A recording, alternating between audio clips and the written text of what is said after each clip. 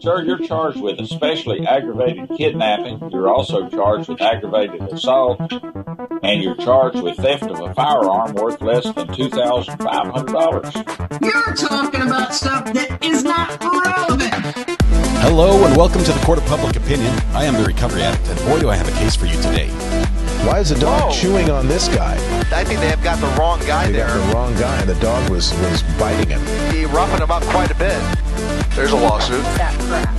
9 out of 10 judges prefer watching the Recovery Addict live stream in their courtroom. The fireworks are not done. Now we're getting commentary on the kid. Dahil umihiyan ka or he's nervous like Oh, for crumb's sake. Literally not true.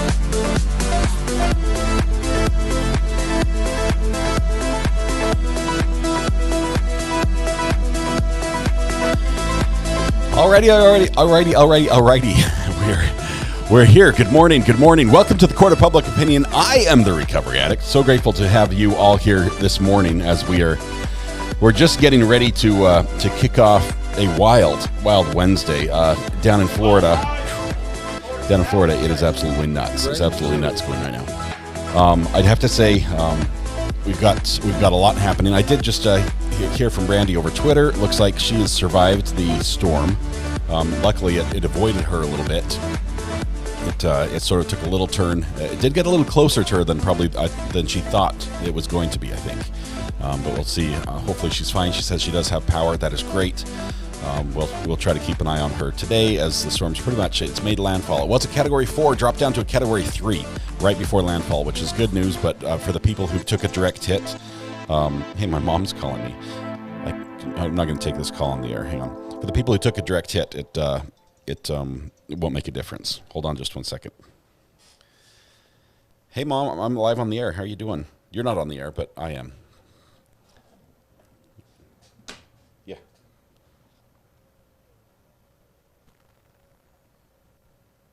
I don't know. I think maybe the latter. Why?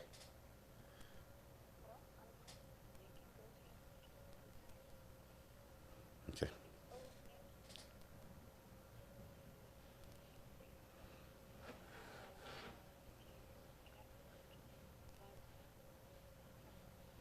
Okay. I've got to go. I'm live on the air. I love you. Bye.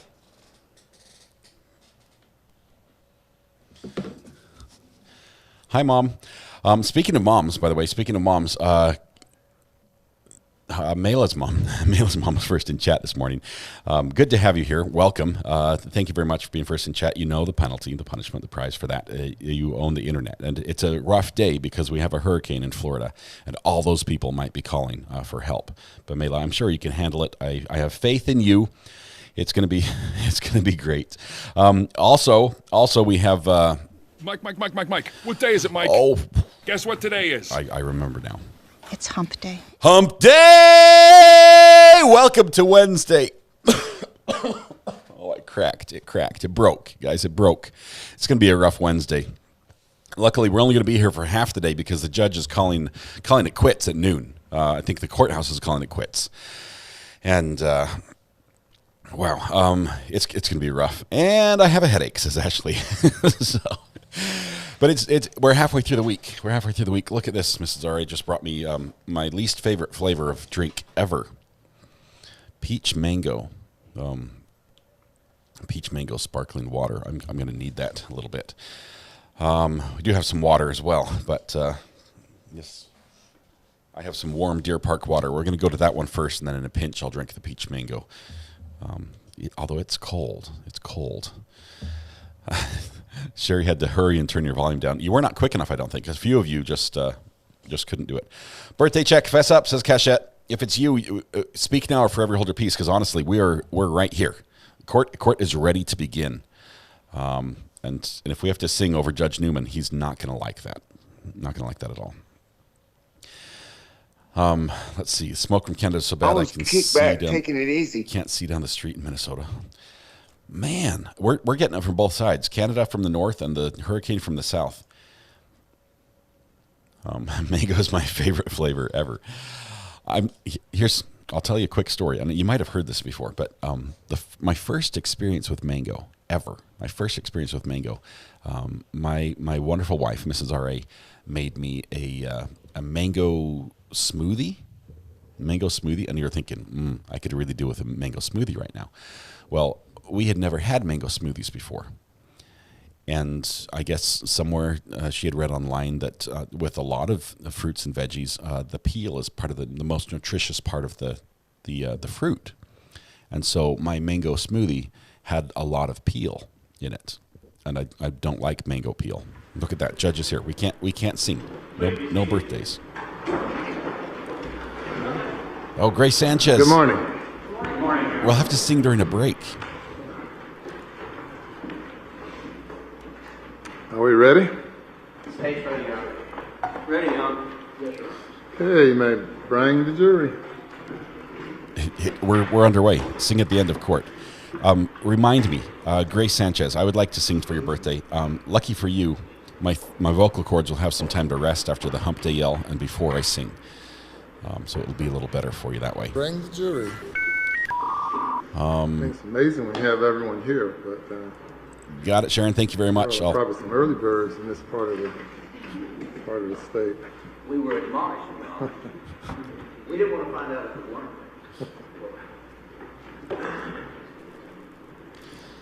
Keeping an eye on the hurricane with Ryan Hallyall on one side here.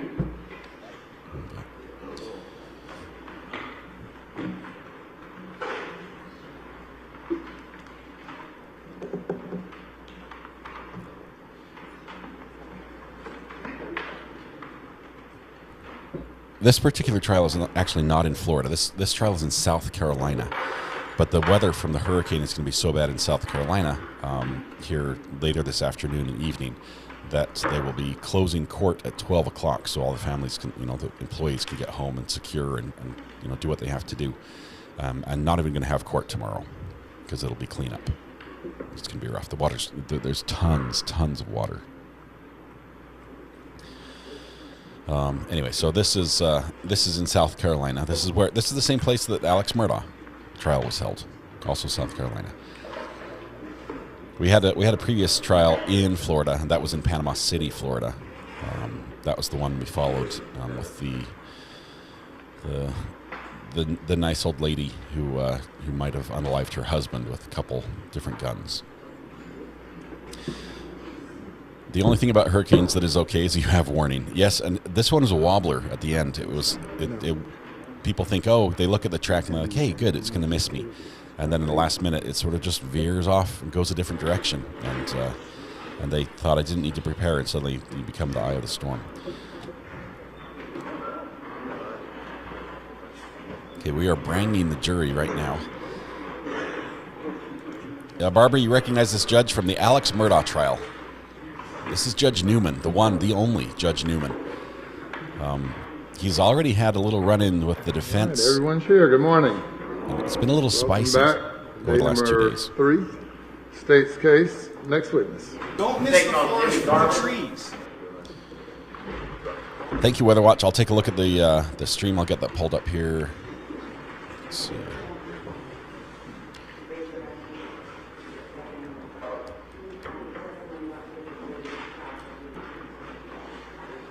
Weather Watch. We have our own personal weatherman on this channel, and it's fantastic.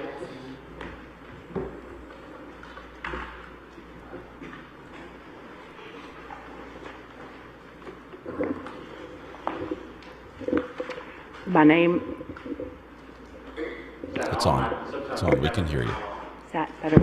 Is that better? No, it was good before, but better? Yes. My name is Demetra, Demetra Garvin, Gar, V as in Victor, IN as in Nick, and I'm commonly known as Dr. Demi Garvin. Dr. Garvin, what do you do, ma'am? I'm currently the Director of Forensic Sciences for Forensic Science Network, which is a privately held company that provides drug testing, forensic testing services, support services, as well as training, quality assurance audits for coroners, pathologists, law enforcement community, attorneys, and healthcare providers. As a doctor, what are you a doctor in exactly? I have a Bachelor of Science degree from Furman University in biology, and I have a doctorate in clinical pharmacy from the University of South Carolina College of Pharmacy in Columbia. How long have you, and as a doctor now, toxicology, how long have you been doing this in particular? So I was for 16 years a staff toxicologist and training coordinator at the State Law Enforcement Division, better known as SLED, in Columbia. In 2000, after 16 years at SLED, I went over to the Richland County Sheriff's Department in Columbia and helped Sheriff Lott establish a full-service forensic laboratory with multiple disciplines, crime scene latent prints, DNA, firearms, evidence of property, drug chemistry. I think I have named them all. And was there as the laboratory director for 15 years. Subsequent to that, in 2016, I retired from government service and went full force into the consulting and training. And that's been how long have you been doing that? Simple fix. That microphone, just point years, it down a little bit instead of up at the ceiling of the speaker. Is that in the field of toxicology? Toxicology and drug chemistry. This will be my 38th year. And have you been qualified in court before? And I guess the expertise would be toxicology and chemical. You said it better than I did. There are actually three areas: forensic toxicology. I'm a board certified forensic toxicologist. Drug chemistry, forensic drug chemistry, which is the analysis of what we refer to as pills, powders, potions, paraphernalia, and plant material, 5 Ps. And I'm also a registered pharmacist here in the state of South Carolina. I am working on my forensic psychology degree and just did a case study on Aileen Wuornos, Yes, sir. and my goodness, the brain is amazing. The way people think when committing crimes is so interesting. Been qualified in South Carolina and beyond fascinating. over 250 times, all court settings excepting international. You would need to dumb it down a little bit for me so I would understand, but it sounds like you found an area you're super interested in. Forensic psychology. Well, one day you'll be on the stand testifying as an expert. We offer Dr. Demi Garvin as an expert in those fields. Says the defense. He's an expert, John. No objection to qualification, renew objections regarding his testimony. She is so qualified. Okay, so Dr. Garvin, that was one as an expert, I know more you have reviewed objection. the entire file. One time you actually started a while ago on the decedent, Christina Panglangen. Is that correct? You actually did some work on her originally? Yes, sir. As part of the Forensic Science Network, myself specifically, we provide consultative support, toxicology, and drug chemistry support to the Colleton County Coroner's Office. And in this particular case, the coroner engaged with me to assist him in helping the Medical University of South Carolina pathologist of record to identify the proper testing, toxicology testing on the specimens collected from autopsy to ensure that comprehensive testing was performed under the circumstances of the case as they were known at that time, and then to provide a narrative summary of the results when the analysis was completed. Have you reviewed all of the test results in this case, including the test results from Rita Panglangen as well as Larry King? Yes, sir. All right, let me start first with, and we had testimony of this yesterday, but I want to make sure I get the number right. First of all, let's start with Rita Panglangen. What were the results of her toxicology screening? I'm. This is renewed for the record. Yes, sir. Proceed. Go ahead, I'm sorry. So I'll provide the pertinent positives. The blood sample collected from Ms. Panglangen, I believe, was positive for methamphetamine. All right, I'm just going to put meth because I'm not sure I can get the full spelling on that. At a concentration of 400 nanograms per milliliter. With a corresponding amphetamine concentration of 160 nanograms per ml. Right, now, I do not know what nanograms per milliliter mean. So It's really, Tell me what that means. it's a ratio. Any significance to that? So generally speaking, when we're dealing with drug concentrations in a biological sample, in this case a blood sample, there's a unit of measure associated with that drug. And that can vary broadly depending on the drug in question. So if you think about when your height or your weight is obtained, we don't just put 150. There has to be some unit of measure after that to put it into context. 150 pounds, 150 ounces, whatever that might be. The same with our height.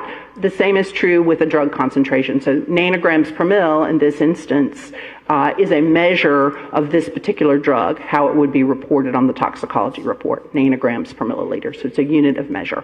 And you brought something up that I want to ask you about. You said ways of testing, and I think you made some kind of reference to blood tests.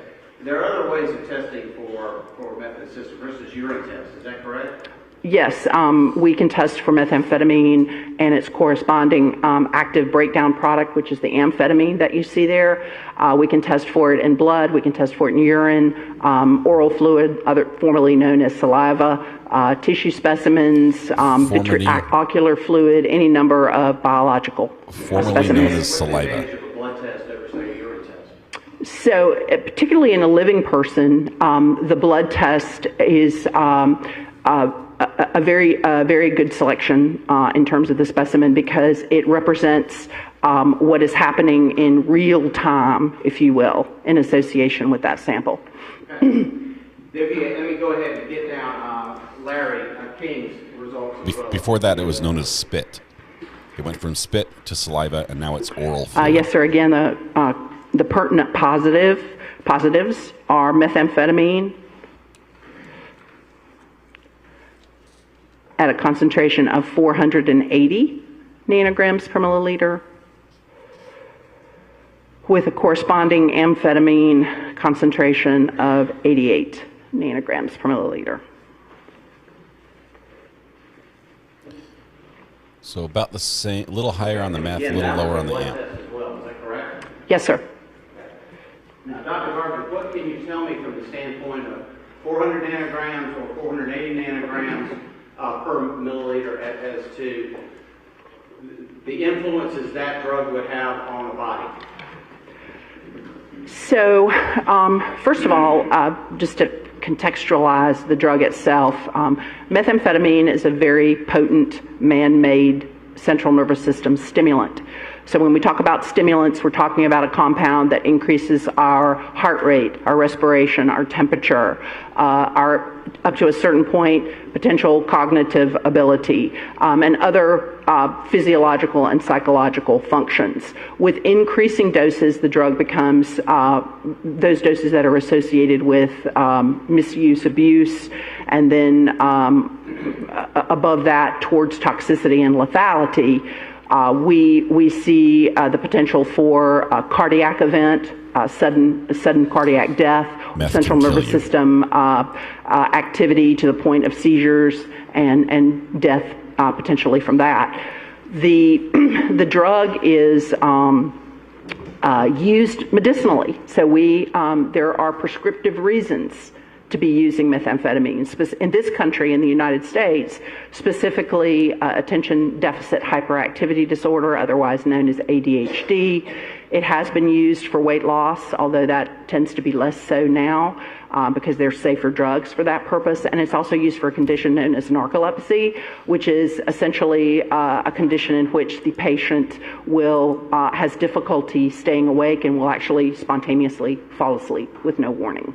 So it can be used for its stimulant effects in those instances medicinally. All right, so let me back you up on this. You had three different levels. You had the first level, then you had the misuse level, and you had then the third, which was the potentially fatal level. Is that correct? And I don't remember what you called the first level. Therapeutic. Yes, because the drug is available medicinally. Okay, so the first thing you're talking, okay.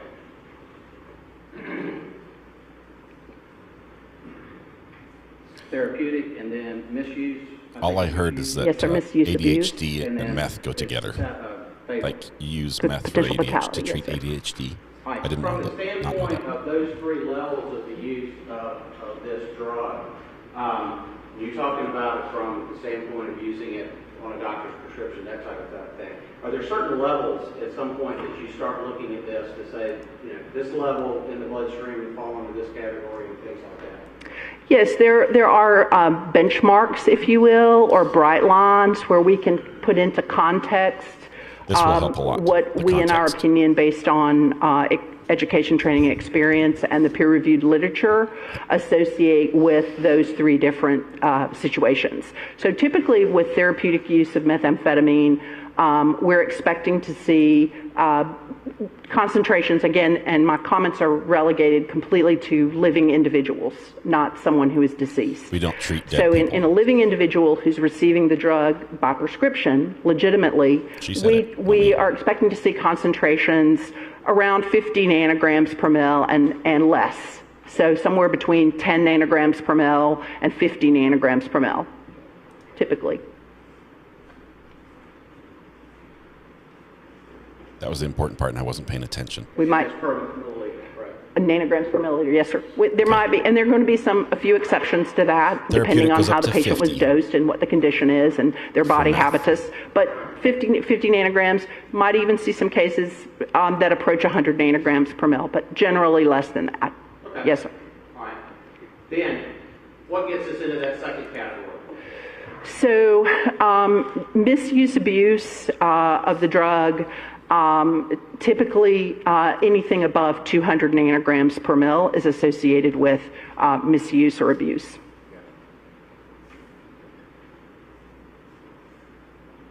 What's between 50 and 200? Assuming somebody even that's prescribed methamphetamine, they get it past 200, they're not doing it on the doctor's instructions, they're doing it on their own. That's been my experience, yes, sir. Okay. So that's anything north of 200 nanograms, is that correct? Yes, sir. Okay. And then when do we get into the fatal end of it? So this is where overlap occurs.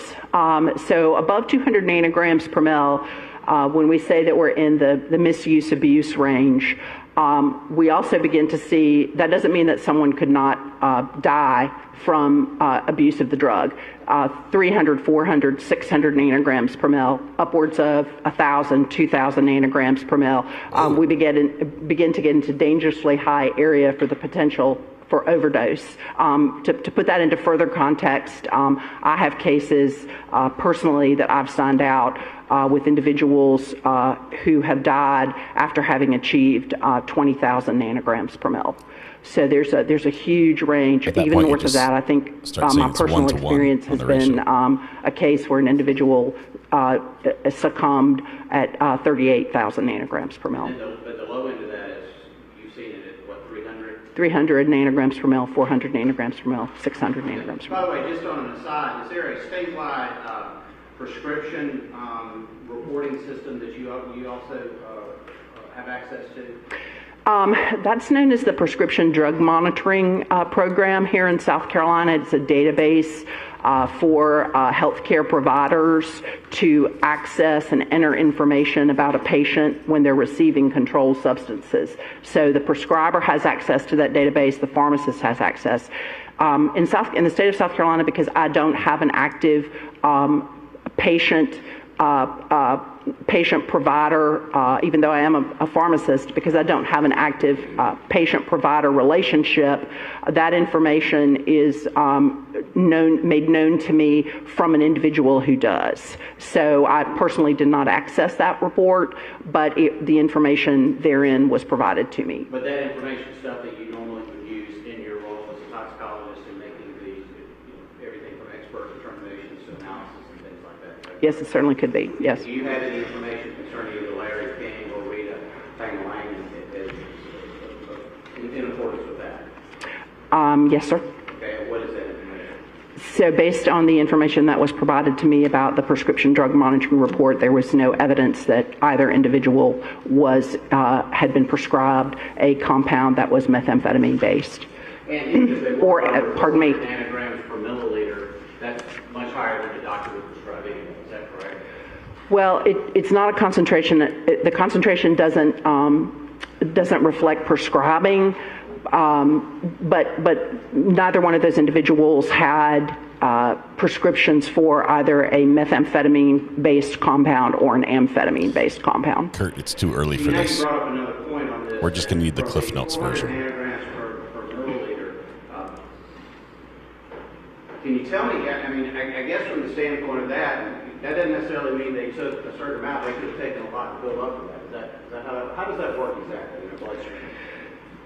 So the concentrations that you see depicted here are a function of a number of factors. Certainly the drug that's administered, the dose, which we don't know, the time of the dose, which we don't know, the whether or not it's a single dose or whether it's multiple doses, the individual's ability to metabolize or break down the drug, in this case from methamphetamine, which is the parent drug, to amphetamine, which is the metabolite, which is also active, which is the active form of the drug. This is our body's, the way that our body removes the parent drug and prepares it for elimination from the body. At 400 or 480 nanograms, that fall into the misuse category, can you tell if those results, with somebody with that in their bloodstream, which you testified is actually a very good way of testing, are they under the influence of meth? So with methamphetamine, one can be actively under the influence. So what do we mean by that? Well, because it's a stimulant, we tend to see certain side effects or adverse effects when the drug is misused associated with it. First of all, the individual is misusing the drug to achieve a sense of euphoria and well-being. And that is created initially by its effect on neurotransmitters in our brain, certain neurotransmitters in our brain. So the individual wants to use the drug to achieve this sense of well-being, this sense of euphoria. They also are on the receiving end of the changes in blood pressure that I mentioned earlier, potentially changes in temperature, potential changes in heart rate, breathing. They become more excitable. They become more stimulated. That could be stimulated in terms of their motor function. It could be stimulated in terms of their sexual function. They may become more hypervigilant, which means they might be staying on a task more specifically, or obsessing about something in particular, a particular situation. They then, again, with increasing doses, that can proceed to more pronounced adverse effects, which could lead to cardiovascular collapse or to seizures in worst case scenario. Then there's a backside of the drug, which is when the individual is coming down from the drug. So there are effects when the blood concentration is rising and the individual is actively under the influence, and then there are also effects when the individual is coming down or is away from the drug, if you will. And that, if you think about it, it's sort of intuitive that those effects are kind of the opposite. So the person becomes fatigued. They may become depressed. They're looking for their next dose potentially because they want to feel good again. All right, based on the neurotransmitter release. So opposite effects. Typically, they may crash. That's actually referred to as crash, where they sleep, where they may have been up for days or hours during active use. Now, coming down off the drug, they may sleep for days, hours or days. So the influence is actually going to be spanned over not just when they're taking it, but also after they take it. Yes, not correct. Not just right immediately afterwards, but for a while. Yeah, the entire continuum of their relationship with that drug. Yes, sir. At 400 nanograms per milliliter, at 480 nanograms per milliliter, what would you expect to see as the side effects of that, or the effects of that on somebody? Well, it's difficult to say. It could be either situation. It could be the individual, because we don't know the time of last dose. It could be the individual actively under the influence, so they're stimulated, they're hypervigilant. Again, some of those effects that I mentioned earlier, increased libido, obsession, euphoria. They may feel excessive strength in some instances, risk-taking behavior, and then if they're coming down, which that concentration could also reflect, they're exhausted, they're sleeping, fatigued, irritable. How does that affect their decision making? So methamphetamine does affect our cognitive ability in misused, well, let me start with therapeutic doses. So one of the reasons that it's given for ADHD, attention hyperactivity disorder, is because in certain populations who have been diagnosed with that condition, the drug helps that individual to stay on task, to stay on focus. But the drug dosing associated with that condition is low, 2.5 milligrams, 5 milligrams, 10 milligrams, perhaps up to 30 milligrams a day, depending on whether we're treating an adult or a child, a young person. Misuse, we're talking about doses of up to 1,000 milligrams a day. So much higher doses of the drug. And with binging, which is repeated dosing, multiple times over a short period of time or over several days perhaps, individuals have been documented to self-administer up to 5,000 milligrams a day. So this very, lady very can do an large amazing doses of the frowny drug. face. What are they? Watch. She'll occasionally do a frowny face that's just absolutely epic. So our cognitive function consists of our ability to reason, to make good decision making. I think the question is unclear. Well, just a moment. Your objection is the question is unclear? Yes, sir. All right. The answer is vague. I mean, she's Well, just a moment. 5,000 You Just a give me a moment. legal basis for the objection only. There's not a foundation for this testimony. Let's listen. She's an expert in this field, and I've asked her a clear enough question that she is having no trouble answering it.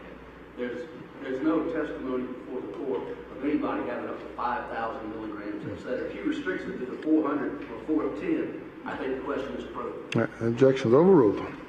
Go ahead, I'm sorry. Go ahead. Could you ask the question again? I'm sorry. I don't know if I can remember it. At the levels of 400 and 480 nanograms, and in the misuse category, which is you got as basically 200 plus is in the misuse category. So let's talk about the misuse category. What would you expect the people to act like in that category over 200 from the standpoint of cognitive skills, motor skills, libido, that type of thing? So Libido, that's what we're going to get to. it's difficult to ascribe specific effects with a specific concentration. We can talk in general terms based on what we know with regard to the published literature. And without knowing whether the individual is actually actively under the influence here or coming down off the drug, being separated from the drug prior to perhaps the next dose, there could be effects on cognitive function of decreased judgment, decreased critical thinking skills, decision making. Those would be effects that we would see. Say that again, I'm sorry. So, decision making, judgment. I think they critical objected thinking. to limit the possible effects to just the range of. Part of critical thinking would be lessened scale ability to recognize the consequences of our actions.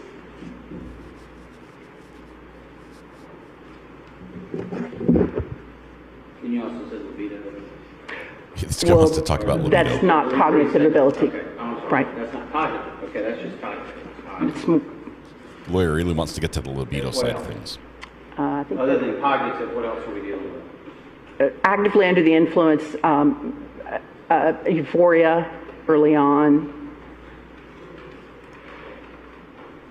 stimulation, perhaps feeling of increased strength, Okay. possible increased libido. There it is. That's what the lawyer wants to ask That's about. basically sex drive, is that right? Yes, sir. And you're using the term influence. I know what you mean when you're saying the actively using it as opposed to still being there. But if you have 400 nanograms per milliliter in your blood, or 480 nanograms per milliliter in your blood. Is that affecting the person that has it in the blood at that time? You mentioned earlier contemporaneous and that type of thing. Can that tell us anything? It would be my opinion that it would be impairing the individual. Yes, either by virtue of being actively under the influence of the drug as a central nervous system stimulant, as I've described here, or on the backside coming down off the drug. That's commonly referred to as tweaking, and where the person's it's been some period of time since their last dose, and they're either actively seeking another dose or have been removed from the ability to obtain another dose. Either way, it's affecting them. Yes, sir. I don't have any further questions at this time, Aaron. Thank you. Let's see if defense jumps on this. Thank you, John. Yes, sir. Good morning. Good morning. And I'm sorry, I was listening, but I didn't catch your name. Did you ask me? Demi Garvin. Garvin, Garvin. Doctor, first, I know that the solicitor was taking care to note the comments of your answer. And I understood your therapeutic zone could be 10 to 50 or even as high as 100. Is that right? Yes, sir. I see you didn't put that up there, but 100 would still be within the therapeutic range. Is that correct? We see some individuals, yes, it's typically less than 100 nanograms per mil for therapeutic dosing. With, and I was listening to your credentials also. It sounds like you can testify to us about all sorts of substances, with expertise in all sorts of substances. I assume that would include alcohol also. Is that correct? Yes, sir. Is there a tolerance with certain substances within your field? Is that a term you all use, tolerance, substance or drug tolerance? There is such a thing as tolerance, yes, in association with alcohol and other drugs. Yes, sir. Explain to the ladies and gentlemen of the jury what that means. So, well, there are different types of tolerance, but the tolerance that people are most commonly aware of is the condition where repeated dosing of a particular drug, to include alcohol, but methamphetamine is another compound where this could occur. The same dose given with repetition, that individual becomes less responsive to it, necessitating a higher dose the next time. Probably the most classic compound that that type of tolerance occurs with is alcohol, where one dose of alcohol, one alcoholic beverage, the individual starts to ingest that, and over time, if they continue to use alcohol, they need more of an alcoholic dose or more drinks to achieve the same effect that they're looking for. So, a young person who's never, or even an adult person who's never consumed alcohol and drinks alcohol might become intoxicated at a very low level in their bloodstream. Is that correct? Yes. Whereas a person, if you will, I don't know what the better term is, a more experienced drinker might be able to consume several times that amount of alcohol and at least show very little effect. Is that correct also? Yes, individuals who are chronic, with regard to alcohol, and individuals who are chronic alcohol users, they develop functioning at higher concentrations, so it's more difficult to ascertain their impairment. They're still impaired from ethanol, but it's more difficult to discern it without objective criteria to do that, particularly objective testing. And the same applies to other substances too, does it not, generally speaking? Correct. And we talked about y'all talked about the ranges up to a deadly range. And I noticed that you said that you have seen, either personally or in the literature, blood alcohol levels up to 20,000 or 38,000 even nanograms per milliliter. Is that correct? Not blood alcohol, methamphetamine concentrations. I'm sorry, I was didn't make that clear. I'll probably back the chart now. As far as methamphetamine goes, you said you have seen it up to that level in various individuals, either personally or in the literature. Is that correct? Yes, sir. And could we assume that, or would it be fair to say that those people must have been chronic users and built a tolerance to the substance not to have died earlier in the range? If somebody who has never used methamphetamine, is he more at risk at 1,000 milligram or nanograms per milliliter than a person who has used it regularly? There are a lot of variables that go into that. Broadly, yes.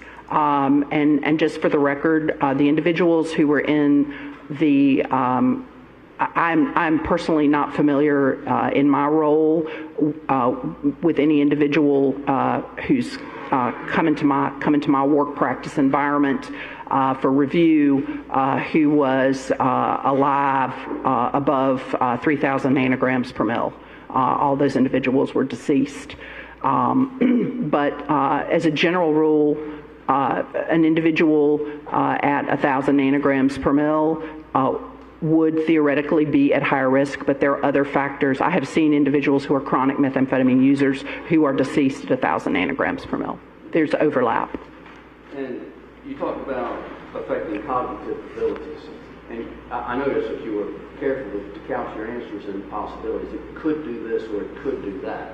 And that would vary from circumstance to circumstance and individual to individual. Is that correct? To a certain extent, the point that I was trying to make there was that we can't look at a specific drug and concentration and say at that concentration of that drug the individual is going to behave this way. That is much too dogmatic. You're welcome.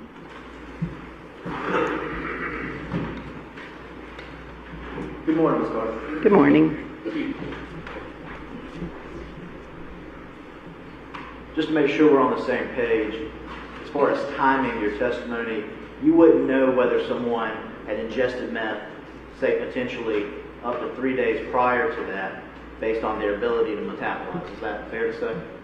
That they can test positive and have methamphetamine in their blood when they've ingested it up to several days before. I think generally 3 days. Is that fair to say? What biological matrix are we talking about? I'm not a scientist. I don't know what you just said. People who test positive for methamphetamine, that's generally a window of 3 days. What specimen are we talking about? I need to know the specimen. In the blood? Generally. That's conceivable. Yes, it's possible. Okay. When you say conceivable, the answer is yes. It's possible. Okay. And you can't tell how it affects a person specifically because you said you don't. There's too many variables in terms of how it metabolizes and tolerance and everything in between. Correct? No, that's not exactly what I said. Okay. I mean, we can clear it up. So it would be my opinion that the misuse of methamphetamine is associated with broadly one of two scenarios. Either the individual is actively under the influence on or about the time of the incident at hand, or they are coming down off of the drug in wait for their next dose. So tweaking, impairment on the back. There's impairment on the front side and there's impairment on the back side. And you can't tell which one. I cannot tell from the concentration where that individual is without more information. That's right. You wouldn't be able to tell if it was ingested up to 3 days prior. I would not be able to tell that from the toxicology note. Thank you. You got his 3 days. But regardless of when the ingestion was, at 400 and 480 nanograms per milliliter, they are, as you put it, impaired either whether they're going up or coming down. In my opinion, yes, sir. Thank you. No further questions. Anything further? No, thank you. Thank you. Yeah, we're burning through witnesses. Messed up then. The state's going to rest by noon when they close today, so we don't have much time. We've gone through about 42 minutes of testimony. We've only got a 4-hour window to get this all done. It was a good witness. Too smart for most of us this morning. She probably did stay at a Holiday Inn Express last night, Reese. Or Ricky. M. Ricky. M. Reese. M. Ricky.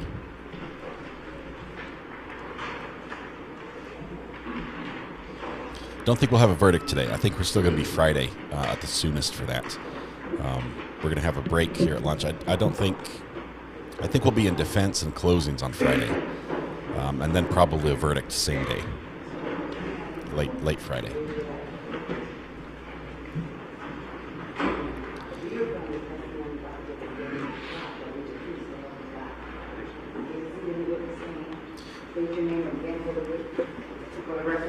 When's the last time you saw someone point to a verse in the Bible when they swear? My name is Nicholas Ike Batalis, Batalis. Your middle name is Ike? Yes. So that's my father's name and my son's name. I didn't know that. Dr. Batalis, what do you do, sir? I'm a forensic pathologist. And what exactly is a forensic pathologist? So forensic pathology is a subspecialty, a practice of medicine, a subspecialty that focuses on the medical legal aspects of medicine, predominantly performing autopsies to determine a cause and manner of death. And how long have you been doing that? I've been employed in my current position for approximately 15 years. And what did you do prior to that? I started my training attaining my undergraduate degree in biology at Butler University in Indianapolis, Indiana. I then went on to complete medical school at Indiana University School of Medicine, also in Indianapolis. After completing medical school, I moved to Charleston to the Medical University of South Carolina, where I completed a 4-year training program in general pathology. So general pathology is a field of medicine that deals with the diagnosis of disease. So if you were to have a tumor cut out or a biopsy performed, the pathologist would be the one to look at that and determine whether it's cancer or an infection and that type of stuff. A pathologist would also oversee a clinical laboratory. So if you have any blood work done, a pathologist would oversee the lab that's performing that sort of work.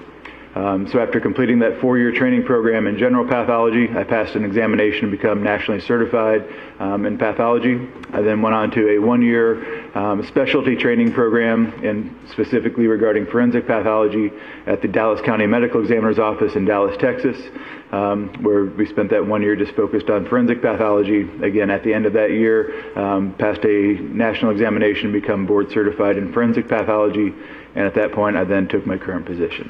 So as a board certified forensic pathologist, have you testified in court as an expert in that field?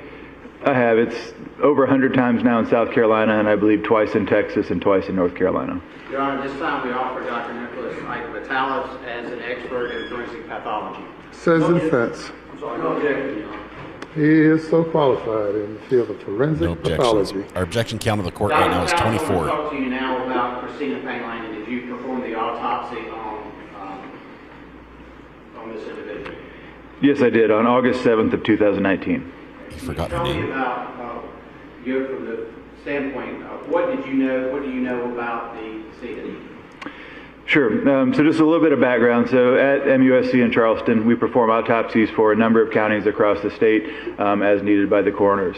So what the information provided to us in this case was what the decedent was a 13-year-old individual who was found unresponsive after being placed in a vehicle for several hours during a warm day.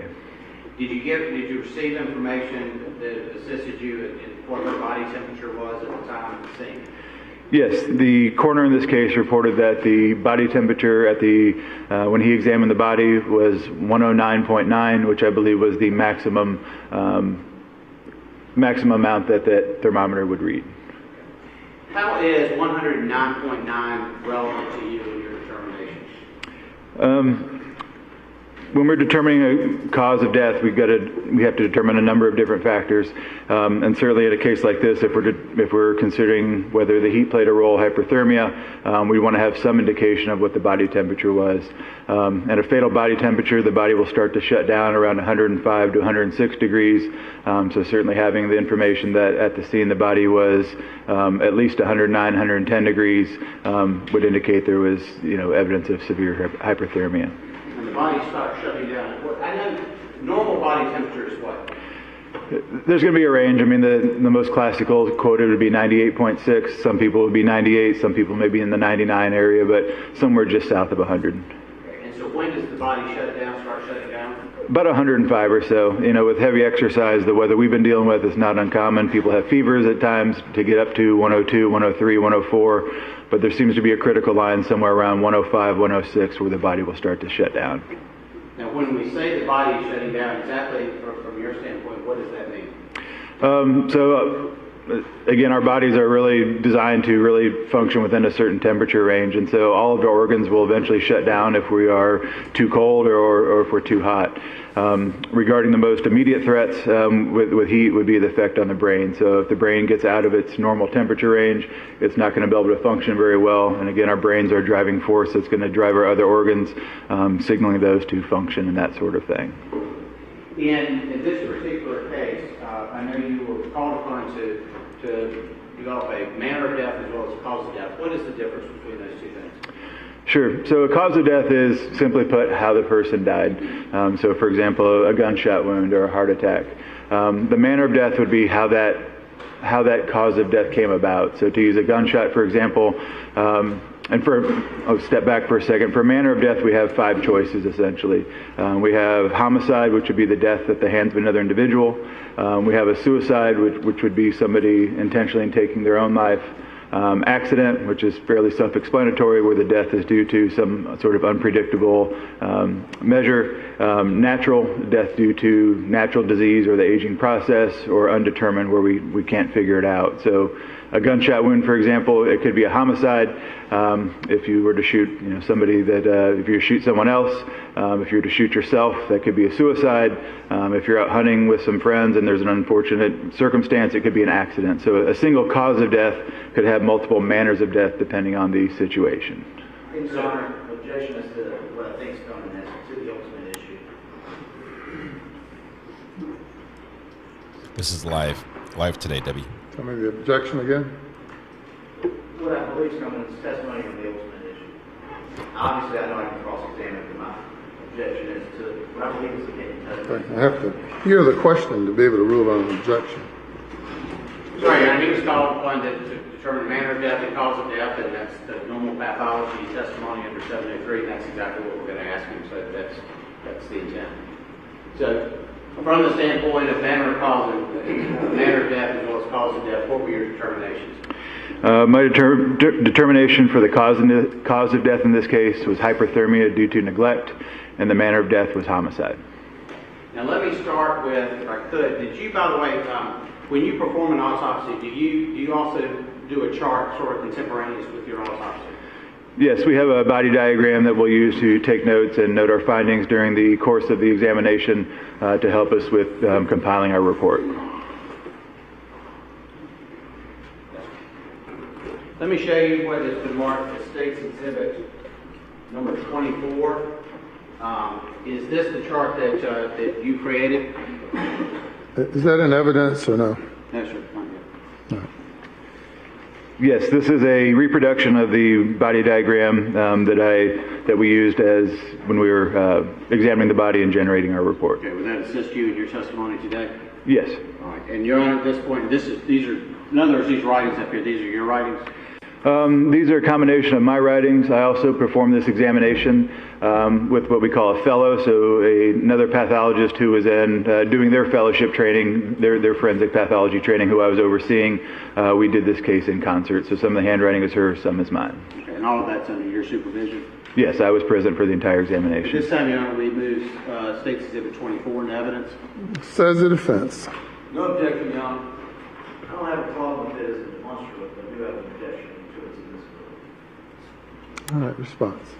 Objected to admissibility. He's testified to that this is the chart that he created in his performance with the autopsy. These are notes that were taken by him and his team during his supervision. It's authentic. It is relevant. Your Honor, we move it into evidence. Our position has no problem. You can stand right up there and tell them all about it. They can see it. I just don't think it's proper as far as admissible in evidence. They can absolutely see it. You can tell them, and they can review it right there in front of them.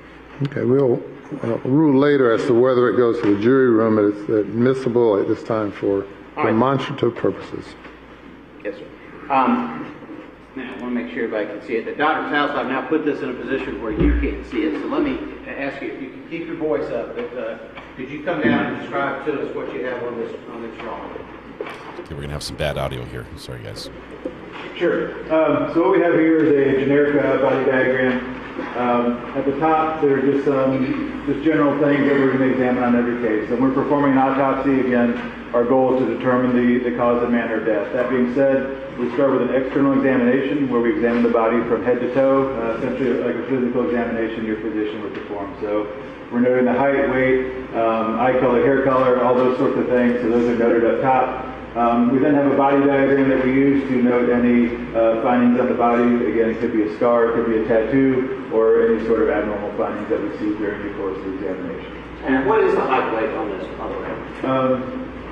This individual was 58 pounds and measured 56 inches in length. So I believe that would be 4 foot 8 inches approximately. All right, and you studied the medical records on this individual as well, do you not? I've read through the records that were provided to me. Okay. And can you tell us from the standpoint, she suffered from cerebral palsy, is that correct? Yes, that was part of her medical condition. And so from that standpoint, does that have anything to do with that weight, or is that something that's standard for a 13-year-old? No, this individual was certainly shorter than you would expect for this age, and definitely weighed much less than you would expect for a quote-unquote normal 13-year-old. Go ahead, I'm sorry to interrupt. I believe that was true. All right. So after you get the general information, then these other drawings on the body, what do these indicate? Sure. So the main findings externally on this the decedent were these areas where we kind of have these kind of ragged outlines here. There's one on the right elbow. This would be the right side of the abdomen. You can see there's some on the right thigh, some on the left thigh. Also, there's some on the left knee, and on the right back, left arm, right thigh. So these were areas of what we would call skin slippage. So the skin essentially started to blister or pull away from the body. Some of these areas also had a really dry, yellow, orange, kind of leathery type of appearance. So certainly nothing we would see on a normal examination. So in the context of those two, you've got the skin slippage and the blisters, you've got the leathery. What's the difference between the two? So with skin slippage, we typically think that's part of the breakdown process of the body, what we call decomposition. So that's going to be determined based on how long the individual has been dead, but it's also really driven by the temperature. So when temperatures are high, the decomposition is going to ensue much quicker than if the temperature is much lower. When we start to see the more leathery type of lesions, that tells us there was some sort of injury to the body, some sort of actually burn to the body. In this case, the reason it has more of a leathery appearance is because the body wasn't truly functioning well at that time. If somebody really has a burn, their heart is still beating, everything is vital, it's going to really have more of a reddish appearance, kind of more angry type of appearance. So when we see that leathery appearance, we know there's an injury to the body, but likely kind of during the dying process or even after death. So what do those two tell you from the standpoint of the manner of death? The fact that we have the blistering in the body, again, it would attest that there was increased temperature for an individual that's been dead for a limited amount of time, number of hours. You would not expect to see the skin slippage and blistering in somebody who was found at ambient temperature like we are here today. That's something that would really take probably days to start developing that slippage. So the fact that we saw that skin slippage would indicate there was a higher temperature. And again, with the more leathery appearances, that's probably likely the body was in contact with something that again caused more of a surface damage to the skin. That's fine. Where are the exhibits?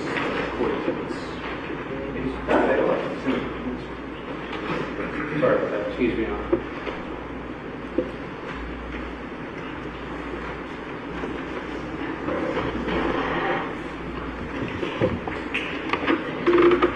Don, I want to show you what's been marked as State's Exhibit. Actually entered into evidence as State's Exhibit 3. And I'll put it up on the monitor. Is this what you're talking about? These are pictures that have been testified at the crime scene of Christina's leg. Is that what you're talking about with that? What can you tell me about those? Yes. So may I have a pointer? I can see them, but is there kind of a pointer or? I'll tell you what. Why don't you come down and just keep your voice up where everybody can hear you, and we'll do it that way. Thank you. Can you stand here? Will that be all right? Sure. Right. No, I want to get your way. Am I out of your way? No. So this photograph here illustrates the kind of two different lesions that we're talking about. So up on the upper aspect of the left thigh here, you can see there's this kind of wrinkled, very thin appearance, kind of wispy appearance to the skin. That would be more that what I'm speaking of is skin slippage, so part of the breakdown process of the body. But in addition to just that, we can see here on the lower part of the left leg, we have this lesion where the skin is more ulcerated away. We can start seeing some areas on the knee, on the leg, that appear different than up here where we don't have that appearance to it. So again, to me, that would say these areas were likely in contact with something in the area that caused a direct burn or injury to the skin. And then we also have areas, again, that just show there's decomposition that's going on. All right, and can you tell us anything as far as the timing on any of that? You mentioned earlier something about you wouldn't expect that in a quick, I'm not sure I would want to mischaracterize it. Could you repeat the question with respect to the timing of what? Yeah, the timing of it. In other words, how long does it take for a body to do this? How long does it give you any indication of anything like that? The timing is going to be unpredictable because it's going to be heavily dependent on the temperature. So again, in a temperature like this in the courtroom, you would not expect to see these type of changes for, again, possibly a day or two. But if there is a very high temperature of the environment, you can see this within hours of the death. Okay. And these other chart things that you noted too, do they kind of fall into that same category as well? Yes, most of what's charted on is showing these different areas where we have these areas of these burn areas and the areas of the slippage. The other thing that's noted on the chart is that there were contractures of the knee, of the knees, and so that was more part of her developmental issue, where the knees, because she was not able to walk around and use her legs like most folks, essentially the legs become more fixed. So that's one other thing that's noted on the diagram. Okay. I'll let you get back to your stand. Thank you.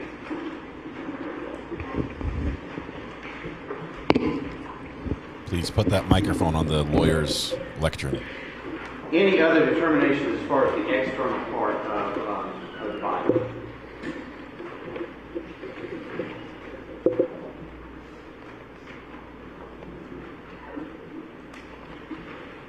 I don't believe so. I believe those are the main findings, the different areas of the skin slippage, the burns, and then the contractures of the knees.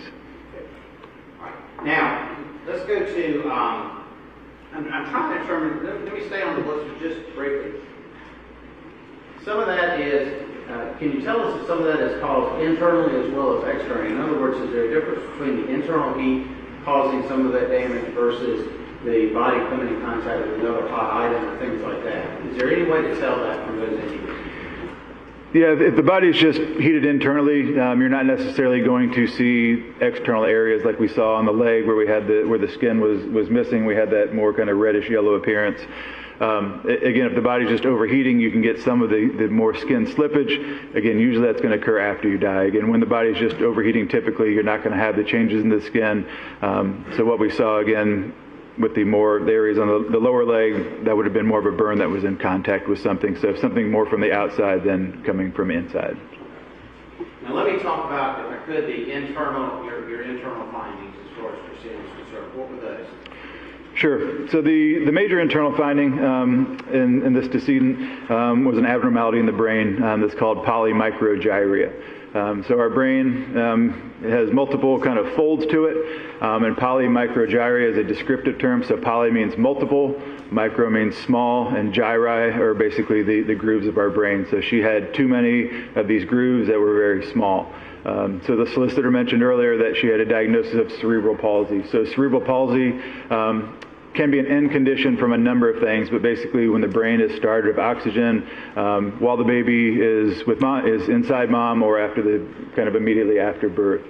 So it could be caused by a number of different things, prematurity and various diseases. In this case, the polymicrogyria was her kind of initiating condition, and so she developed that while she was in utero or inside mom. That led to oxygen deficiency at birth, around the birth period, that led to the cerebral palsy. So certainly the examination, the brain was abnormal, as it did show that unique finding.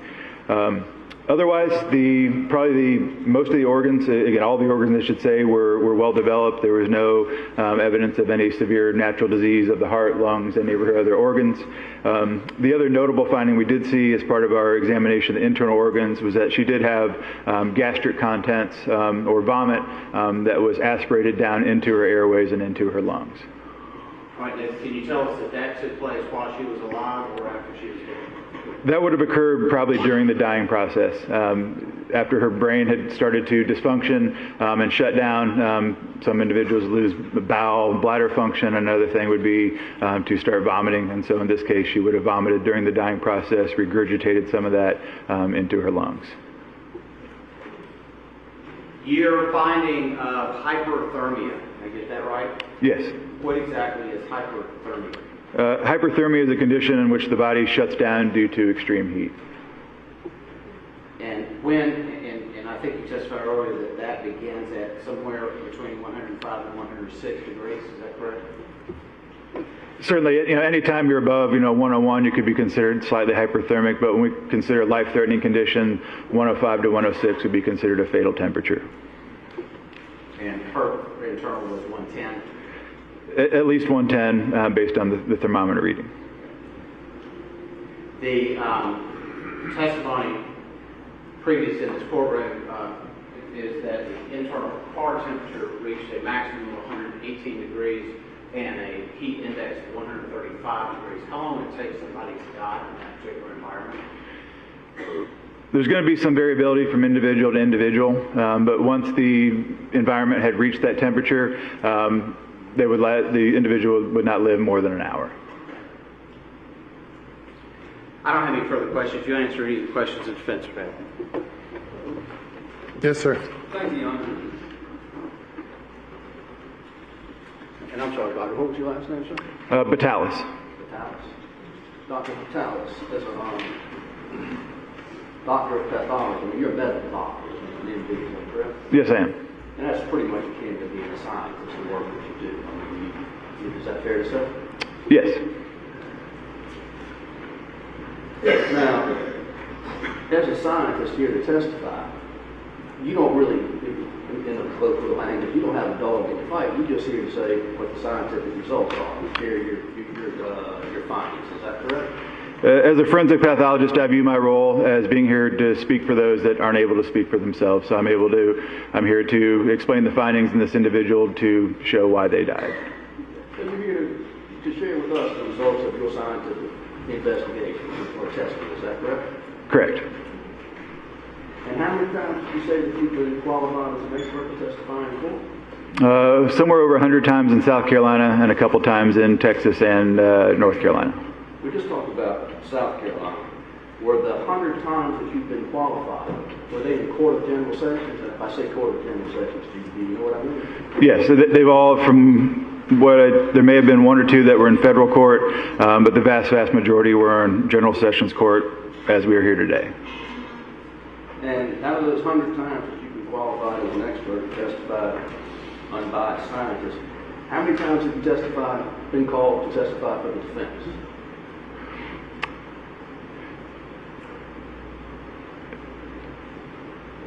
As part of my work as a forensic pathologist, there have been times when I've been subpoenaed by both sides, by the prosecution and defense, but again, the vast majority, if not every time when I've testified, it's been at the request of the solicitor. So we've gone from the vast majority to every time. But every time you've been qualified to testify in court, you've testified for the state. Is that correct? As I said, I believe so. There have been times where both sides had subpoenaed me. And again, since the prosecution goes first, I was called first by the solicitor, but had also been subpoenaed by the defense. Okay. And for the last time, I'll just look at my question. I don't want to know how many times you've been subpoenaed or who's subpoenaed you. Certainly there are times when everybody subpoenas every name in the file. But every time your name got called to the witness stand, it was because some prosecutor called you. Yes? I believe so, yes. Now,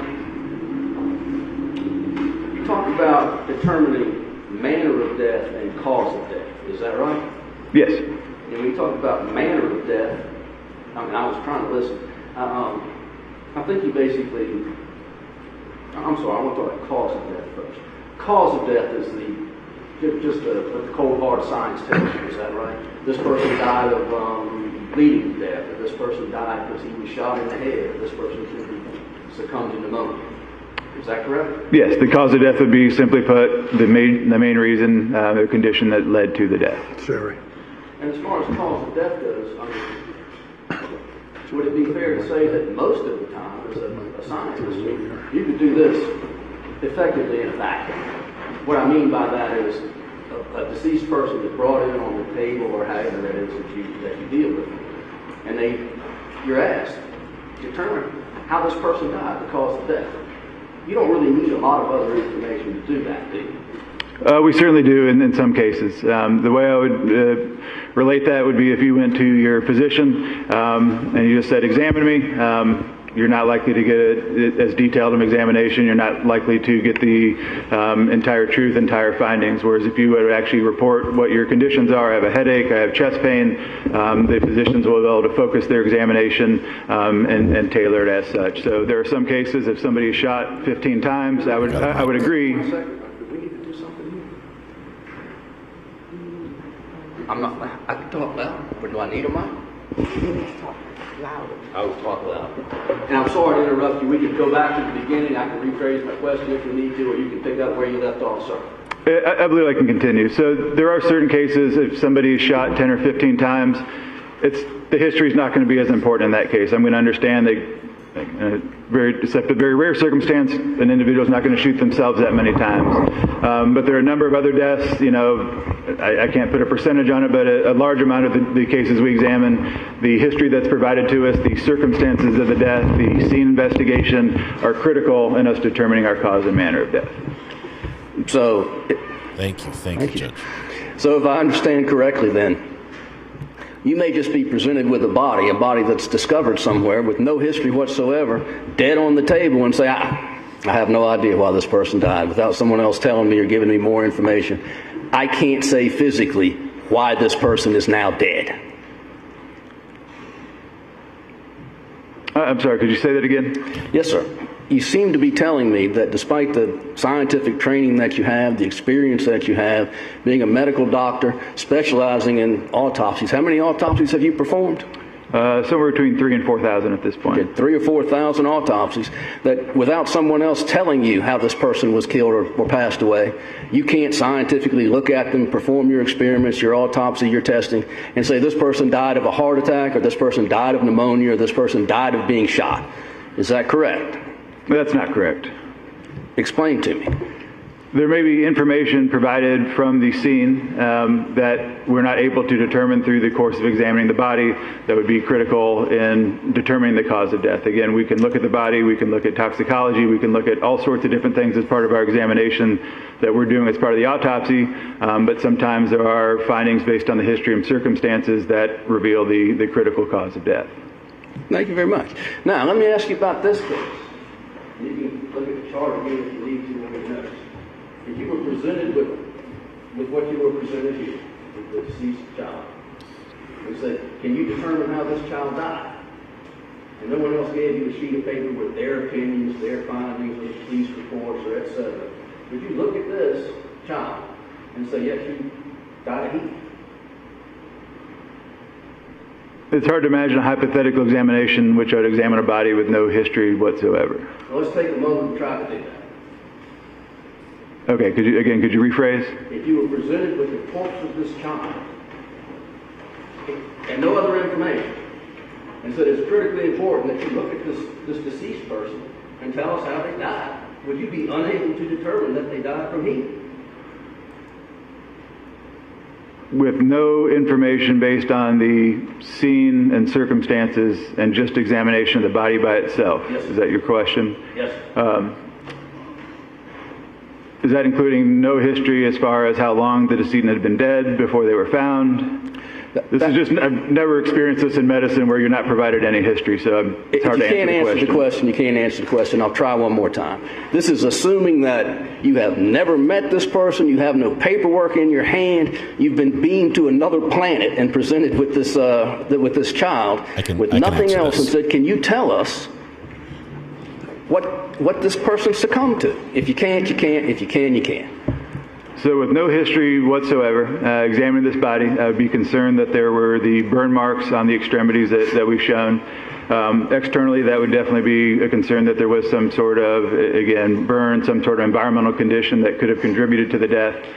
Examining the body internally, certainly the brain disorder, seeing that polymicrogyria would indicate that there was some natural disease that possibly could explain the death. But again, the circumstances would be critical in this case. So yes or no? I believe I explained myself as clearly as I possibly can. Can you boil it down to a yes or no? Can you ask again? No, never mind. Thank you. Do you have any other causes of death that you can? You spoke about suicide or a homicide, and I think you referenced some natural cause of death. Do you ever have on your sheet? And I'm sorry, manner of death. Do you ever have on your sheet undetermined? Yes. Okay. And tell the ladies and gentlemen what that means. So undetermined would be a manner of death where, simply put, after the end of the examination, our autopsy, all the known facts of the scene, the circumstances, despite all that information we have, if we're not able to specifically determine which category, whether it's homicide, natural, accident, suicide, any of the other ones that we previously described, if we don't feel like we have enough information for that, some cases we will determine to be undetermined. Okay.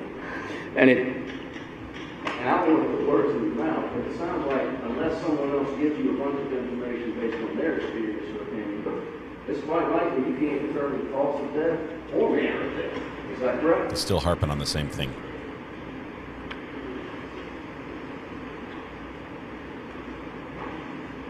I don't believe so regarding cause of death. Again, regarding this case, the circumstances that the decedent was found in a vehicle with very hot temperatures, I don't need some expert to determine that. Again, that's an indicator that there is going to be hyperthermia. We have burns on the body.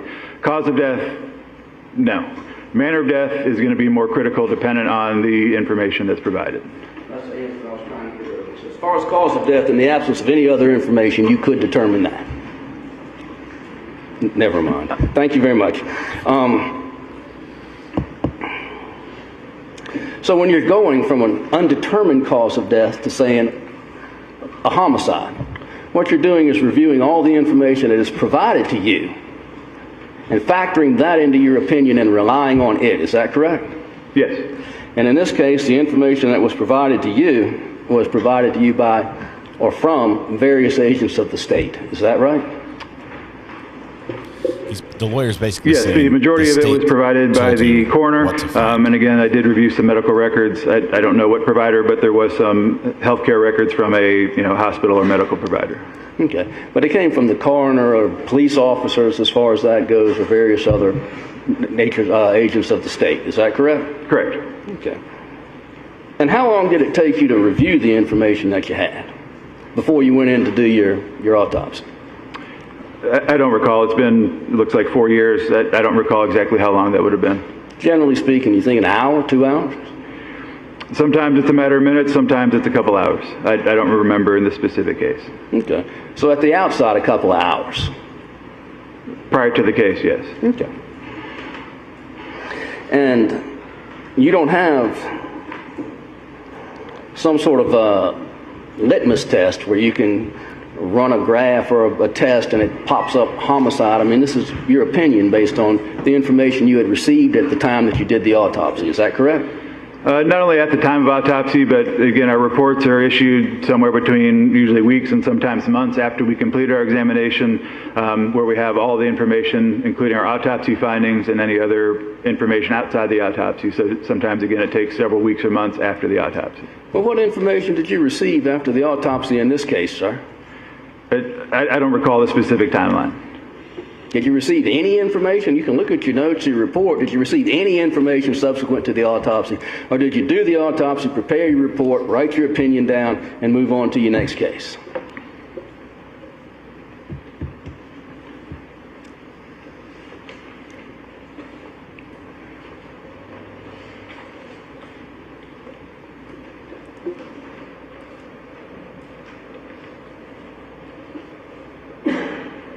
No, with this case, the initial ruling on regarding the death was that it was a pending cause of death and a pending manner of death.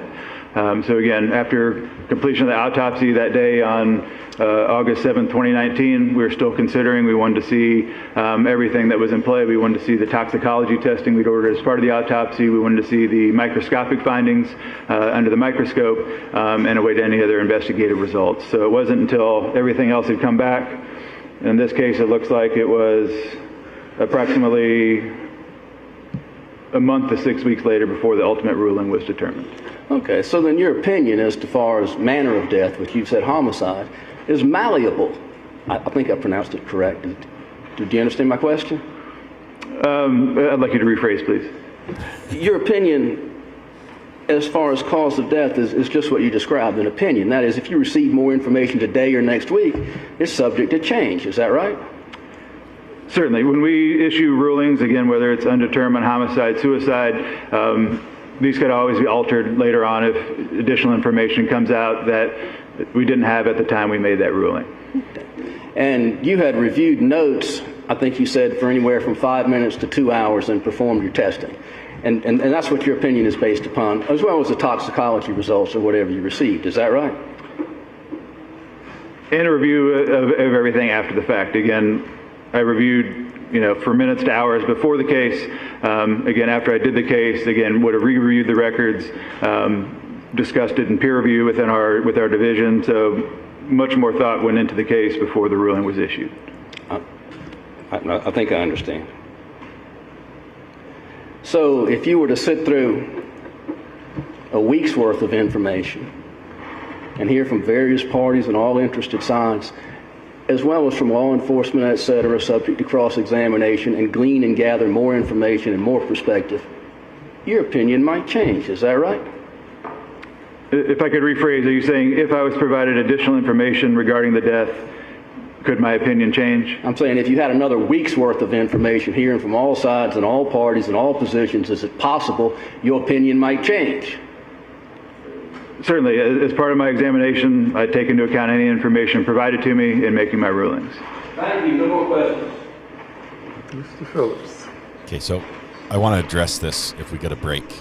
This is actually a common attack. And I guess to be clear, we know each other. Yes, we do. We have worked together before. Correct. And I just want to say, I don't question your credibility at all. And I think based on your testimony, I can clarify that. I've called you as an expert witness before.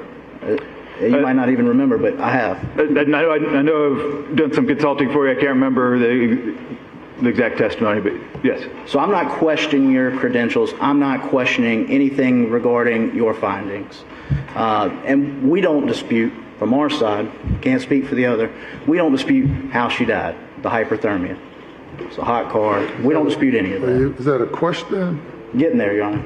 And with that, when you find homicide, that's not the same as the legal definition of murder, because there's different type of defenses like accident or mistake or even involuntary manslaughter. There's different types of homicide. Is that right? Correct. When we speak of homicide in a medical term, it's death due to the hands of another individual. So an example, a homicide, if there was somebody illegally shoots another individual, that would be a homicide. If somebody's being attacked and in self-defense, they would kill another individual, that would still be a homicide, whereas that may not be considered murder in a legal context. Right. So the self-defense in the shooting example you just gave is not a murder because it was a self-defense situation, but you would still have homicide listed as a manner of death. I would leave the murder determination up to the legal system, but yes, I would be speaking to the medical determination of homicide. So your testimony today, your opinion testimony of homicide is not the legal definition of murder. That's what we're here for. That's what they're here for. Is that fair to say? Correct. There's a difference between homicide and murder. Right, because the manner of homicide doesn't say whether it's a reckless homicide or involuntary manslaughter or any of that. It's just based on, from a scientific standpoint, a homicide. Correct. When I say homicide, it means the death was due to the actions or the hands of another individual. Right. And it doesn't deal with any potential defenses or the type of homicide it could be, like a reckless homicide. I'm not aware of all the legal variations of homicide, so I think we're in agreement, but I'm specifically referring to the medical definition, which is my realm. Right, because there's not an involuntary manslaughter selection for you, right? Correct. When we go to fill out, there's either homicide or suicide, or we don't have these other designations. Thank you. Good to see you. Anything further? Thank you, Doctor. No, sir. You may. Anything from you, Mr. Lloyd? No, thank you. Thanks, sir. Thank you, Your Honor. Everybody stay defense, safe. Yes, sir. Love that. The first defense lawyer that questioned him used a Your Honor, common. the state rests. Arrested. Boom. All right, ladies and gentlemen, that's the state's case. We'll give you a break now. If you go to the jury room, please do not discuss the case. Okay. Wow, that was quick. They said they'd be done by noon, and they're done by 9:30. All right. The attack is a common one, and basically what the lawyers were trying to get at, and it's petty. It seems foolish. We get frustrated with a lot of times when we see it. But what the defense lawyer was trying to say was, you can't make a determination on the cause of death without someone else telling you what happened. It's like saying you can't do your job on your own. You can't just look at a body and see how they died. You can't just put the evidence together from the autopsy table and say, this tells the story. This speaks for itself. And the medical examiner, what did he call himself? A forensic pathologist. Yes, Your Honor. Here's a formality motion here. Jump out of turn. Go ahead. Yes, sir. Your Honor, this time I move for Directed motion. direct Directed verdict. verdict There it is. on all things. First, as far as conspiracy goes, there's simply no evidence of a conspiracy between the parties. That is, that they came together to accomplish an unlawful means. As a matter of fact, the evidence would indicate the contrary. The evidence would indicate what? That they did not come together to create a conspiracy, that is, to accomplish a criminal act or to accomplish something by criminal means. There's no evidence that they conspired. And so there's just no evidence of a conspiracy, and I ask the court to direct the verdict on those grounds. This is a risk. As far as a murder goes, I think address there's it. no evidence of a direct act on the part of the defendant, which would indicate malice or which could support a finding of malice. At most, according to the videotape that we watched, he placed a child in the car, placed the child in the care of his mother, he walked away. He's a legal stranger. He has no legal obligation before that to perform. He's a legal stranger? Is that what you said? To the child, yes, sir. He's a legal stranger. Yes, sir. What is a legal stranger? A legal stranger is a person who has no custodial rights to the child, no rights to visitation to the child, no rights whatsoever, as well as no obligations. He pays no child support. He's obligated to provide no care, no custody, etc. If there are problems within the family, DSS doesn't investigate him. Legally, he's a person who has never met or engaged. Is that a term of art or one that you've created? Legal stranger. Your Honor, it's a term of art, as I recall from my family court days, which we used in family court, which would be a legal term, and I think applicable here, and I think applicable to him also. All right. So I believe at the time, the evidence would show that at the time that he placed his child in the car, he did it without malice. The video clearly shows he did it gently, appropriately, put her in the car, walked away, and left her in the arms of her mother. Or figuratively in the arms of her mother. That there was nothing about his actions to where the jury could infer or find proof beyond a reasonable doubt that he was acting with the malice. Subsequent to that, he had no duty to do anything else whatsoever. I don't think he can show malice by the failure to perform an optional duty at most. There's no legal imposition on him to act further. Once the child is out of his home, out of his care, out of his physical custody, if you will, and he has walked away. She is in the arms of her mother. But he put her there. Same argument would apply to the great bodily injury to a child, Your Honor. Thank you. Yes, sir. I do have concerns about the conspiracy side. Thank you, Your Honor.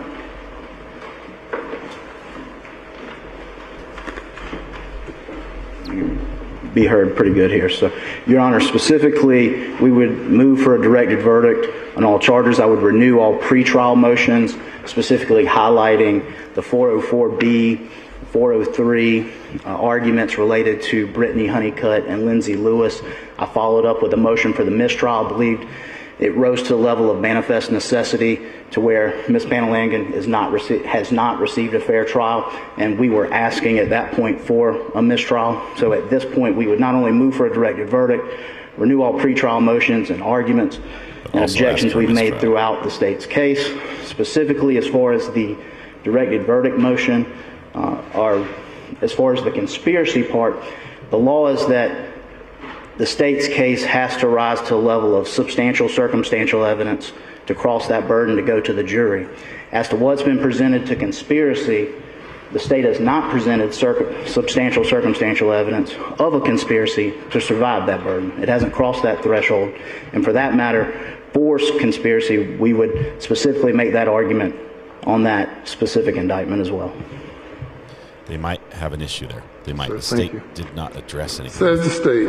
Very briefly, Your Honor, I think the video itself establishes the elements of every crime. You clearly got two people involved in putting the child in the car. With the temperatures, that the testimony has been clear, that in itself is a reckless act. You move past that to 5 hours and 42 minutes where they leave that child in the car. You see on the video both of them going in or near the car, or around the car throughout that 5 hours and 42 minutes. The infliction of injury to the child is more than obvious from not only the pathology testimony, but also what you actually see in the crime scene photos. From the standpoint of the murder, again, this is on an implied malice under the Mouzon case, from the standpoint of whether you even use the language that the defense has offered as extreme recklessness. I think you see that as you're watching the video. You see two people that literally do not break a window to get the child out of the car. They put a child in the car at this type of temperature and leave them there. You talk about temperatures that have exceeded what most people can even imagine throughout the entire time. These two people absolutely showing no care or concern for that child as the child literally cooks to death. And it's also clear they did it together, and you actually watch that on the video as well. So I think even from the just the very basic standpoint of the video itself, I think it establishes every element of every one of those crimes. The problem is there's no audio. Any response? Yes, Your Honor. Our position is that you don't have a negligent conspiracy. The state's theory is that it was a reckless disregard for human life, and with that, conspiracy is an intentional act. Their argument is an unintentional act, a recklessness standard. Obviously, my argument is under the true statement of law, it's extreme reckless disregard for human life, given the Watson case. But they're having two competing theories of recklessness, essentially negligence, and then conspiracy and intentional act. Those don't marry together. That's the basis for our argument. This might be a concern. The judge might have to throw out conspiracy. At this stage of the proceedings, under Rule 19 of the South Carolina Rules of Criminal Procedure, on a motion of the defendant or on its own motion, the court shall direct a verdict in the defendant's favor on any offense charged in the indictment after the evidence on either side is closed, if there is a failure of competent evidence tending to prove the charge in the indictment. In ruling on the motion, the trial judge shall consider only the existence or non-existence of the evidence and not its weight. In this case, there's testimony, if believed by the jury, that establishes that the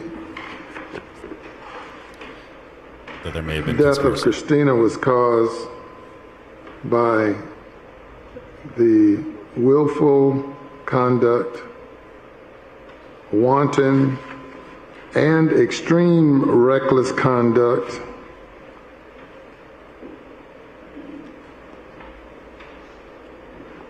and if not extreme, a conduct that totally shows a willful or an absolute disregard for human life, and if believed by the jury that that conduct that caused the death was the combined conduct of both defendants, there's evidence of voluntary intoxication which does not constitute a defense. As relates to conspiracy, there's a statutory definition where two or more people combine together for accomplishing a criminal and unlawful act or acts by unlawful or lawful means.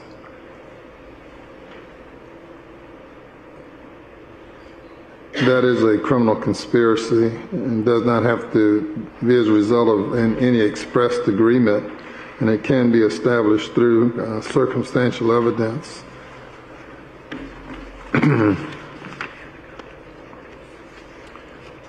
The evidence shows that the parties were, if believed by the jury, would show that both defendants were working in concert with each other. There it is. To the extent that conspiracy is a proper charge.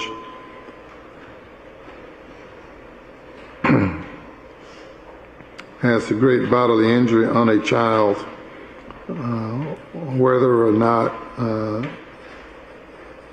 death of the child was the proximate cause of the conduct of the parties, certainly the pathologist's testimony establishes great bodily injury based on the autopsy, all of which is sufficient for the jury to consider each and every charge in the indictment. Therefore, the motion for directed verdict as to each party is denied. Your Honor, the rulings on the renewed objections motion to this trial. Yeah, all courts' rulings during the course of the trial are the same.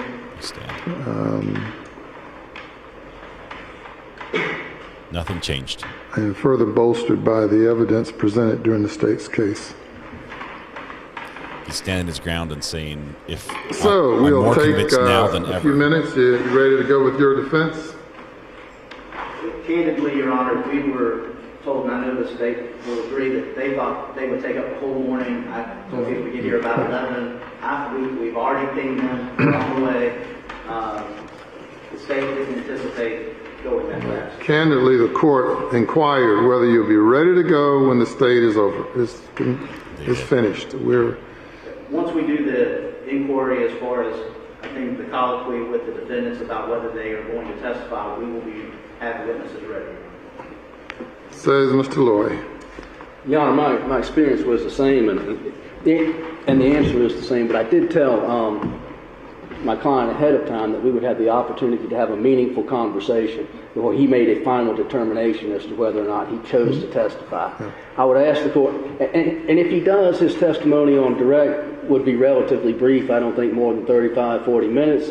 I'm not trying to rush anyone, except the state indicated they had a few more witnesses. It's not for the defense to project how long a witness's testimony will be, how long direct or cross-examination will be. Your Honor, I'd ask for 30 minutes so that I can confer with my client and determine his decision as to whether or not... You're entitled to confer with your client, and I'm required to engage a colloquy with each defendant as to whether they want to testify and not testify, and to confer with counsel on that issue.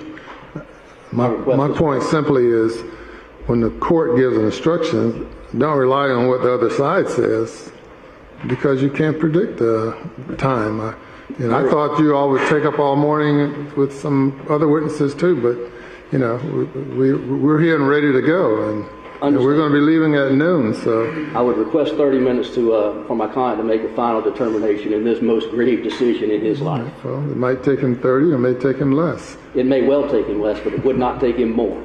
Okay. If I may, Your Honor, we got a text from my investigator. He had told the witnesses to be here this morning. My paralegal's going to step outside and make the phone calls. I just didn't want to speak out of turn. We're going to start making sure everybody's ready. So, and of course we have one at a time for sure. And we of course have the colloquy that needs to happen with the defendants. Thank you. All right. If we're going to have a little break either way. Stand. Oh, we got the colloquy first. Okay. and be sworn. Do you firmly testimony you about to give the court shall be the truth, so help you God? I need you to speak. I do. Yes, sir. And we'll take a few minutes before engaging in this colloquy with the parties, so I will take a few minutes at this time. Thank you. Okay, so they're sworn. Now they are going to go, they're going to have a little bit of a break. I don't know if the defendants get to leave the courtroom and meet with their lawyer right now, or if this just, if they're sitting here. So we'll find out. Okay, so a couple things that happened. First of all, the state rested. That happened really quick. I was expecting a little bit more, as was defense. They were expecting a little bit more time to be taken up by by witnesses. So glad Atbidim went back to work today. Worried about mosquitoes, mosquito more than me. Rough, Paw Prince, mosquito, I confiscated her laptop. Rough. Princess Buttercup, our unofficial mascot here on the channel. One of the most amazing dogs, great typing skills, and access to the credit card as well, apparently. Thank you, Princess Buttercup. Good to have Bite Me back at work. Rebecca, have fun with counting mosquitoes there. Important job. All right, a couple things. We have... The state rested. A little bit of a surprise. They did not ever address directly with a witness, other than the testimony from the police officer yesterday through a video that was provided, the conspiracy. So there was no testimony from the stand where somebody said, you know, this is what we believe. This is why we say there's a conspiracy. They talked with amongst themselves. They conferred. They acted in concert. That part was just left for the jury to interpret, and I think it was fairly clear. But I was worried that the judge would say, as from a prosecution standpoint, you never really addressed that. You just set evidence out there and said, well, it's pretty self-explanatory. The judge looked at the law, read the law to us, and basically said he doesn't have to judge the weight of that evidence, but if there's evidence that is put forward, then it's for the jury to decide. So according to the law, and it was the right way to do this, that's what the judge rules on. He says basically the charge of conspiracy can stand, and he denied their motion for a directed verdict.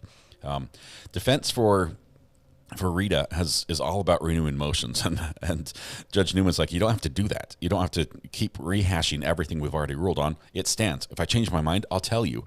And it doesn't change. But he's all about doing that. The judge said, if anything, now I'm more firmly convinced of my position on all my previous rulings because of the testimony that's gone on.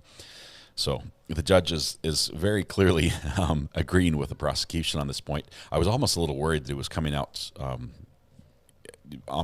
being a little bit biased here, but we'll see. I think he did a good job. When it comes to the defendants testifying, they both have the right to do that. One could say no, one could say yes, both could say yes, both could say no. Those are the basically the three scenarios we have. They are not working together. They're not coordinating. There's no conspiracy in their defense. Let's put it that way. It could be that Larry tries to throw Rita under the bus, or vice versa. And if that did happen, it probably would be important for them to take the stand for that to occur. If they do, what we heard from Larry's lawyers, if he takes a stand, it would be just short testimony. He wouldn't talk about much. The cross-examined would be a little bit lengthier. That's where it would really get spicy. Think of JT and his rehashing with Jodi Arias, the cross-examination of her on the stand and how long that took. It won't be that long. It won't be that long, but it would probably take more time on cross than on direct. So they have to have a verdict Friday. Ryan, I think the judge says they need to be done with court by the end of the week. They're not going into next week. So he can't really direct the jury to reach a verdict by a certain time, but I think the jury might be driven and might even have conflict, so they're very, very motivated to get this done by the weekend. Okay, I started talking about the defense attacking the medical examiner, or the guy who did the autopsy. He didn't call himself an ME. The forensic pathologist, I think was his term.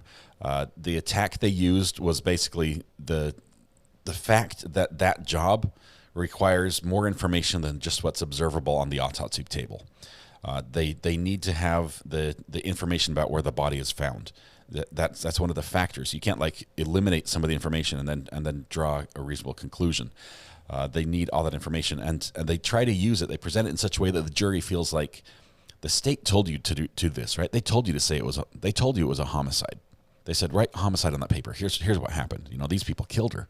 That's what you need to find in your autopsy. That's the way the attack comes in.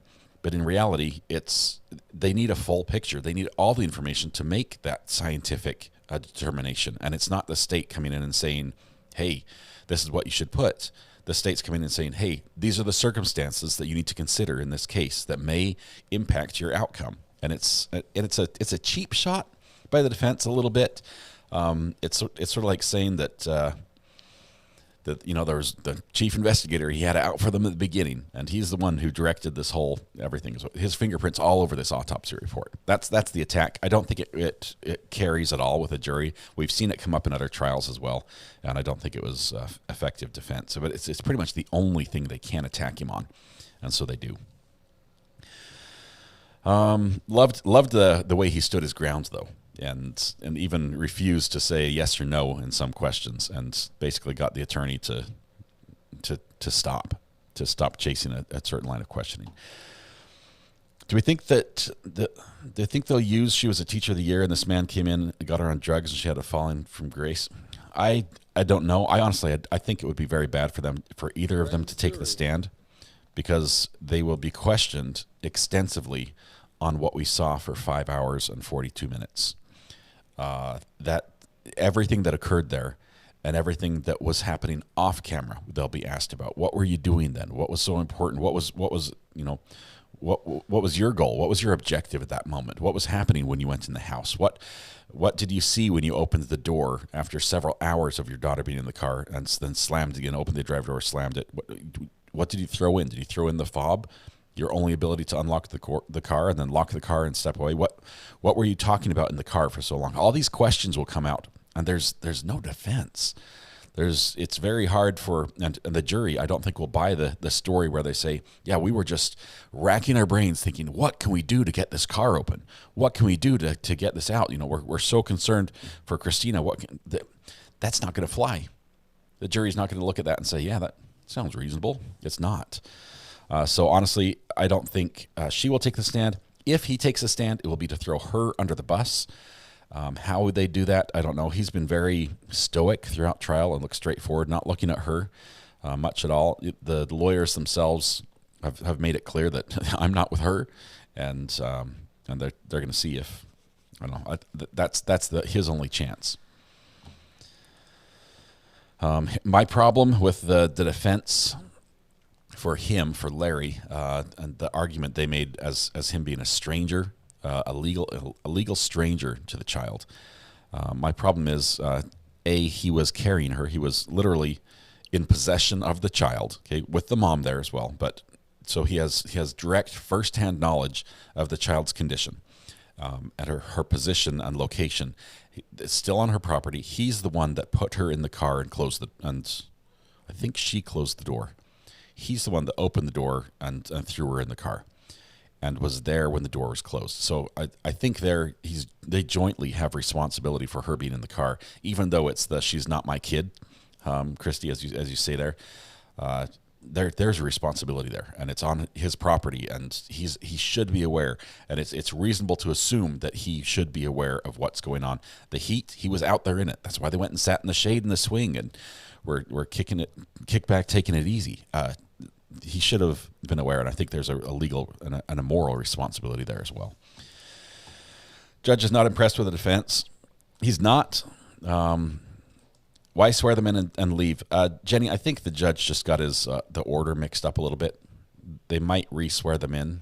I didn't hear them actually take the oath. Actually, they did. I heard them take the oath. I think the lawyer meant to take a break, and then he'll come back. Christy says, how was conspiracy proven in this case? That was all planned. I want them all guilty. Just curious how it was proven. Christy, according to prosecution, they say we addressed the conspiracy charge solely and completely effectively by showing the video, by showing what they did, literally on camera, how they talked, and I think you probably see it best when they have that fob and they push the unlock button and don't open the door, where they talk and then and I remember when we said this is acting. This is done for our benefit right here. This is for them to build a storyline. Them pretending to be distraught and trying to open the window and not really to put any effort into this. I think that is the indication of the conspiracy. Them talking for a long time before they do anything, before they go and try to get help. Them hugging each other, and then deciding to move forward with the next step. I think that's where the state says clearly we have a conspiracy here. And hopefully, according to the prosecution, the jury sees that and says yes. Okay. Actions speak louder than the words. That video, without a single word on it, was quite impactful. The judge said conspiracy is a legal or illegal act where one or more are involved and result in the crime. So by that definition, it seems broader than the premeditation and planning that we think of when we think of conspiracy, like the forethought and coordination that would go into planning something. But legal or illegal act where one or more are involved and result in the crime. Nobody even tried the door handles. They just walked around. Okay. See, I'm behind in chat. I'm sorry. If I missed an important comment, please type it again. Conspiracy was their mutual decision and plotting to let her die in the car. And right, Carol, under that term, that's the one I have the hardest time with, the plotting to let her die, because we don't have the audio. It could be that they were arguing about the weather the entire video long. There's a couple hand gestures, but we can't read the lips. We don't have any audio, and we have not heard any testimony about what happened. So I don't know if there was plotting, but there definitely was behavior. They together went out to put her in a hot car and closed the door and left her there. I think that would be the broad sense where the conspiracy falls in. Didn't look like they seatbelted her. I thought they did. They were doing something after they put her in the car. They both reached in a little bit, and it could have been seatbelt. Okay. Let's see. Are they still shutting down at noon? Yes, Karen, they'll be done at noon today, and then no court tomorrow due to the storm.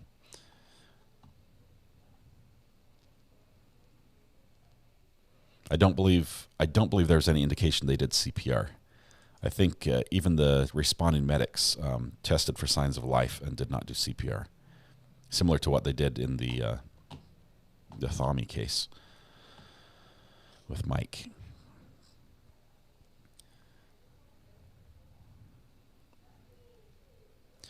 Lego My Brief says, we need to know what that argument was about, because at that point, I'm not convinced it was planned. I think what we're hearing from the definition of conspiracy is the state isn't saying that this was like a planned event, that today they were going to come together and make sure they got rid of this girl. I don't think the state is saying that there was that level of forethought and planning, but that in the moment there was conspiracy to commit this illegal act. That might be enough. They had the key but rocked the car first to see if she moved or was alive. The judge is back. Let's see if we go straight to the... Thank you. You may be seated. Colloquy. Did you see what you were looking for? Okay. I like that Sherry put the mic up there so they can catch the lawyer's conversation a little better. Good job, Sherry. Jury won't come in for the colloquy. They'll be out for that. So we'll give them a little bit of a break here for a moment.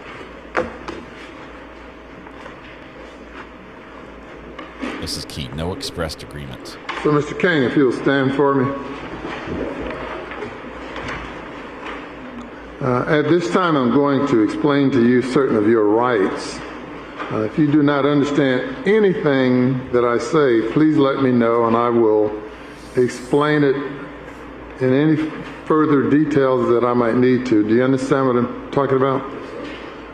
We've now reached a stage of the trial where you may present your defense. Now, you have the right to claim the protections given to you by the Fifth Amendment to the Constitution. This amendment in part states that no person shall be compelled in any criminal case to be a witness against himself. This means that you cannot be compelled or required to testify. You do have the right to testify on your own behalf, but no one can make you testify. This is a personal right, and no one can waive this right except you. Do you understand? If you decide to testify, you'll be subject to the same rules that govern other witnesses, and you may be examined and cross-examined on any relevant issue in the case. In addition, if you have any convictions involving dishonesty or false statements, or for crimes punishable by imprisonment for more than 1 year, and I determine that the probative value of admitting this evidence outweighs its prejudicial effect to you, the solicitor will then be able to introduce your record to attack your credibility. If you decide to testify, this decision must be freely, intelligently, and voluntarily made, with knowledge of the protections given to you by the Fifth Amendment and the consequences of your decision to testify. If you decide not to testify, I will instruct the jurors that they cannot give the fact that you did not testify any consideration whatsoever, and that there is to be absolutely no prejudice to you because you did not testify. It's left entirely up to you whether or not you testify. You may talk with your lawyer, family, friends, or anyone else, but the final decision will be left entirely up to you. Do you understand what I've explained? Do you have any questions about what I've explained? Can you speak up?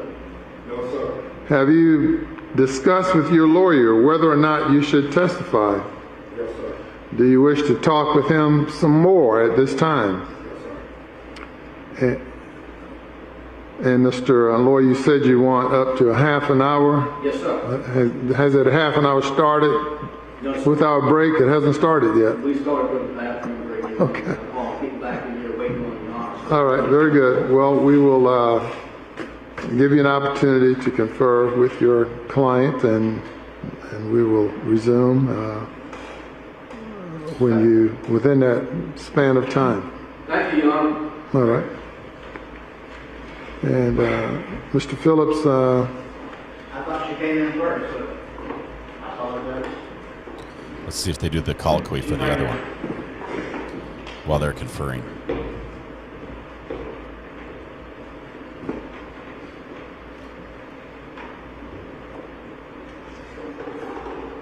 Let's do a quick check of while we're watching here. We want to check the weather. We have Weather Watch, our great weatherman, who is running a live stream on his channel. If you type !WW, this is the live stream he has out right now with tracking the storm. As you can see, it's made pretty much the eye of the storm. Ma'am, if you will stand for me. Just making its complete landfall. If you will stand for me. Ms. Panna Langen, at this time I'm going to explain to you certain of your rights regarding your right to testify. If you do not understand anything that I say, please let me know and I will be happy to explain it further. Do you understand what I mean? We've now reached a stage of the trial where you may present your defense. Now, you have the right to claim the protections given to you by the Fifth Amendment to the Constitution of the United States. This amendment states in part that no person shall be compelled in any criminal case to be a witness against herself or himself. This means that you cannot be required to testify. However, you do have the right to testify, but no one can make you testify. This is a personal right of yours, and no one can waive this right except you. Do you understand? Now, if you decide to testify, you'll be subject to the same rules that govern other witnesses, and you may be examined and cross-examined on any relevant issue in the case. In addition, if you have any convictions involving dishonesty or false statements, or for crimes punishable by imprisonment for more than 1 year, and I determine the probative value of admitting this evidence outweighs its prejudicial effect to you, the solicitor then will be able to introduce your record to attack your credibility. If you decide to testify, this decision must be a free, intelligent, and voluntary decision made by you, with full knowledge of the protections given to you by the Fifth Amendment and the consequences of your decision to testify.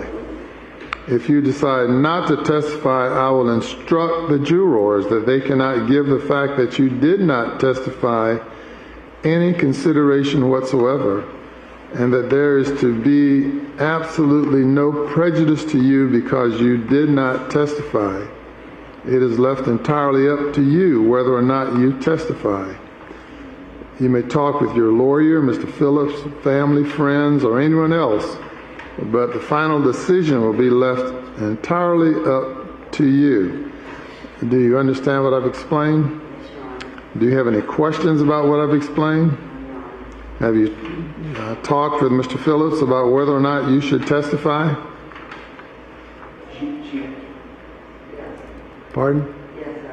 Do you wish to talk with him any more at this time about whether or not you should testify? Quick vote before she says anything. Quick vote. Vote. All right. Very good. The solicitor, with regard to possible impeachable criminal offenses, do you have anything on either defendant? No record at all on Ms. Pangalangan. On Mr. King, there's some records, but nothing that I believe would be proper under impeachment. So no, sir, we don't. All right. Very good. And so we will give you an opportunity certainly to talk with your lawyers if your other folks. Yes, sir. I know we have at least one here and the others are in rounds. Oh, okay. So Very good. we're working on it. Okay. And as far as her decision, a lot that may depend on, obviously, since it's a joint trial. Okay. Thank All you. right.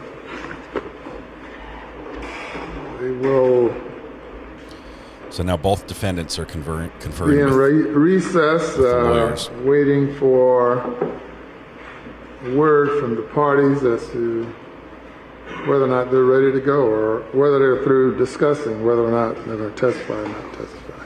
We expect the recess to be up to 30 minutes. Take a break. The judge is okay with this. We are ahead of schedule. I don't think we're going to have many witnesses, or the witnesses that we have, I don't think will be very lengthy. I'm not sure if there was a filing of any notice of expert witness testimony on the part of the defense in this one. So it's probably going to be some very short witnesses, like 3 foot or less. No, just kidding. Just some quick witnesses that they have going. Okay, so we'll keep the audio on. We'll keep listening for that, but it could be about half an hour before we find out where that stands. We have a poll up right now about who is going to testify. It's just for your, I realize, I wish there were more options. I can only put 4. But a lot of us, we think one thing and our heart feels the other way. So we might think, I think Larry's going to testify, but I wish that Rita would, or vice versa. Sorry, you just got to answer the way that it's worded, and that's the easiest way. The poll is really divided. It's we'll give you some time for people to answer the poll to see how we feel on this. If they both testify, can both still appeal their convictions? I don't think testifying eliminates their chance for appeal. So I would say yes on that.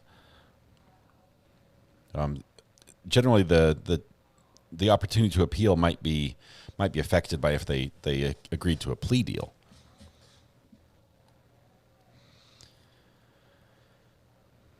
Appeals are not based on the evidence presented at trial specifically. They're based on court error, right? So you can't say the court got it wrong. I'm actually innocent. I want to appeal. You have to say the court got it wrong. They should not have allowed this testimony in, or they should have allowed me to do this. We asked to do this, and the judge ruled against us. That was a wrong decision, and because of that, the outcome of the trial was affected. That's what your appeal is going to be based on. And then once the appeal is granted, then of course, then you get to present all the evidence in the new trial. Okay. Let's see.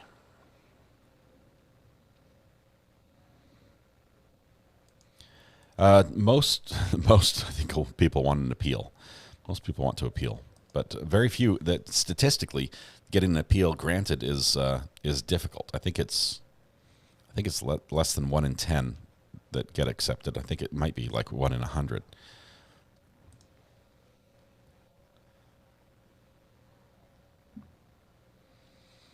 Okay, let's jump over while we can back to the weather really quickly. Weather Watch has put together a map. You can see he's still working on it, adding more information. We've got the hurricane track he just added to it. This is the latest forecast track. Shows it basically once it gets through Georgia and it hits South Carolina, it's just going to run parallel to the coast all the way till it gets looks like right about to North Carolina, or sorry. Once it runs South Carolina till it gets to North Carolina, and then it's going to veer off a little bit.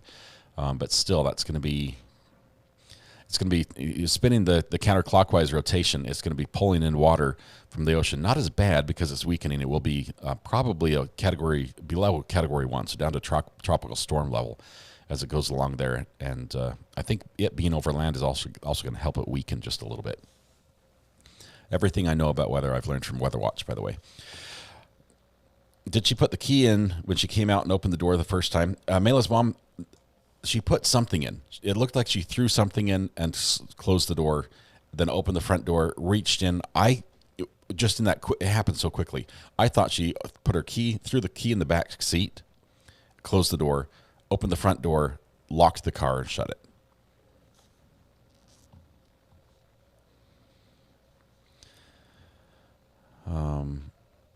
Car seats leather or cloth?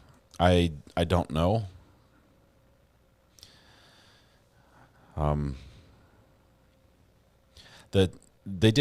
Thankfully they didn't go a great deal into the injuries that Christina sustained, but they did say that on her knees specifically, and you have to realize she was able to move limited amounts. Like she could scoot around, but she was on her knees to do that. That was one of the ways she was using her knees as a leverage point to do that.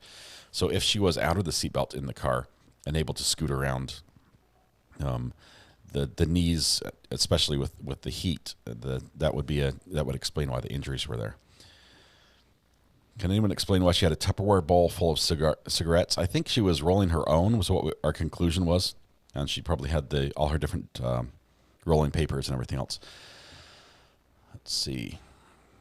I like the arc where this is turning before it reaches me. This is better news, but I'm sure I'm going to get tons of rain out of this. They say 7 to 12 inches of rain that I'll be getting tomorrow. That's a lot of rain. That's a ton of rain. All right, the bowl of cigarettes, that's what it was. We also had a bag in there with a double barrel 9mm semi-automatic pistol. Just crazy stuff. That was also in the back seat as well.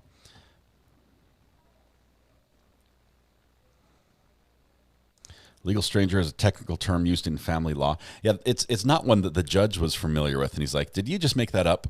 That's what he says. He says, "Is this a term of art or is this of your own creation?" Which is basically I'm saying I've got my BS card. I'm about to play on that, and because legal stranger doesn't sound like something we use here in criminal courts.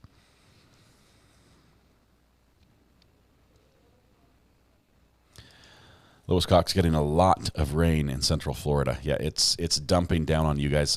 The only good news on this one is it's moving quickly. A lot of times the really severe flooding we get inland from hurricanes like this is when they decide to just park over land and just dump rain for extended periods of time. With this one moving quickly, yes, there's a lot of rain, but it moves on and it's out of there. So a lot of the areas that were experiencing a ton of rain before are now having blue skies. You're talking about stuff that is not relevant. I do that a lot. Is this actual or a projection? The red is the projection. The yellow, the spinning, the motion pieces, that is actual. Let's see. Let me zoom in here so I can read what he's trying to share with me. Let's see, wind speed 100 miles per hour. Still a Category 2 over land. I've heard that it could be a Category 1 when it's in Georgia. But now it's going to be a Category 2 in Georgia. 100 miles an hour winds with gusts up to 120, well inland. It's across the whole state of Florida. This is the area that has not had a storm like this in this bend area in recorded history. So what does that mean? That means that the trees are not used to this type of wind gusts, this force. The housing, the structures have not been tested under this type of force. So it could be devastating. We could probably. I'm not watching the feeds down there on the coast, but it's probably going to be devastating. I'm going to log into to crisis cleanup and just take a watch and keep an eye on the calls that are coming in as people start calling for help, and see how that goes. Let's see. Refresh here. It's loading. Give it a minute.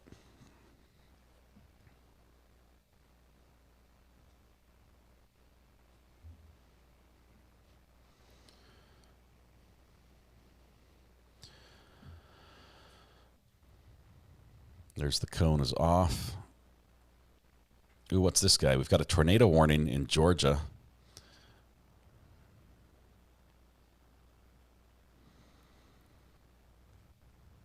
Man, look at all those coastline, the storm surge impacts. Where I am, North Carolina, 1 to 3 feet. That won't affect me. I'm 60, I think 40 feet above sea level. So it would need a lot more storm surge to affect where I'm at. But still, all along the coast is going to be substantial. Good stuff. Good stuff. Thank you, Weather Watch. Appreciate the storm information and having the stream up. I would recommend that if you're curious and want to follow what's happening, this is the high end radar gear that Weather Watch has that can track the storm here. It can do all sorts of cool stuff. So go ahead and hit up his page, hit the subscribe button as well if you can while you're over there, and pop in and check that if you have any concerns. Want to stay up to date on the weather. Let's see, where are we? In court, we're still looking at the seal. We're still on break.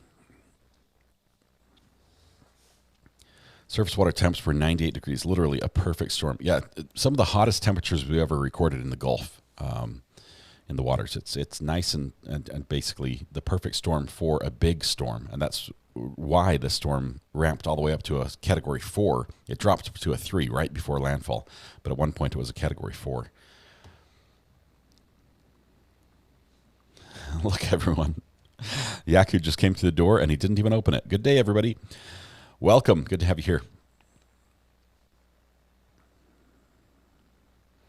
From 20 years in Alabama, the most scary thing for offshore residents during a hurricane is the number of tornadoes they spawn.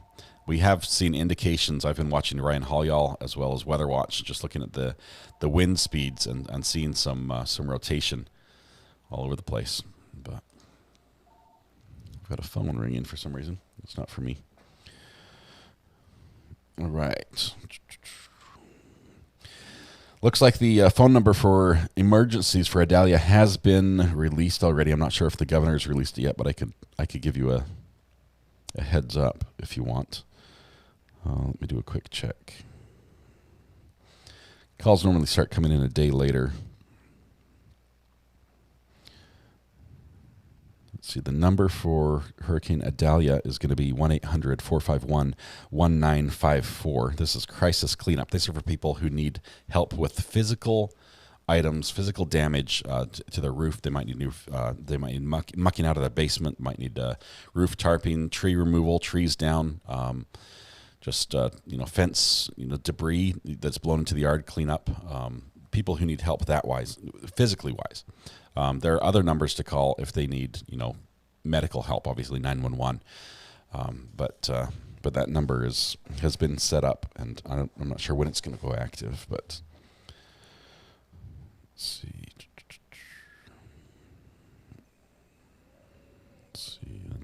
Let's go straight to.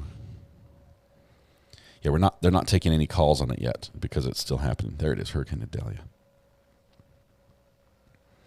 Oh, we've got three people have already. See, there's some stuff in Fort Myers. There's flooding, muckouts that they've had in Fort Myers. They got hit hard by Hurricane Ian. Let me see if I can show this.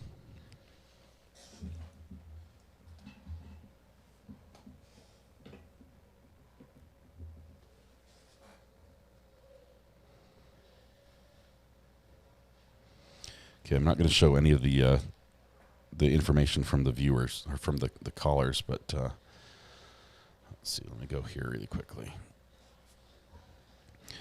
So Hurricane Idalia, just looking on the map.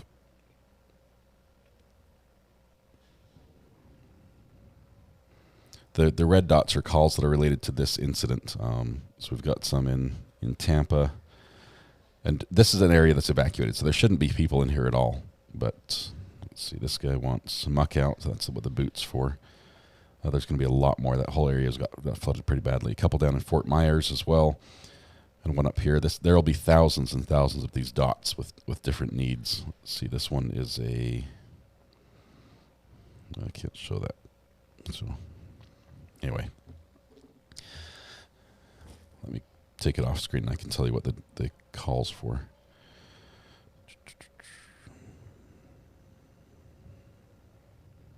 Multiple trees down. Some are large pecan trees. Their property is designated as a camping site for work crews coming in to give recovery help for other areas. Their home will need cleanup, so camping will be possible. Also, this is a staging area that needs help. Made it high priority. So that's in Lee. The city of Lee is going to be a staging area for work crews. Lots of flooding in St. Petersburg and Clearwater, Florida. What kind of tree is on the South Carolina state seal? I think it's a palmetto, right? Is palmetto a tree? They're the Palmetto State.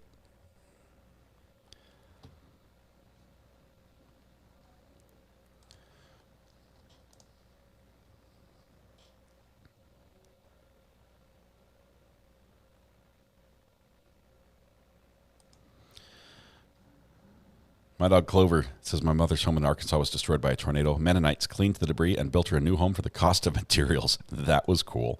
That is really cool.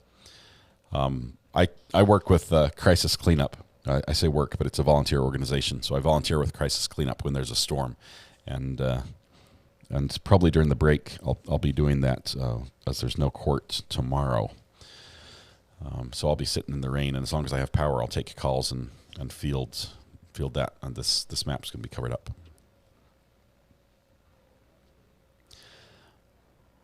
Let's see. Thank you, WeatherWatch. Let's see what it looks like. There it is. Let me take the text off the screen.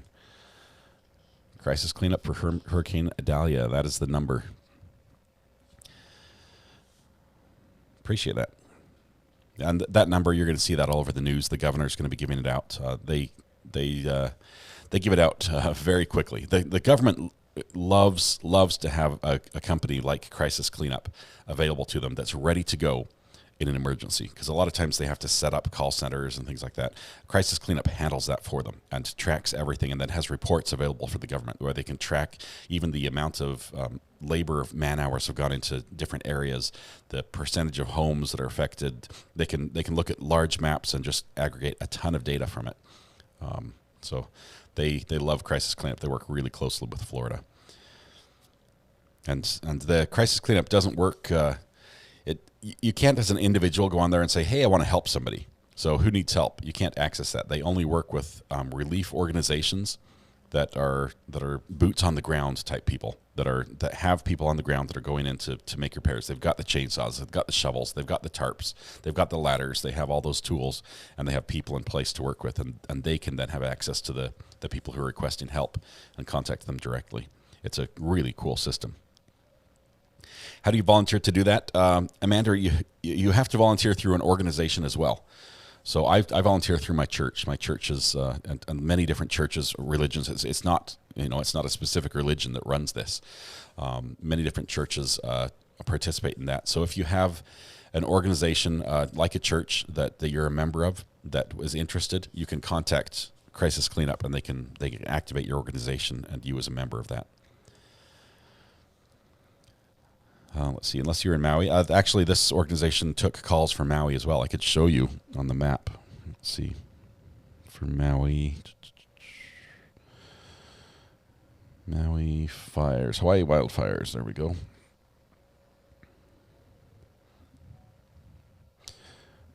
The number of calls that are on the map for Hawaii. Let me bring this up. It's not a ton of calls, like by number, because a lot of people are still missing. Let's see, let's go right here. Okay, so this is, zooming out on Hawaii, this is the island right there. So this is the area where the fire was affected. Each one of these icons is another call for help. The different icons, this one here in the center, the little square with the drops above it, that's a tarp. They want a tarp on the roof to keep things dry. The red tree, that is a tree down. The priority is also the Kohler. These little grate things, what people are asking for is they're asking for people to sift through the ashes to look for maybe some belongings that are of value to them. It might be a ring that belonged to their grandma. It might be something like that. But they've got, this whole area is just full of people who need help with that. Tough gig, tough thing to do. All right, let's see. Let's go back to court here as we're waiting. Any minute now, the defendants should decide whether or not they want to testify in their own defense.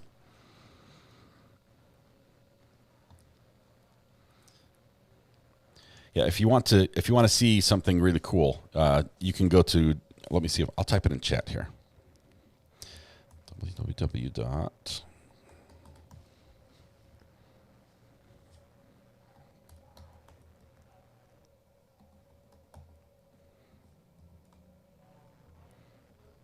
Okay, this is actually the web address.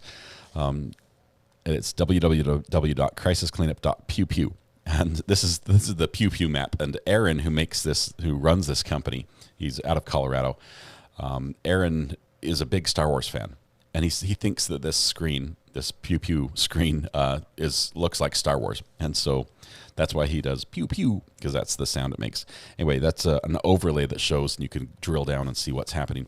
It's okay to look at that. It's not going to give away any private information from people who've requested help. That's a publicly available webpage, and it does graphically represent and provide some reports, even as far as how many hours are working and who's doing what and what's happening right now. So that's a fun one. All right. I'm still stuck on the legal stranger defense. Yeah, I don't think holds any weight at all.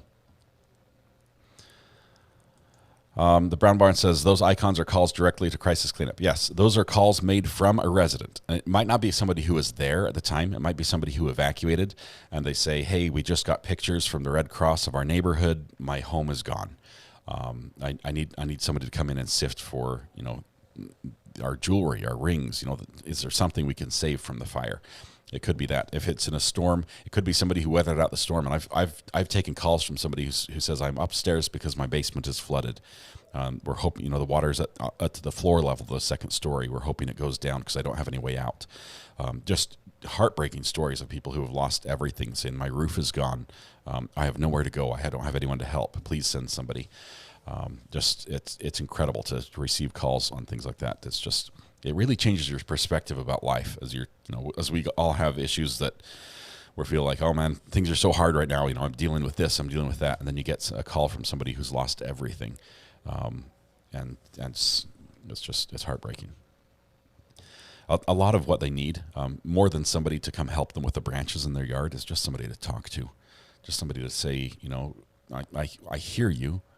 We know where you are. We'll put you on the list. We're going to try to send help, and we can't even guarantee that help will show up because it's all volunteer. But we say we've got you on the list. We've got the information. We're here for you. We can record this, and there is hope on the horizon. Okay, where's the biological father out of the picture, Jody? And we have not heard anything about this in the state's prosecution. They haven't brought him up.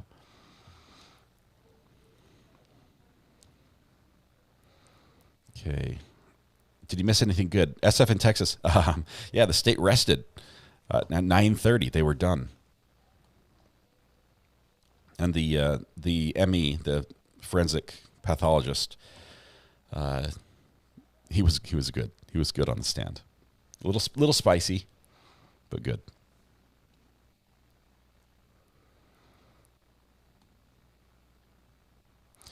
Okay.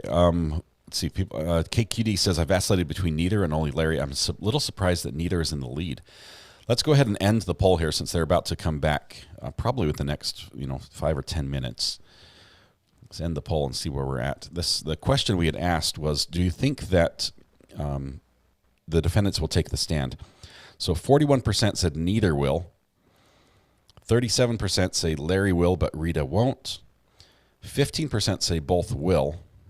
And only 6% said Rita will and Larry won't, which I would agree that that's the least likely option. Almost 500 votes on that one. Thank you very much. Look at this. Ellie Angelini. Ellie, welcome to the gallery. Good to have you as a member. Thank you very much for your support. Just know that being a member has its perks. Specifically, we have reserved seating for you on the front row. Just type !seat and you'll be welcomed and ushered right up to the front row.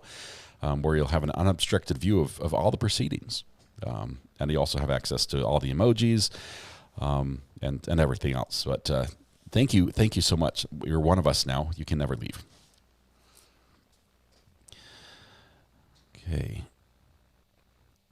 Let's see. The longer they take, the more I think someone wants to testify and the lawyer's trying to talk them out of it. Okay. You've got to think these lawyers have tried to talk them out of something before, namely fighting this in court. The lawyer was probably said, you've got to try to get a plea on this. You've got to take a guilty. You've got to agree to something. I don't know if one was offered, but they both are standing. I think they're both trying to point on the other person. And to do that, they'll have to testify. They'll have to say, we'll have to have somebody that says, actually, it was her idea. Actually, she told me something else was the case. She told me the car was running, the air conditioner was going. Somebody has to point the finger of blame at the other person, because honestly, the blame rests between those two people right there. There's like two sets of shoulders that carry all the blame, and unless you can dump it off on the other person, it's going to fall on you. So it will be interesting to see what happens. Jackie Ferrer says pictures on the burner. Let me check the burner. What do we have here? Is this storm pictures? Let's see, pictures of Main Street in St. Petersburg and Tampa. Okay, these are off the news. I don't know if I can show these, but you've got people wading chest deep in water. Man. That is... It's just all underwater. The flooding is huge. Was that about, what, a 10-foot storm surge? Scratch all that. Oh, that was terrible. I apologize. The beard is a lot of fun, but the beard is going to go. As soon as I go to get fitted for my scuba mask, the facial hair and the seal on a scuba mask don't work well together. Okay.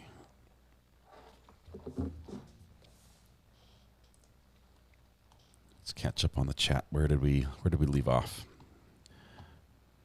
I think Mutual Lies will convict both anyway. That video was powerful. Okay, Bitfinex, if they don't testify in their own defense, honestly, what is their defense? What do they have? Who could they bring in to testify? An expert that looks at that video? What expert's going to look at that video and say, yeah, they were doing everything they could. Look at you've got a distraught ma and her boyfriend that are just racking their brain trying to figure out how they can get her out of that car and what they can do to rectify this situation. No expert worth their salt is going to testify for any amount of money to that. Now, you might have somebody that will testify about the drugs and their effect on them, but in South Carolina, voluntary intoxication is not a defense. What good will that do? Nothing.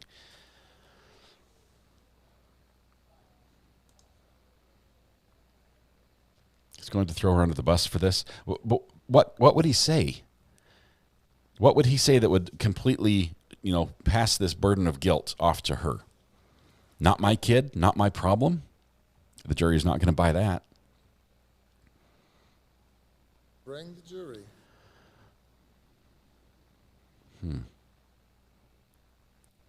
Some areas where it's 12-foot surge earlier this morning before it hit. That is... Yeah, what more do you need to see? The video stands for itself.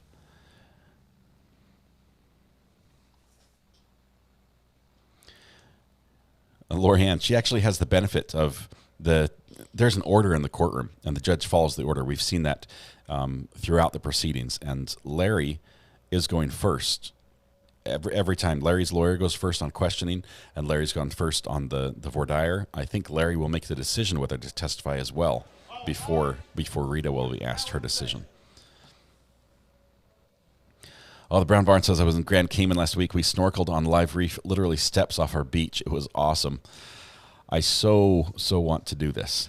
I love the reefs. I love the fishing. I love underwater amazingness, everything except for the sharks and the jellyfish. I like it all. And maybe the eels, the rays. Okay, there are like 4 things I don't like about it being under the water. Mostly I just want to do underwater metal detecting. If I could do that without the sharks, the rays, the eels, and the stingrays and the jellyfish, it would be good. 5 things.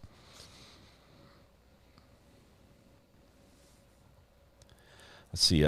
Pauline says, I was gone most of yesterday. Did the state have a witness say she left the child with her for weeks?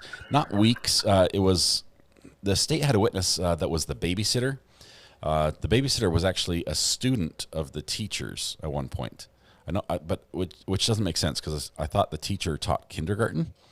Rita taught kindergarten, so I don't know if she was this student's teacher in kindergarten, and now this girl is older. Anyway, this girl wants to become a nurse, and somehow they had this connection through school. One is a teacher-student type connection. And she came over to help with Christina, and in doing that, Christina's like, "Hey, can you watch her? I've got to run out." And she's like, "Sure." And then she leaves and doesn't come back for a couple days, without any warning. And it was insinuated that she was on a drug bender, but Ivan says, I'm going to use the word colloquy at the store 3 times in conversation today and see what people do. You do a colloquy every time somebody underage comes up to the check stand with a bottle of Jim Beam or whatever it is they're grabbing. You're like, can you raise your right hand and swear that you're going to tell me the truth? How old are you? Can I see some ID? Our 80s music man thinks he snuck in and that I never found him. I'm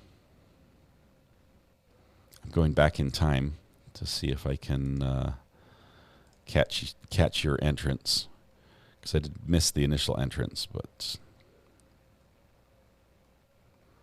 I've got to trigger a sound effect just for you when you come in the room, like automatically. Man, I see a lot of you, but I don't know when you first came in. Boom, gotcha. Way back, 80s music man. You snuck in. Yeah, lots of ways they could have opened those windows. Lots of ways they could have gotten into that car.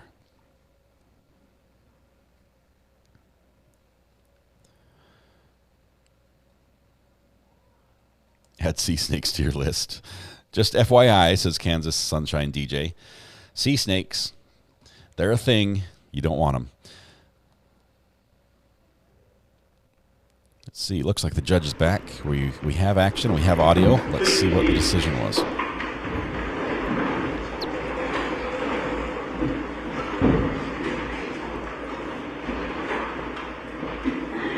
Ms. Panalangan, have you had a chance to talk to your lawyer about whether you're going to testify or not testify?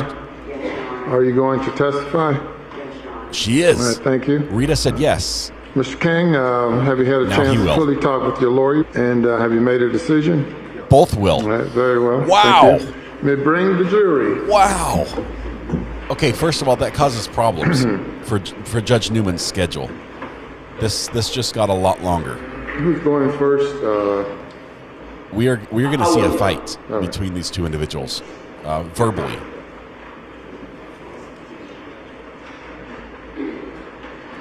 I was wrong. I've been wrong many times before. I reserve the right to be wrong again. Both defendants taking the stand on this one.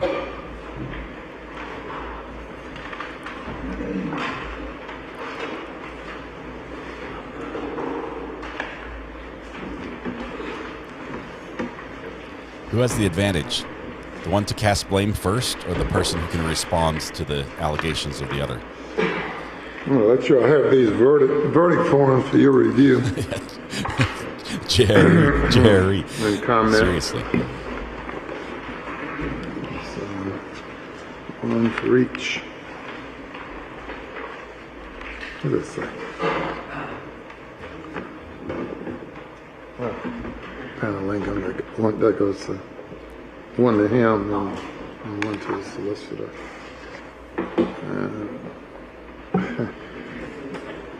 Yeah, we got, let's see. A very small percentage of you were right on this. Solicitor. I think they asked who was going to go first. I did not hear which side said yes. Was it going to be Larry? No, it's two already. Did he get two? He got two already. Okay. I'm a big fan of Sherry right there. She's the one that helped us out with the microphones. She obviously is like Judge Newman's right-hand gal and makes this thing function smoothly. I might have to get her a mic. Madam Forelady, how's the jury doing? Very good. You have heard the state's case. It's now the defense's turn. Mr. Lloyd. Thank you, Your Honor. Your Honor, we call Larry King to the stand. Larry takes the stand.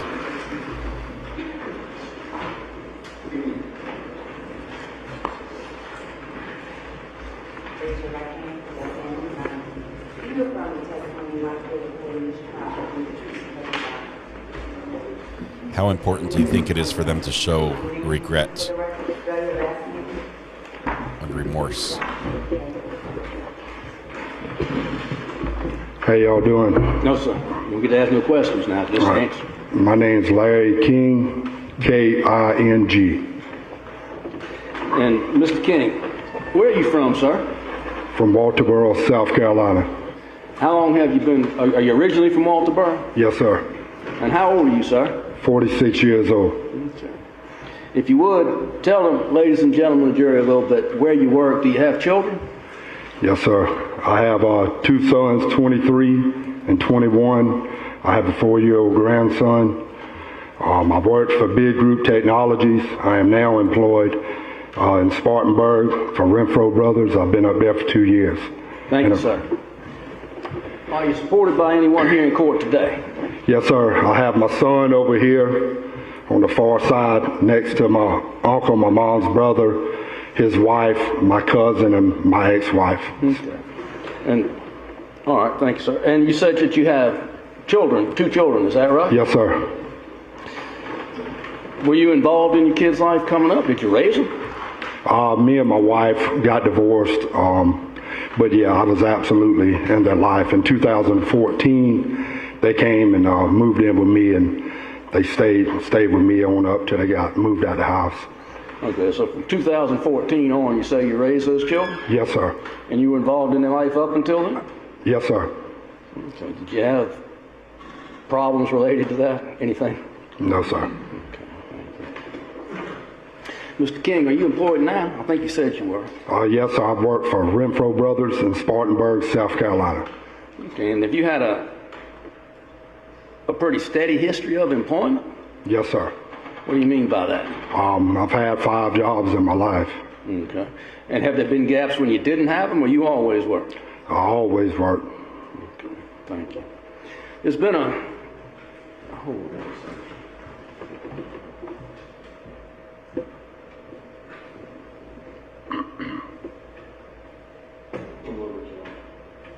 They are trying to do the humanizing.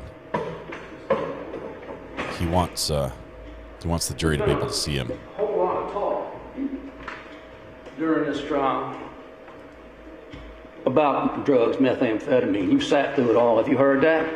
Yes, sir, I have. Well, you're not charged with a drug offense. You're not charged with anything to do with methamphetamine, but states wanted to talk about it a lot, so I'm going to ask you a couple questions about that. Yes, sir. All right? You doing okay? You all right? Yes, sir, I'm okay. Your Honor, do you need a drink or anything? Need some water up there with you? I'm okay. If you decide you do, let me know. I think the court will indulge us on that, all right? Okay. So they've talked about this methamphetamine. Have you ever used methamphetamine, sir? Yes, sir, I have. Okay. And the witness talked about various usages people have. Do you have in the past, have you had a problem with methamphetamine? I did. And what do you mean? How do you define a problem? I was a drug addict. You were addicted to methamphetamine. Is that what you tell me? I was addicted to methamphetamines. Okay. And early on, during the selection of this jury, one of the jurors said they knew you and stood up and said they were in a 12. I guess they missed the anonymous part about Narcotics Anonymous. Absolutely. But one of them stood up and said they knew you from the 12-step program. Do you recall? Yes, sir. Okay. Have you, in the past, struggled with your addiction? Have you sought help? Have you tried to get help? I did, and the last 2 years I moved to Spartanburg and in a Christian recovery-based center, and been in a program up there, and I've worked and lived in a recovery house, with other clean guys that were trying to, just been where I've been and trying to put the Lord first and do the next right thing. All right, so you look a little different today than what you did in the video that most of us watched. I know you didn't watch it, but you look like you put on some weight or some size. Is that right? Yes. Does that have anything to do with your recovery? Yes, sir. Just putting God first, getting clean, and trying to be more of a family man and doing the next right thing. And when the doctor was talking, he said that methamphetamine or methamphetamine had sometimes been prescribed for weight loss. Like I say, you don't look like you've lost any weight since then. Have you put weight on? Yes, sir. Are you healthy today? Yes, sir. Are you clean today? Yes, sir. How is it that you can tell the ladies and gentlemen of the jury that you've always worked, you've had 5 jobs in your life, you've always been gainfully employed, and in the same breath tell them that you were a drug addict, a methamphetamine addict? I was a functioning addict. I used daily to function, and it was just a part of my life. And, when you say you used as a functioning addict, tell me what you mean. I had to have it to go. I had to have it to work. I used it to do anything I done. And were you able to work when you used this substance? I was. Were you able to drive or whatever, just to meet your normal obligations? I did. Okay. And she talked about tolerance. Had you used enough of this stuff to develop a tolerance to it? Absolutely. Okay.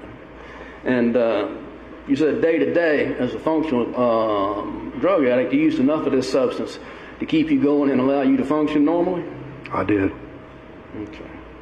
And did that condition, and I understand you said you'd been in a 12-step program and you had sought some help prior to that, but did that condition continue at least off and on up until the day we're here talking about?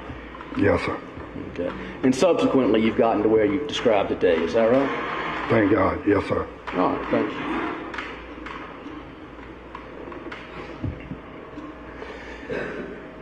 Do you know, lady seated at that table over there, Miss Panamanic? I think I'm saying it right.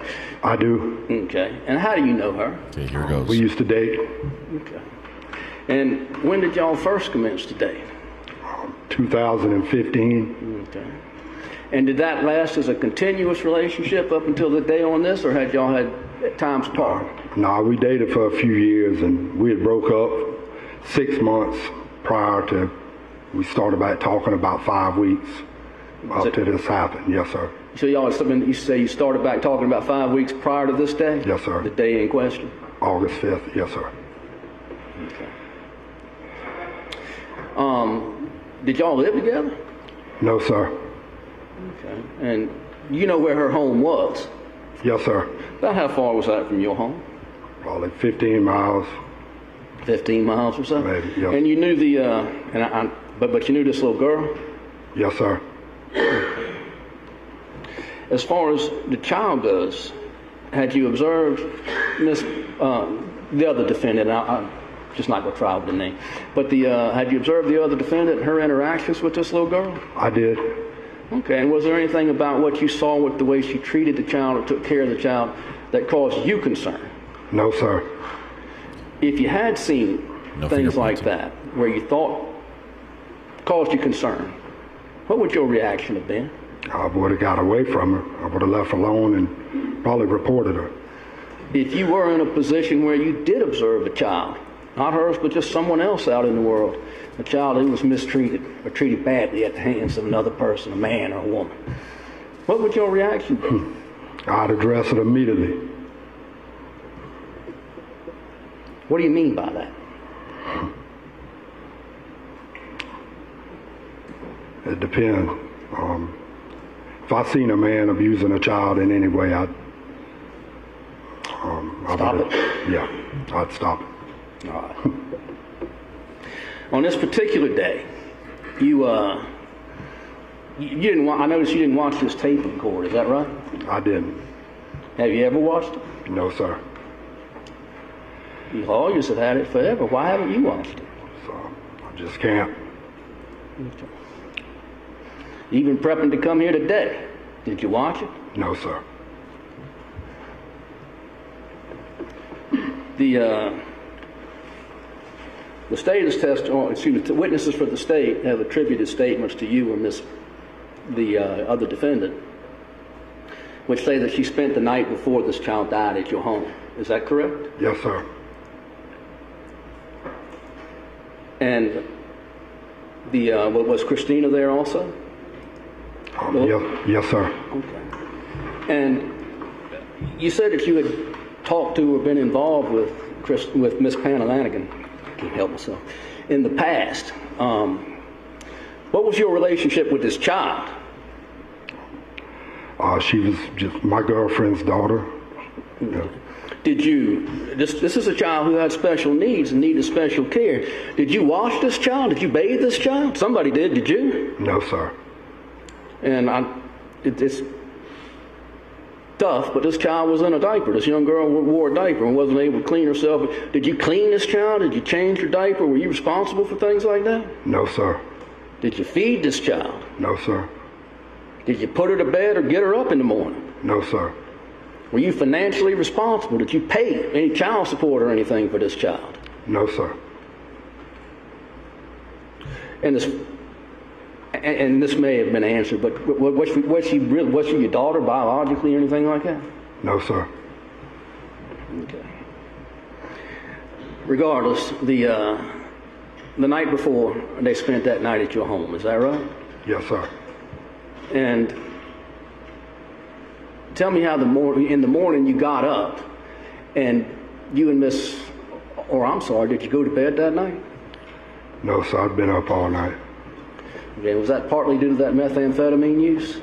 Yes, sir. Okay. And when you got up in the morning, did you and the other defendant have a conversation which led to what we saw on the porch, that is, you carrying the child out? Yes, sir. Okay. Yes, sir. Tell the ladies and gentlemen what that I don't want you quoting it, but just tell them what the conversation was about. Just about her being involved with somebody else, and we had talked about it, and some things broke my heart, and I just asked her to leave. And all right. So it was about basically what you would call infidelity. Is that right? Yes, sir. Okay. And in the course of that conversation, did she confirm that, in fact, that had happened? Yes, sir. Okay. And when she said that, yes, that had happened, what was your reaction? I was just hurt.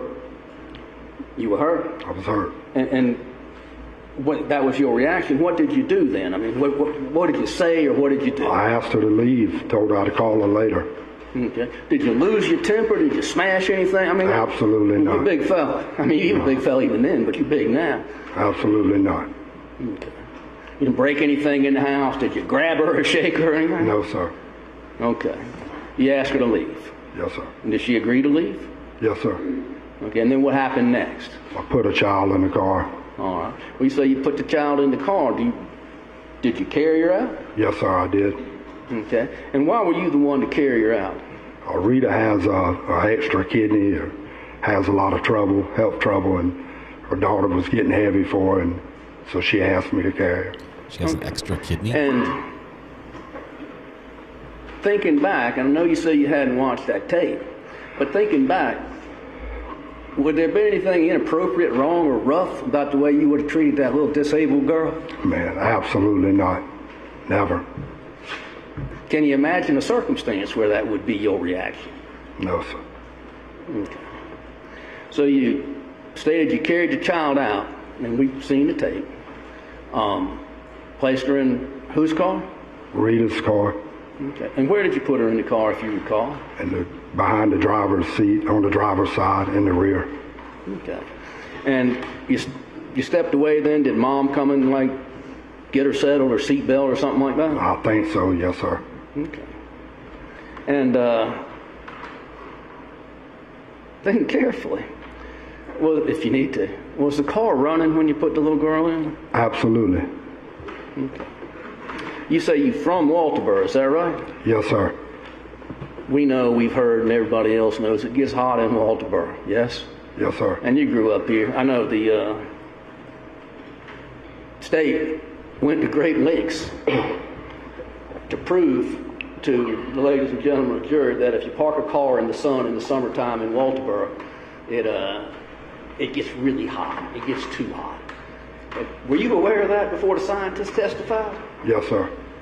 You figure everybody in Walterboro who's got a car knows that happens, whether or not they hear from that scientist? Absolutely. All right. Would you have left that little girl in that car if that engine wasn't running and the AC wasn't on?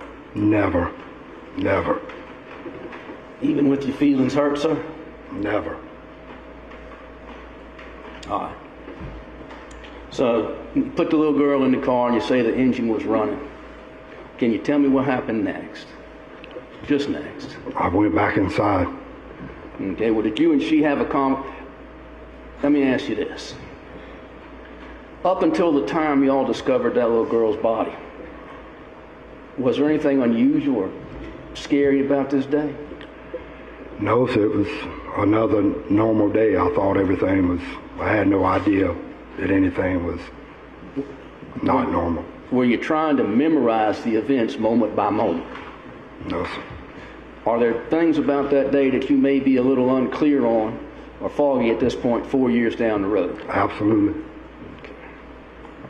Well, if somebody told you they watched that tape and you and Rita had a conversation in the yard after that child was put in the car, is that something you would deny or something you would just say, I don't recall it? No, I remember. Okay, well, I'm asking you about that conversation. Asking her, I just asked her to leave and told her I'd call her later. That's all I asked. Okay. And did she, in fact, get in the car and leave? I didn't know, sir. Excuse me? No, sir. Okay. What did happen? She followed me back inside. What were y'all talking about at that? You'd ask her to leave. She didn't leave. What was going on between you? She was just trying to plead with me and talk to me and just trying to make things right. Okay. And did y'all talk back and forth about it? A little bit, yes, sir. Okay. You said you had your feelings hurt? Yeah. Well, you said she's heartbroken. Oh, yeah. Okay. And while y'all's in the house, we just put the cards on the table. Did you make up? We did. Okay. And you decided to move on? Yes, sir. All right. At some point in time, and you don't have to give me minute by minute because ladies and gentlemen of the jury have seen the tape. They know how long things took and et cetera. But at some point in time, did the defendant at a other counsel table, did she attempt to leave? Yes, sir. Okay. And what happened when she tried to leave? came back in and told me her keys were locked in her car. Said the keys were locked in the car? Yes, sir. And what was your reaction to that? Not my problem. You cheated on me. Get out of here. No, I tried to help her get in the car. I didn't know that anything other than that was wrong, to be honest. Okay. Was the car still running? The car was running. Were you worried about the situation? No, sir. Not really. Okay.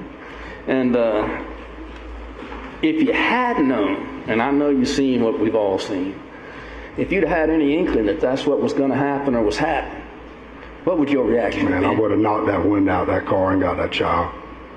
I had no idea. Ah. So you made an effort to get the child out of the car, is that right? Yes, sir. Or to get the car open. Were you successful in that? Not right away, I wasn't. Okay.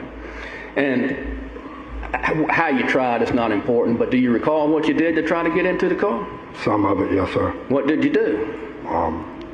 I tried to get in. I think I tried to pry the door.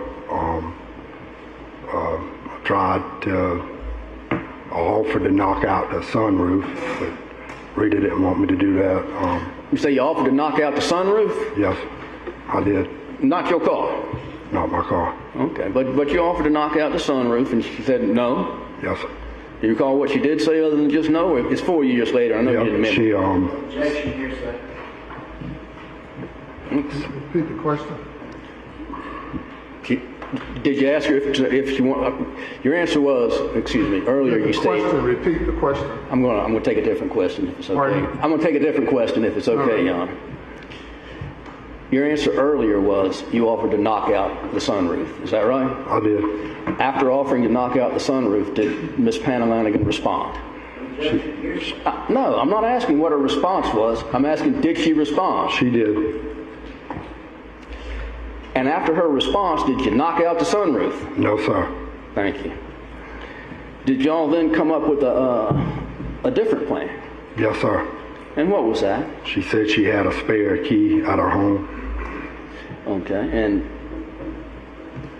were you at this point just done with the operation, or do you continue to try to help? I continued to try to help. And what did you do to try to help?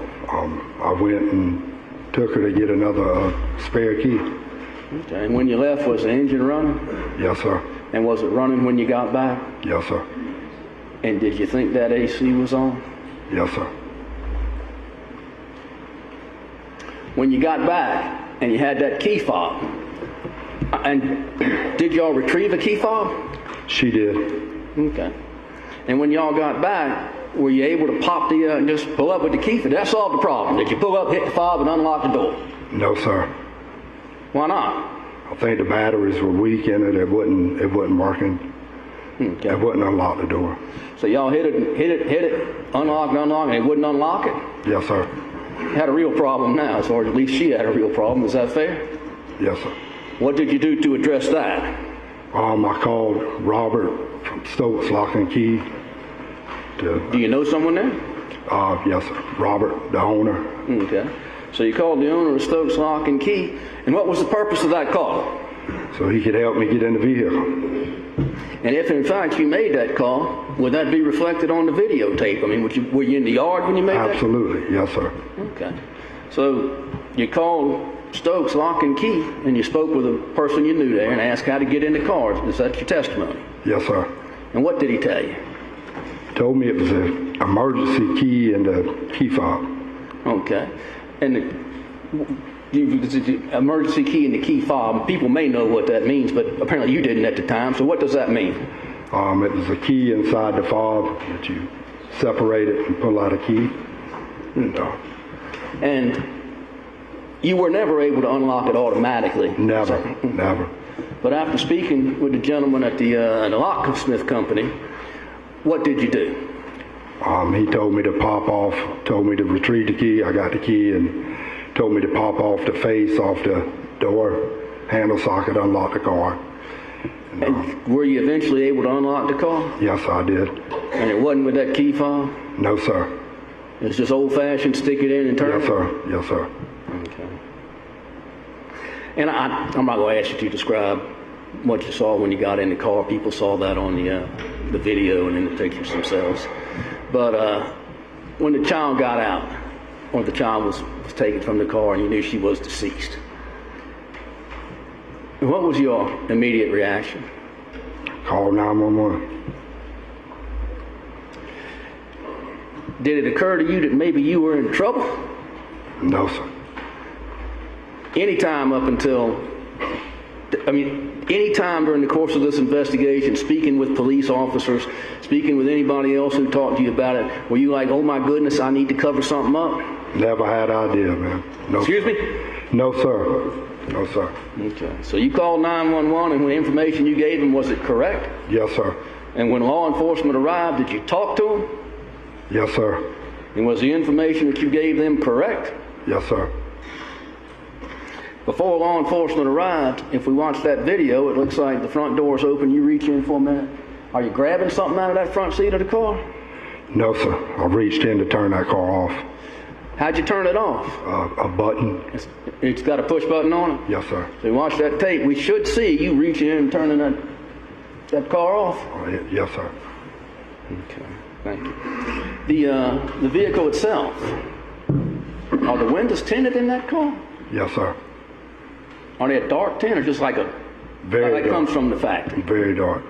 Can you see in that car? No, sir. Okay. When law enforcement got there and later they took you down to the police station, is that correct? Yes, sir. Did anybody ever tell you, you don't have to talk to us, you got a right to remain silent, all that sort of thing? Yes, sir. And did you sign the form and say, I understand it? Absolutely. And then did they keep talking to you for several hours? Yes, sir. Did you talk until they said you don't need to talk anymore? Yes, sir. Did you ever lie, try to cover up for yourself? Never.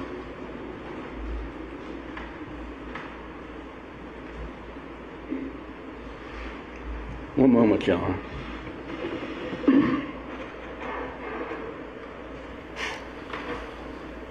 Wow.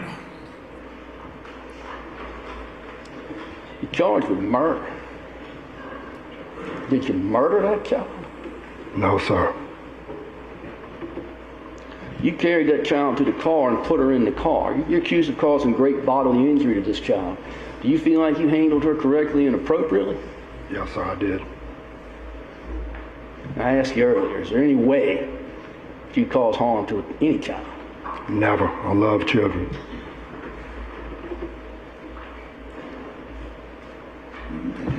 And for some ungodly reason, I have no idea still, you're charged with conspiracy.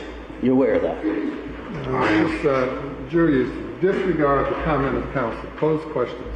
Thank you. You're also charged with conspiracy. Is that correct? Yes, sir. Did you and, I'll say Rita, with no disrespect, did you and Rita get together and plan some way to kill this child? Absolutely not. Did y'all get together and plan some way to hurt this child? No, sir. Can you imagine a circumstance that could have occurred? No, sir. Mr. King, these other lawyers probably got some questions for you. Try to answer them the best way you can, all right? Yes, sir. And again, are you good? Okay. I say now, in the order, who's cross-examination, who goes first? Which way do you want to go, Your Honor? I don't know, I'm posing. Mr. Phillips, do you have cross-examination?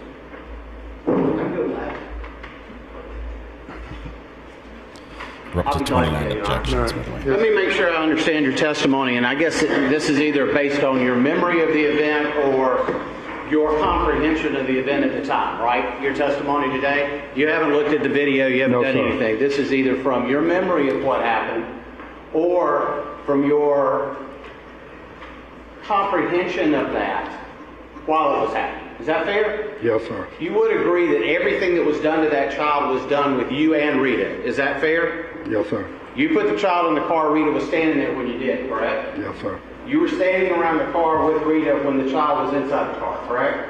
Yes. You went inside the car. Ask the witness to be allowed to answer. He did. You went inside with Rita inside the front porch together, did you not? We do. Pardon me? I did. And while you were in there, the child is still out in the car, correct? She was. Now, is it fair to say, and I know we've had some testimony, it's a pretty hot day, it's in August, your house, correct? Yes, sir. And your house is outside, the car was parked actually, it wasn't under shade, it was in direct sunlight, is that fair? Yes, sir. Okay. Now, when you called 911, as you just, first of all, and I want to make sure I'm clear about this, you say that from the standpoint of turning on and off the car, when you put the child in the car was on, but you turned the car off after you got the child, or after you, both of you got the child out of the car, is that correct? Yes, sir. Okay. And you're sure about that? Absolutely. Again, based on either your memory or your comprehension of the event that day, right? I'm sure about that. Okay. You've got a security system that works pretty well in that house, do you not? Yes, sir. It's actually pretty sensitive, is it not? Yes, sir. It's got some infrared, it's got some other stuff, it's picking up everything. And all those are run cameras around your house, right? Yes, sir. In fact, I think at one point in time you could actually see a bug fly by and set the camera off, right? Yes, sir. And it was motion detected, correct? Yes, sir. So if there's any motion around your This is house, it's going to state. pick that up, right? Right. Okay. That's the prosecutor. Let me go to, if you could go to 11:15 on the camera. He's now going to watch this for the first time. This is the first time he's seen this. All right, first of all, you were with Your Honor, could we wait till 11:15 if that's what he's going to address? You were with, Your Honor, could I get a ruling? Overrule, proceed. Thank you, Your Honor. You were with Rita starting that Friday, is that right? Yes, sir. In fact, you went over to her house, just like I think Ms. Honeycutt or Ms. Lindsay said. You went over to the house and picked her up in your truck, correct? Yes, sir. Took her back over to your house. She was with you. That would have been Friday, Saturday, and Sunday, correct? Yes, sir. And then at some point in time Sunday, she went back and got the child. I guess it was in the afternoon because you had to take her back over there. Yes, sir. And that was later in the afternoon, right? Yes, sir. So she was with you that entire time. Yes, sir. This is at the same time that I think you also said you were on pretty much a meth vendor, were you not? I was. You were. I was. In fact, you were using constantly, were you not? I was. And in fact, you also said you hadn't slept in a couple of days at that point, right? Yes, sir. Do you even remember the last time you slept up until that point? I think it was Thursday or Friday. Okay, so for Friday, Saturday, Sunday, you are doing meth all 3 of those days when you're staying up. Were you doing that with you? I don't recall. You sure? Yes, sir. You gonna stick with that? Your Honor, that's the answer. That's the problem. Objection. I apologize. Overrule, go ahead. Yes, sir, I'll rephrase it. Objection. Did you not tell law enforcement that Rita, in fact, likes to put her meth in her coffee and drinks it that way? Did you not tell them that? Maybe I did. May have mentioned that. Okay. She's with you the entire time on this 3-day bender. You're using meth. Your testimony, you don't remember if she was using it or not, but you know that when she does use it, she puts it in her coffee? So that's your testimony? I speak for myself, sir. Well, unfortunately, you answered my question, sir. So my question was, when you're doing the meth, is Rita doing it with you? She was using. Thank you, sir. Can you back up, please? No, I want to see the spirit. I'll get to that. I'm not anywhere close yet. So on this 3-day bender that you and Rita are on, did she sleep at all, or were you both up the whole time? No, she slept. Okay. So you heard the testimony from the toxicologist that talks about, and she actually talked about your under influence going up and coming down, and in fact, I think she even actually mentioned that while you're on it and taking it, you're staying up. That's not unusual. So that's pretty consistent with your testimony of what happened to you. Is that right? Yes, sir. Would you also agree that when you're on meth, and I know you're not on it today, but let's make sure you were on it these days, right? Yes, sir, I was. It's fair to say that you had problems with your decision making, your critical judgment, your cognitive abilities. Yes, sir. So everything she testified to as the effect of methamphetamine was pretty much what you were experiencing, is that correct? Yes, sir. And in probably, in fact, including the increased libido? Yes, sir. Jack, it's irrelevant. Objection is overruled. In fact, when you went into the house with Rita for about an hour or so like this, I think you told the council y'all were making up. You're going inside to have sex, were you not? We did. And that's while the child's still out in the car. In the air conditioning with the car running. Okay, well let me go back now to turn the car was on when you put the child in? Absolutely.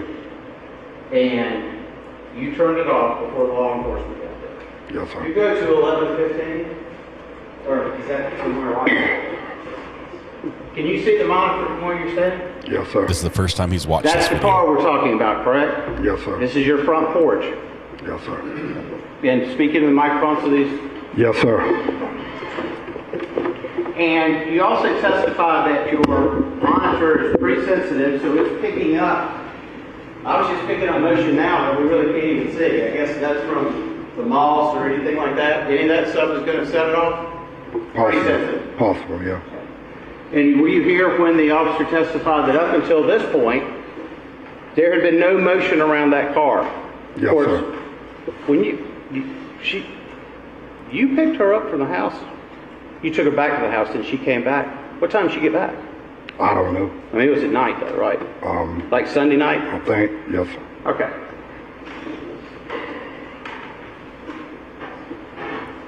So he's about to testify this car was running for days?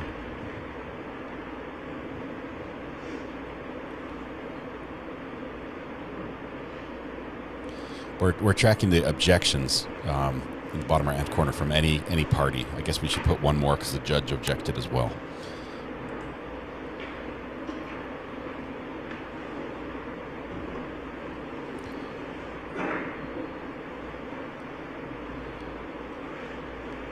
He's basically forcing the defendant, forcing Larry to watch this video. Larry's never watched this video before, ever.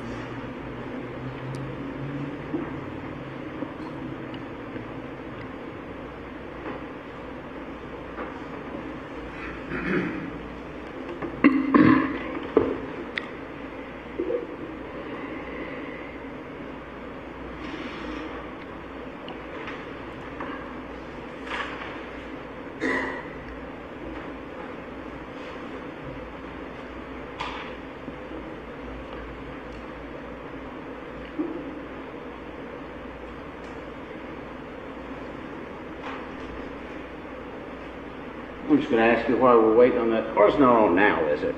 I'm not sure. Right. No, it's not. This is you and Rita coming out of the front door? Yes, sir. This is you carrying the child? Yes, sir.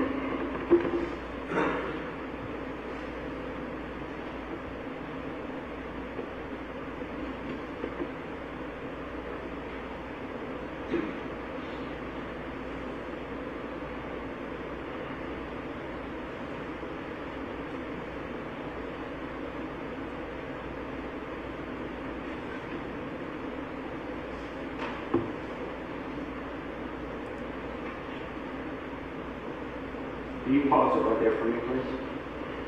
Thank you. When Rita came back to your house that Sunday night, did she have her child with her? Yes, sir. Did she bring the child inside the house? Yes, sir. Would this have been sometime, what, around 8 or 9 o'clock that Sunday night? I don't recall, sir. Or wasn't midnight, was it? No, sir. And she brings the child in with her, does she not? Yes, sir. She go back out to the car after that? She just stay with the child and you? I don't remember, sir. When did that Friday night? Did she go to sleep? Did she go to sleep? Yeah. Yes, sir. She lay down. What time did she go to sleep? I don't recall. All right, go ahead and play it. This is you and Rita in the back of the car, is that correct? Yes, sir. Pardon me? Yes, sir. Back door is open, correct? Yes, sir. Front door is not open, is it? No, sir.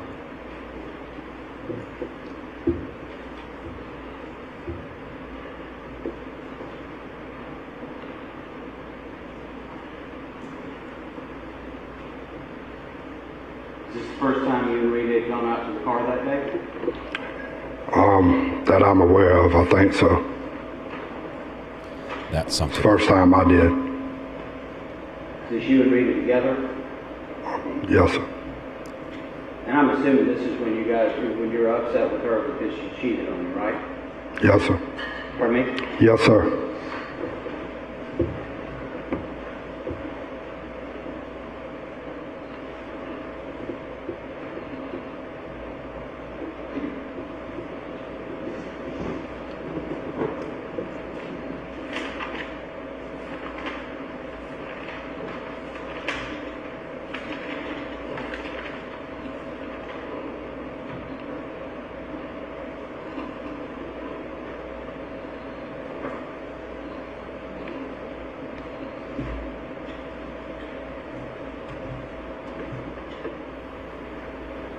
gentleman you Now see. what I'm going to do is I'm going to fast forward this, and I'd like you to just keep watching it, but let's fast forward the speed since we already know what's on it.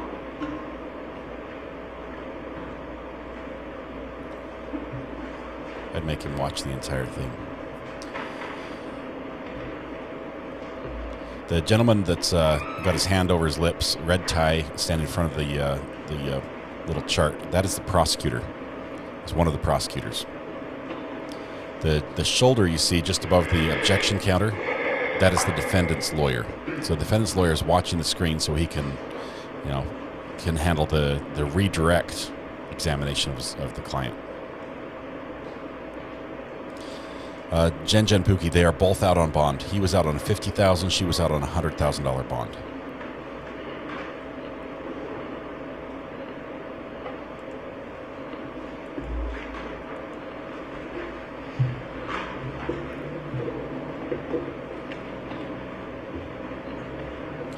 Well, the prosecutor's ready to pounce. He is. It's masterful right now. This is incredible.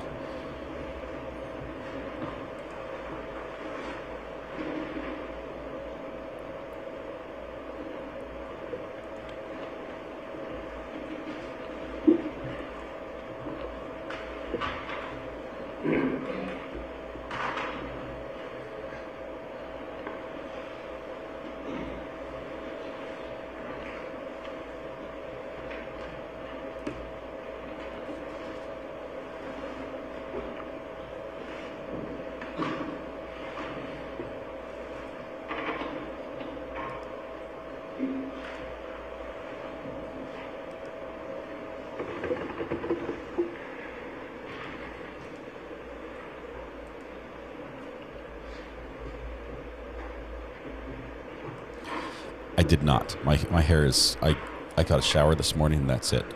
Trial started early. I'm here. This is what you get. But thanks for calling me out on a unique detail. This is why you detail cars. You pay attention to the small things.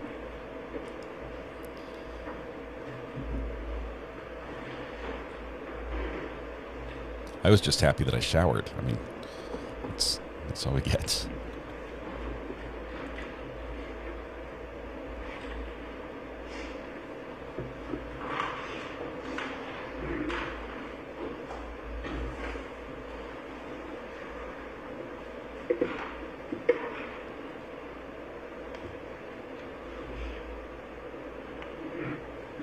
On 2 times. Go ahead and move it up to 3 or 4 times. Let's see if you can see it. They're only on double speed? If you can't see this or if this goes too fast, you let me know, sir, please. Yes, sir.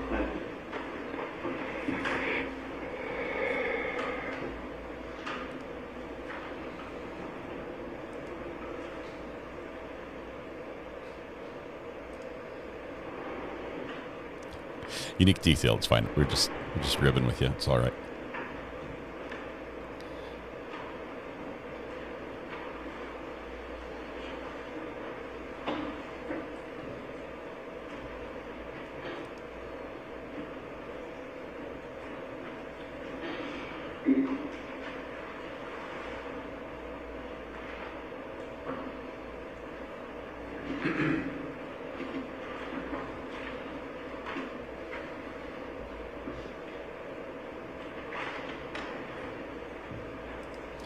He is watching it now.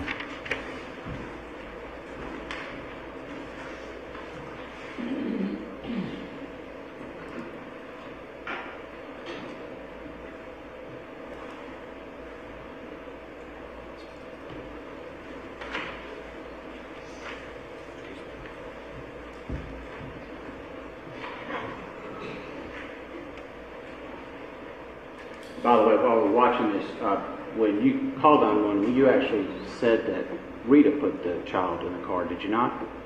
I don't remember, sir. No question, you're the one that put Rita in the car, correct? Christina, yes, sir.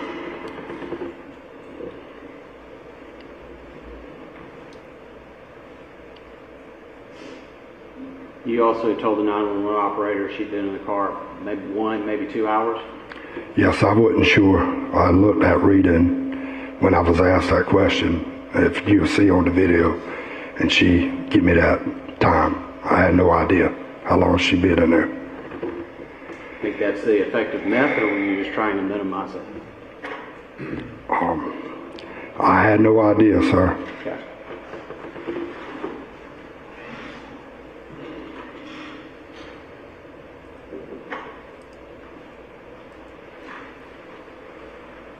This is true, Keshet. One day I might do it.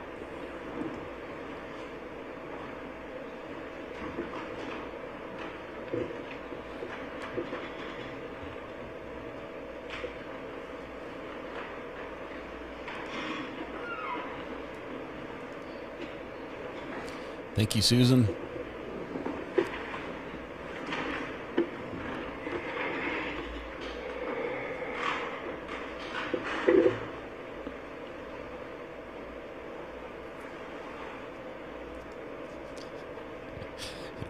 It's pages long, Annie.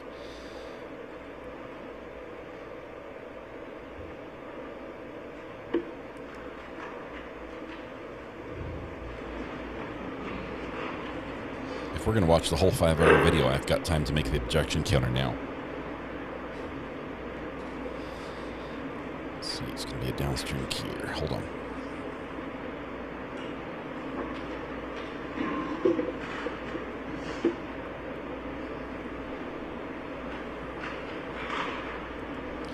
The court will close at lunchtime.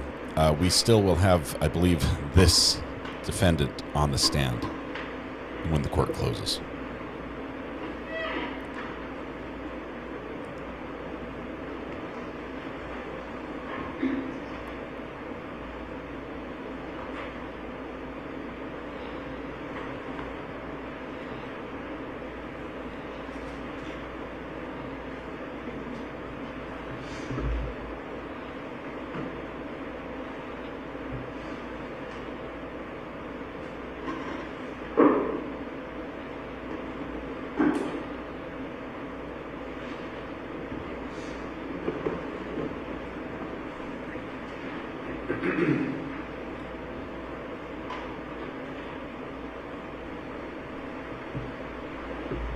What are you talking about? Do you remember?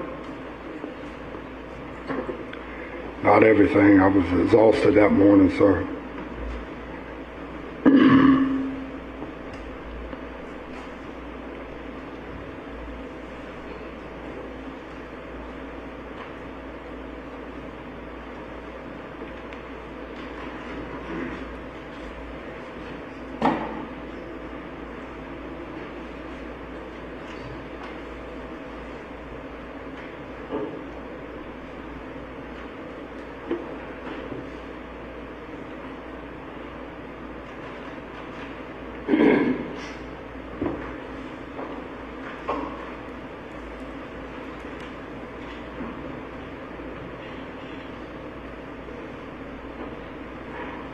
Do you recall if you were arguing at this point or making up or? No, sir. No, sir. At that point, I was asking her to just go, and I would call her later. And I think she was just. Could the Honor ask the witness to speak up just a little? Speak up, sir. Yes, sir.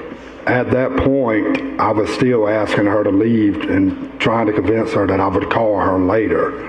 I was exhausted, and I just didn't want to deal with it at that moment.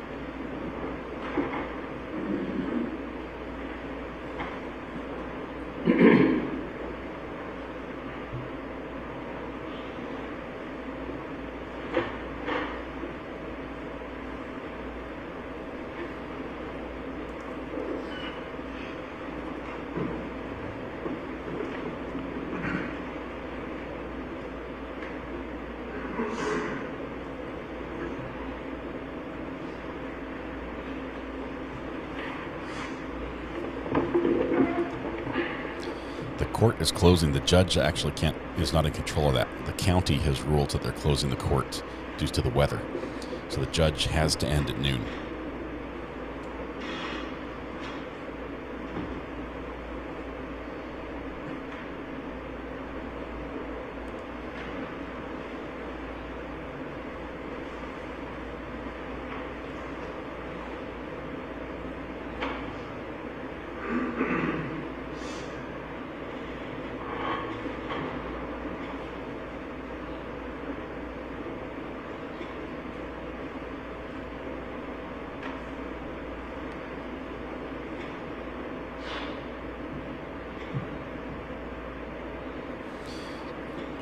Take off the objection counter, see if I can get a label on here for you guys.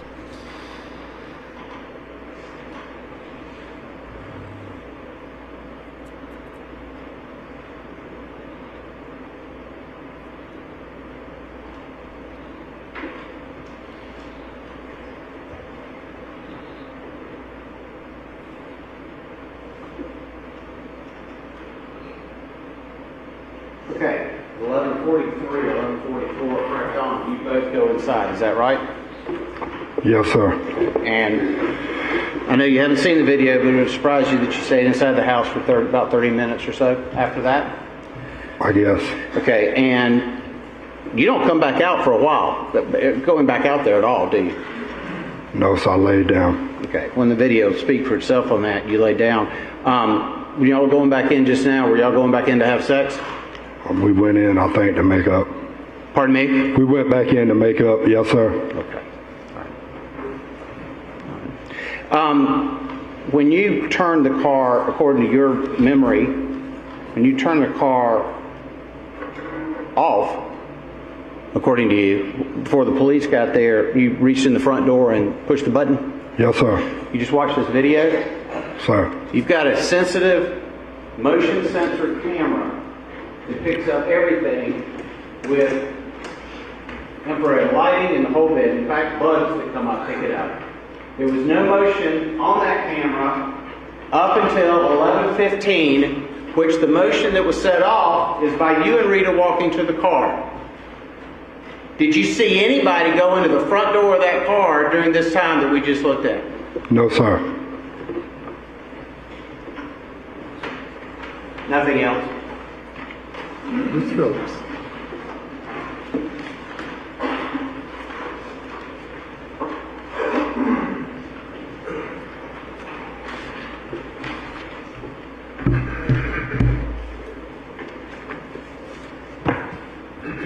Mr. King. Yes, sir. When you called 911, your immediate response was, "Oh my God." Yes, sir. You were in a state of absolute shock. Absolutely. Your next response, they said, what is the address of your emergency? Hey man, I got an emergency, real quick. There wasn't any intent to cover up anything at this point. No, sir. Because there wasn't a plan to do anything. No, sir. So your initial response was to call 911. Your initial response to the operator answering your call is to say, "Oh my God." Yes, sir. Your next response, "My daughter was locked in the car. She had the AC on. My girl locked the keys in the car. We had to run her house to get the key fob and come back." Yes, sir. All right. What you need? Y'all can pull it up to, what was it, 12?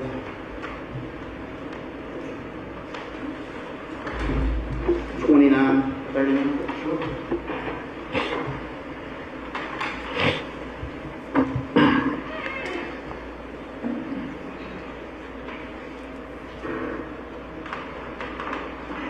Now, Mr. King, I understand you didn't come back outside, but Rita did. Yes, sir. I'm trying to excuse what happened, but Rita did come back outside. Yes, sir.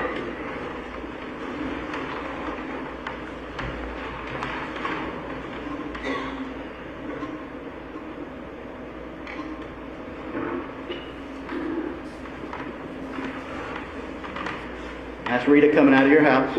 Yes, sir.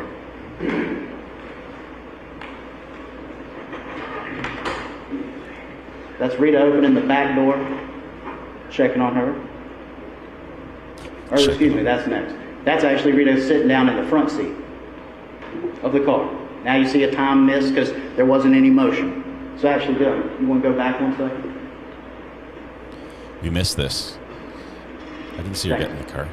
So,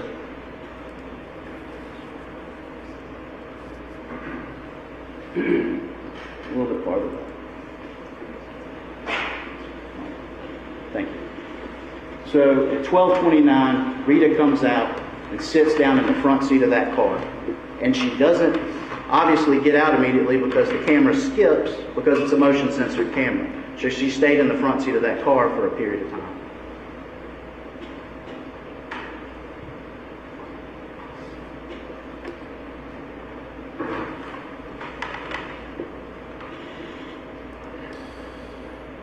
I don't think we heard You don't the know number. whether she cut on the car at that point, right? No, sir, I don't. Because she went out to check on her daughter. Yes, sir.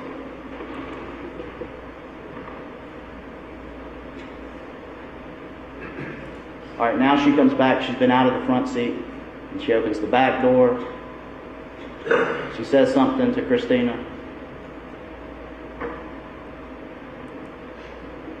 Looks at the gauges of the car. You see her pause and look in Yes, front sir. before she closes. And one more time, if you don't mind. That last part. Thank you.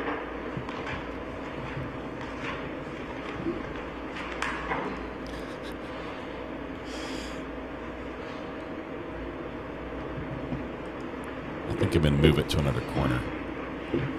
So we have Rita sitting in the front seat for a period of time, then Rita getting out, and then Rita opened the back seat, and then the front door again, looking at the gauges, and walks back in. Yes, sir. That's what the video shows. Yes, sir. Okay.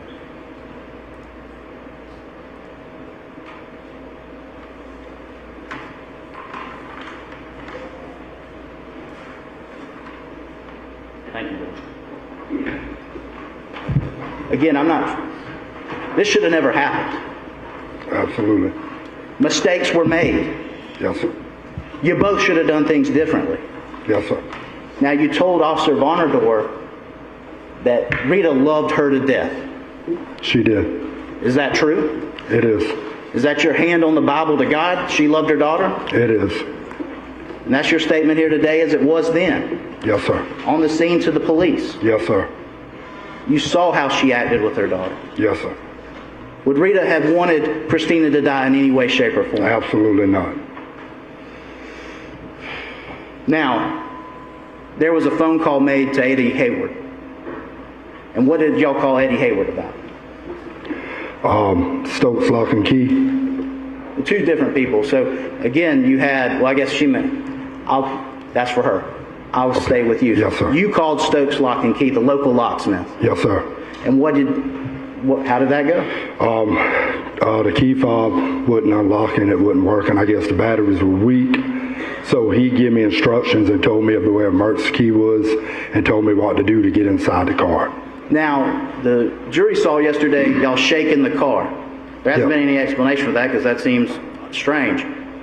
You found that out through Robert Erebus. I'm thinking so, yes, sir. Well, I didn't remember really shaking the car, but my attorney had addressed that. So I'm assuming that maybe he might have said something to maybe reset. I don't. Well, they'll hear from Robert in a minute. Yes, sir. Yes, sir. Now, with that, at this point, your position clearly is that Rita loved her daughter to death.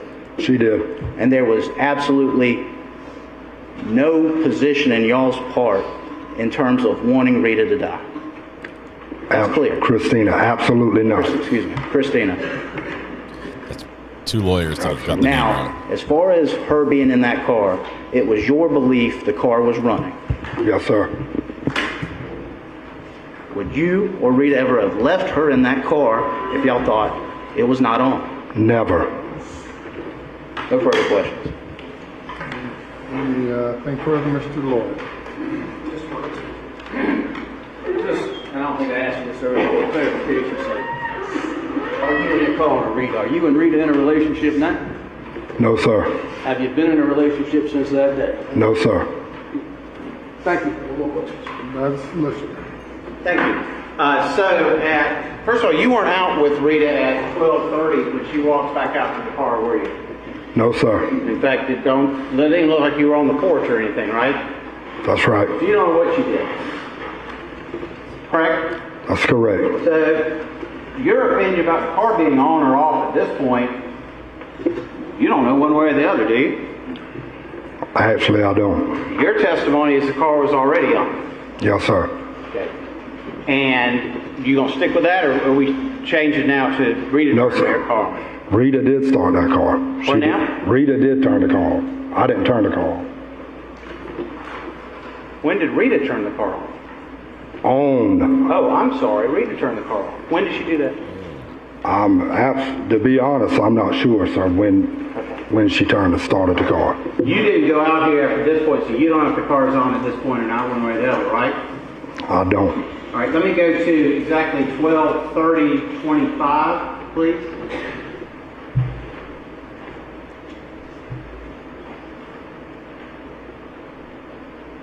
And is it fair to say, sir, that if she's turning the car on now, the child has still been in the car for at this point an hour and 15 minutes?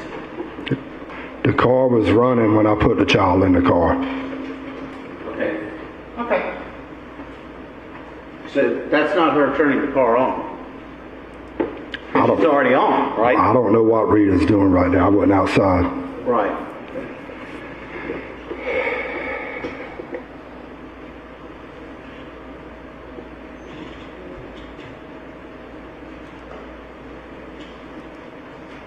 Is it fair to say she's opening both doors at the same time? Go back to that again, please, sir.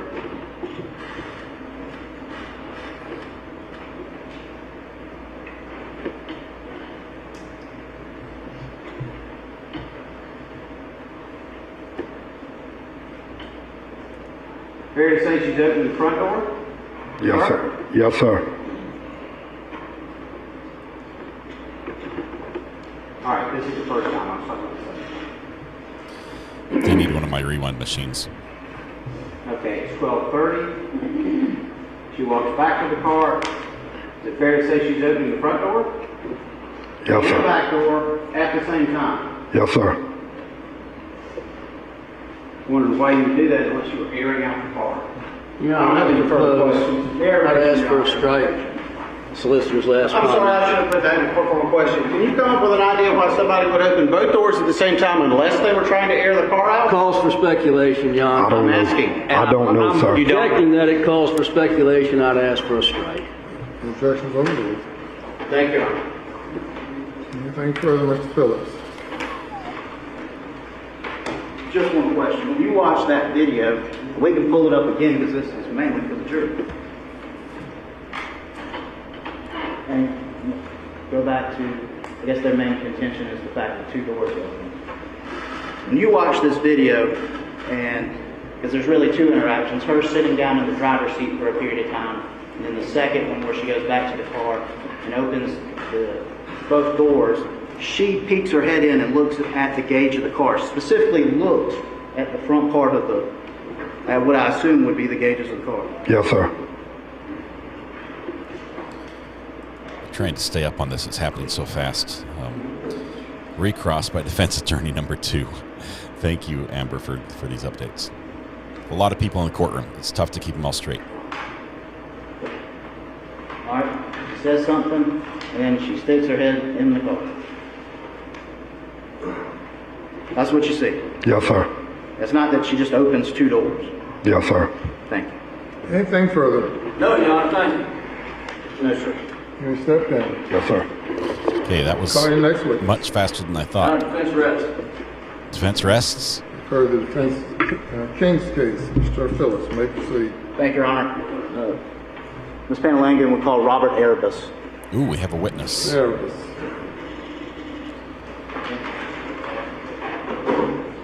The recap of that defense is basically, I didn't know anything was wrong. The car was on, the air conditioner was on. I thought I treated her the best way I possibly could. It wasn't my kid, not my responsibility.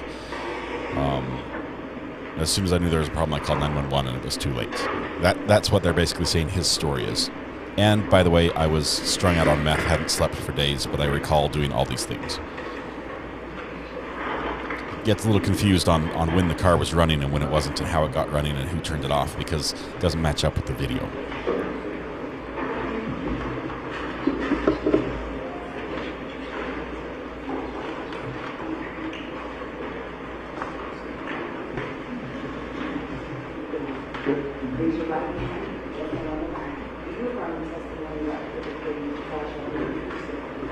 Yes. State your name again for the record. Robert Arabis. Spell your last name. Arabis. Mr. Erebus. Yes, sir. If you could, please introduce yourself to the jury. Hi, my name's Robert Arabis. Hi. And where do you work? I work at Stokes Lock. I'm the owner of Stokes Lock and Key. And how long have you owned and operated that business? I've worked there for 38 years, and I've owned it for 36 years. It's the locksmith. And I would say through your training experience for that many years, you know everything about unlocking vehicles? Not everything, but a good bit, yes. You would consider yourself well-versed in unlocking not just homes and different locks, but vehicles? Yes, sir. How many vehicles do you think you've been called to help unlock? I thought about that the other day. Thousands, like 2,000 or 3,000. And I notice when I come into town, I see Stokes Lock and Key. So, I mean, you're a staple here, right, local in the community. Is that yes, fair sir. to say? And with serving the community, total in your 36 years, again, do people call you to ask you for help randomly as well, kind of? Sometimes like advice help? Yes, exactly. Yes. And on August 5th of 2019, did you get a phone call? Yes. Related to this case? Yes. If you could, explain to the jury what happened. I got a phone call from a person that I knew named Larry King. He sounded very frustrated and told me that he was trying to get into a car. And I don't remember if at that time it was mentioned that there was a child in the car.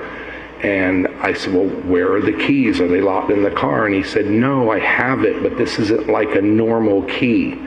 So he probably told me the year, make, model. I punched it in the computer to make sure I knew exactly what I was working with over the phone.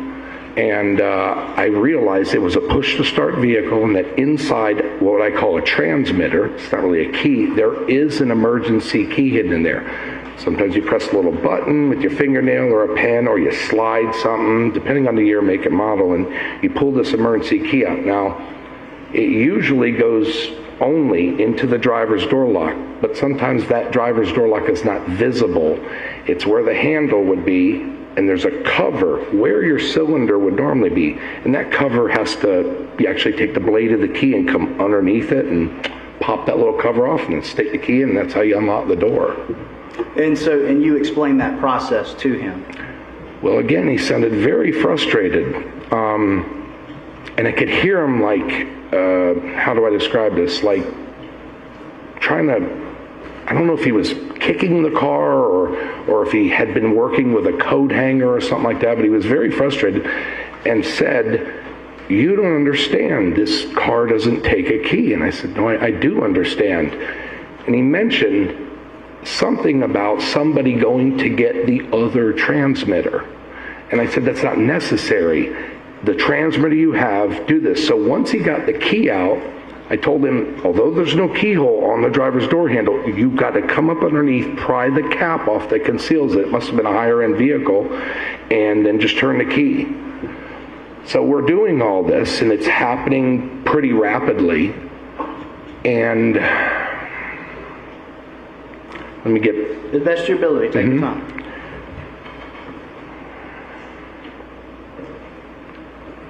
So, after the conversation with him, I never really heard another voice. And I hear voices when I'm talking to other people, hear voices as in they're in the background. And I hear background voices too. He had to have gotten in the car. I probably even described like, pick up a brick and throw it through the window. But again, he didn't sound like the Larry King that I knew. This is something different. He was very frustrated. And I heard they obviously got in the car, and there was obviously a female there, because I heard, and this is how the phone call pretty much ended, I heard a female say, overheard a female say, still continue. hearsay. You're not supposed to. You're not supposed to, but no one's going to object. If they're not going to object. I think that's hearsay. There we go. He had to. He was the one who would object to that statement. Okay, so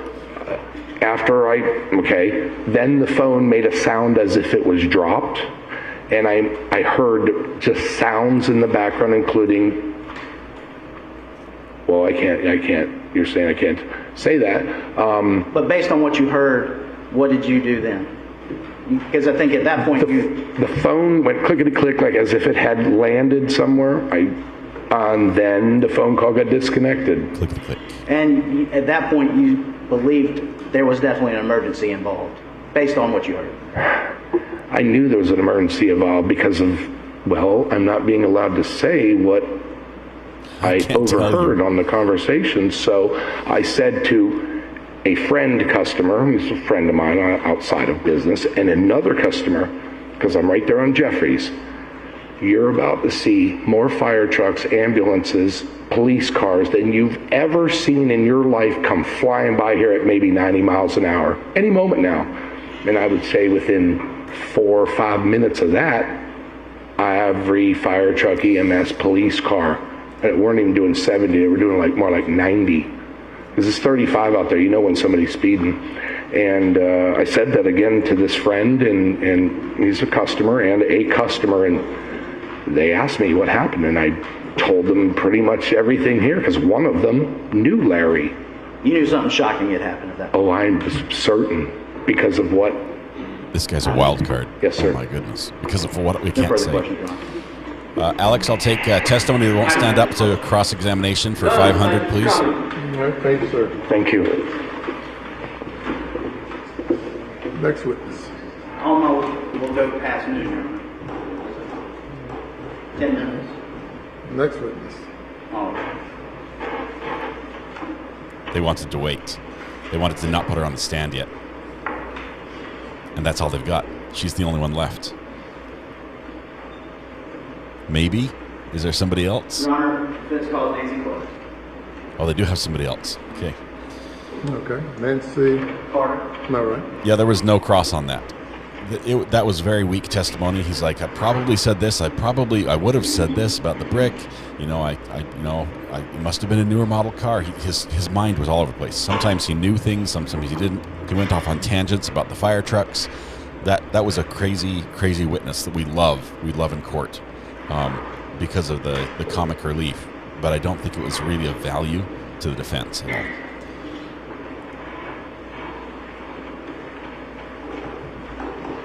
It does, go to the confirm the assertion that assertion that Larry called Stokes lock and key. He corroborates that. Too many big words. We started too early this morning, guys. This is crazy. Nancy Benton Carter, and my last name is spelled C-A-R-T-E-R. Hey, Ms. Carter. Hello. If you could, give a little background about yourself and then how you know Ms. Pamela Lanigan. Okay, I'm a retired educator. I've spent all of my years in Colleton County. I started in 1976 as a classroom teacher. And then I became an administrator. And in 1987, I became principal of Blackstreet Elementary School. And during that time, Ms. Pangalangan became a student teacher. And then I was able to hire her as a classroom teacher, and she was a first grade teacher. So all my experience has been in education. And how long did you teach with Rita? I Her student teaching was the years 92 or 93, and we were together 3 years at Blackstreet. And then when they built Northside Elementary, I was transferred there as the principal. And then about half of the teachers at Blackstreet were transferred to Northside with me, and then some other teachers came. So we were together there 5 years. So together about 8 years we were co-workers. And so not only as co-workers, would you describe yourself as friends? Not personal friends, but professional friends. As far as work and how she interacted day to day? Correct. Right. Aaron, can I and answer how this would on you the break? describe her as a co-worker? They're going to break at noon, and I want to answer this. Can you remind me? Don't do another super chat. Just remind me and tag me. One word that comes to mind is passionate. She was very, very passionate about what she was doing. She was an excellent first grade teacher. You knew that she loved what she was doing.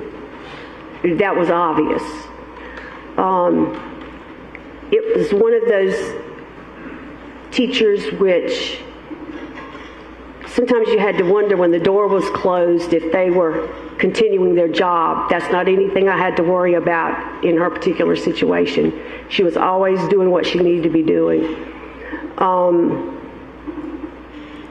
I would consider her reliable, dependable, helpful. There were times when if other teachers needed help or if I needed additional help, she would definitely jump in and help. One situation comes to mind in which I had a kindergarten teacher who could not always show up for bus duty on time in the morning.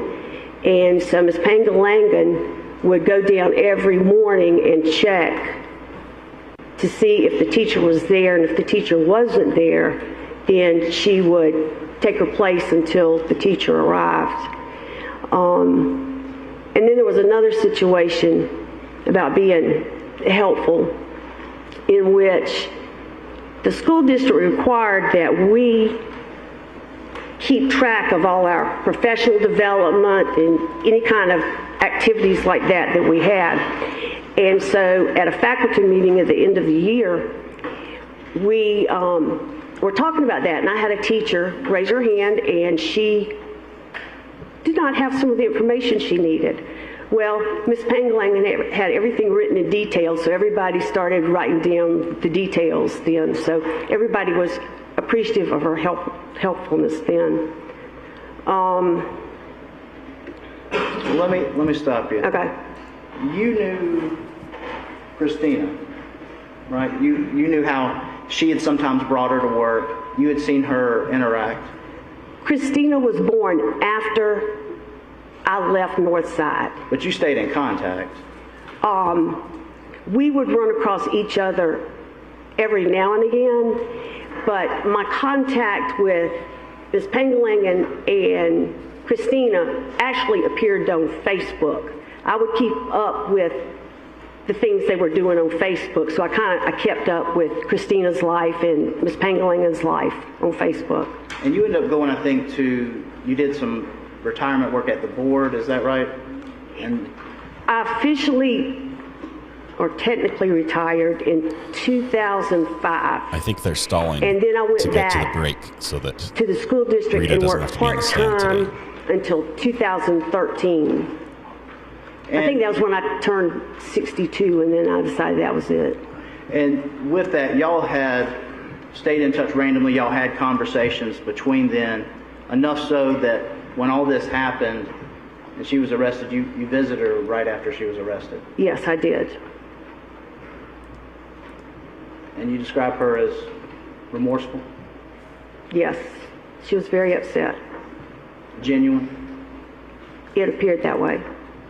But you felt so compelled in knowing her that you still, after all that time, wanted to go visit her to see how she was doing. Yes. And you're here on her behalf, not to talk about anything that the specific allegations, but to talk about her character. Correct. And you would describe her character specifically I don't want to put words in your mouth. How would you describe her character? He wants her to use a lot of words here. I feel like she's very caring. When she was a classroom teacher with her children, she worked with them. She had children who were above average, average, below average, didn't matter. She was able to work with them. Discipline problems, she was able to take care of those. If somebody went over the top, she would bring them to the office for assistance from one of the administrators. But from my recollection, that did not happen very often. Is there anything else from a character standpoint or who she was, as far as you know her, Alex, that you would like to tell the jury about her?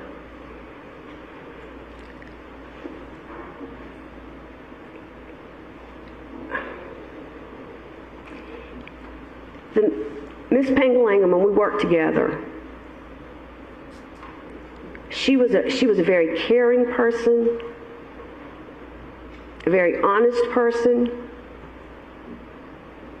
and it was somebody that I could count on whenever I needed anything. Thank you. No further questions. There will be no cross. Yes, there is. Just a few questions. I'm wrong again. This was how Twice in you would one day. describe her when you worked with her. Is that right? Yes. And I'm trying to get my time frame, so please correct me if I'm wrong. Okay. You guys actually stopped working together in what year? 2001. 2001. I left Northside, yes. Yes, ma'am. 2001. And then after that, Facebook, but no direct contact, that type of thing. Is that right? We would maybe see each other occasionally somewhere, but not as far as co-working. Okay, so the Larry didn't co-working wanna and the watch it. stuff that you're talking about occurred basically 18 years before this happened. Correct. 2001. Correct. Okay, thank you, ma'am. As far as your relationship, then even in that time frame, you were professional friends and not personal friends. Is that right? Correct. You didn't, I'm assuming you didn't socialize very much, go out with her or anything like that? No. You never went on, any kind of date? Were you around her when she was with Larry? No. Okay. Were you ever with her when she was doing meth? No. Did you know she did meth? No. No further questions. What happens at noon? Everybody turns into a pumpkin, Mr. Phillips. and the court shuts Even down. beyond your retirement, she was a math coach. You also oversaw that as well? I would run across her occasionally, but her supervisor was the principal at that particular school. Right, but she wasn't a stranger to you. You and I spoke. You certainly made it clear. Yes, she was not a stranger to me. And you said you had kept up with her, and you felt so compelled by the relationship y'all had, you went and saw her right after all this. Yes. I don't remember whether I said this earlier, but Christina was not one of her children that I knew. However, with Facebook, I kept up with Christina and Ms. Pangalangan's relationship on Facebook because she would post pictures of Christina in her house, or Christina especially swimming, and they were just cute pictures of their relationship. And how would you describe that relationship through the pictures? I mean, as you just said. It appeared to be a very caring relationship. All different kinds, taking her to Special Olympics. I think I do remember pictures of Special Olympics, yes. In different places. Yes. And stuff that they both loved to do together. Yes. Especially the swimming. Those were just very cute. Thank you, Your Honor. Anything further? No, sir. No, ma'am. Thank you. You All right. step down. Thank you. It's now 11:58. They stalled effectively. Rita is not going to have time to testify. Clock says 11:59. 11:59. That means we're going to stop for the day. And we're going to want to start back at 9 a.m. on Friday morning. Hopefully everything will be fine and we can get here at 9 a.m. there anyone who cannot be here at 9 a.m. on Friday morning? And from Jackson, is it Jackson Borough? Jacksonville. We have a witness from Jacksonville. I think they said that it's a little bit of a commute, and they said, we're going to arrange to make sure you get here on time. They got there on time this morning. They started early. We started at 8 o'clock this morning because of the hurricane. And also because of the hurricane, they're closing early. That was a county decision to close the courthouse. The judge does not have any control over that. So we're going to leave the court on that note for the rest of the day. They're off the rest of today as the storm's moving in. I can show you the storm, actually. Let's jump over here to Weather Watch's live feed. The eye of the hurricane, it looks like it's just crossed over into Georgia. It's sort of split right there on the border there between Florida and Georgia. There's the projected path. It's still going across Georgia along the coastline of South Carolina, and then a little bit of the coastline up in North Carolina before it arcs out. So I'm expecting to get rain starting late this afternoon or tonight. All right. Tell me what's in your requested charges. One specific would be under the Watson case, essentially that malice and recklessness are not the same. And I'll send you the actual language. But that extreme reckless disregard for human life is the proper statement of law. And so have that. Obviously, what I discussed with Your Honor earlier was that for reasonable doubt, my personal preference was the hesitation to act, Your Honor, as charged that in other cases. Yeah, I just charged a combination, firmly convinced and hesitation to act. Yes, sir. And give me 2 seconds, I'll get it pulled up.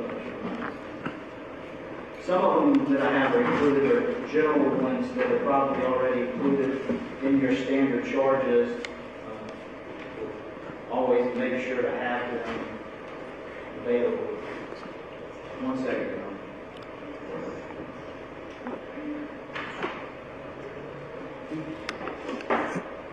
Mr. Stone, I know that you have not seen the wording of Mr.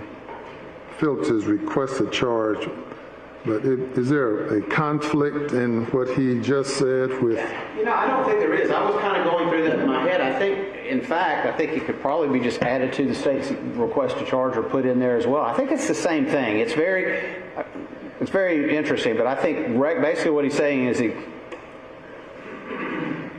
the only change in language is the additional word of extreme recklessness. He loves the word right? extreme. And I think that's consistent with the request that I made. So the specific language I have listed is malice and recklessness are not equivalent. Extreme recklessness can lead to an inference of malice. And then giving the state what's the citation from who's on. Malice may be inferred from an act so reckless as to manifest depravity of mind and disregard of human life. I think that's Mary's with both, and that's exactly. They're arguing about the charges here, the wording. All right. So you all will look at each other's and yes, sir. Tweaks, comments, whatever, and then we'll decide. Yes, Your Honor. In the end. Of course, the Logan circumstantial evidence charge. Yes, sir. Mere suspicion. Now we focus on the bailiff. Sustained conviction, that language. Yes, sir.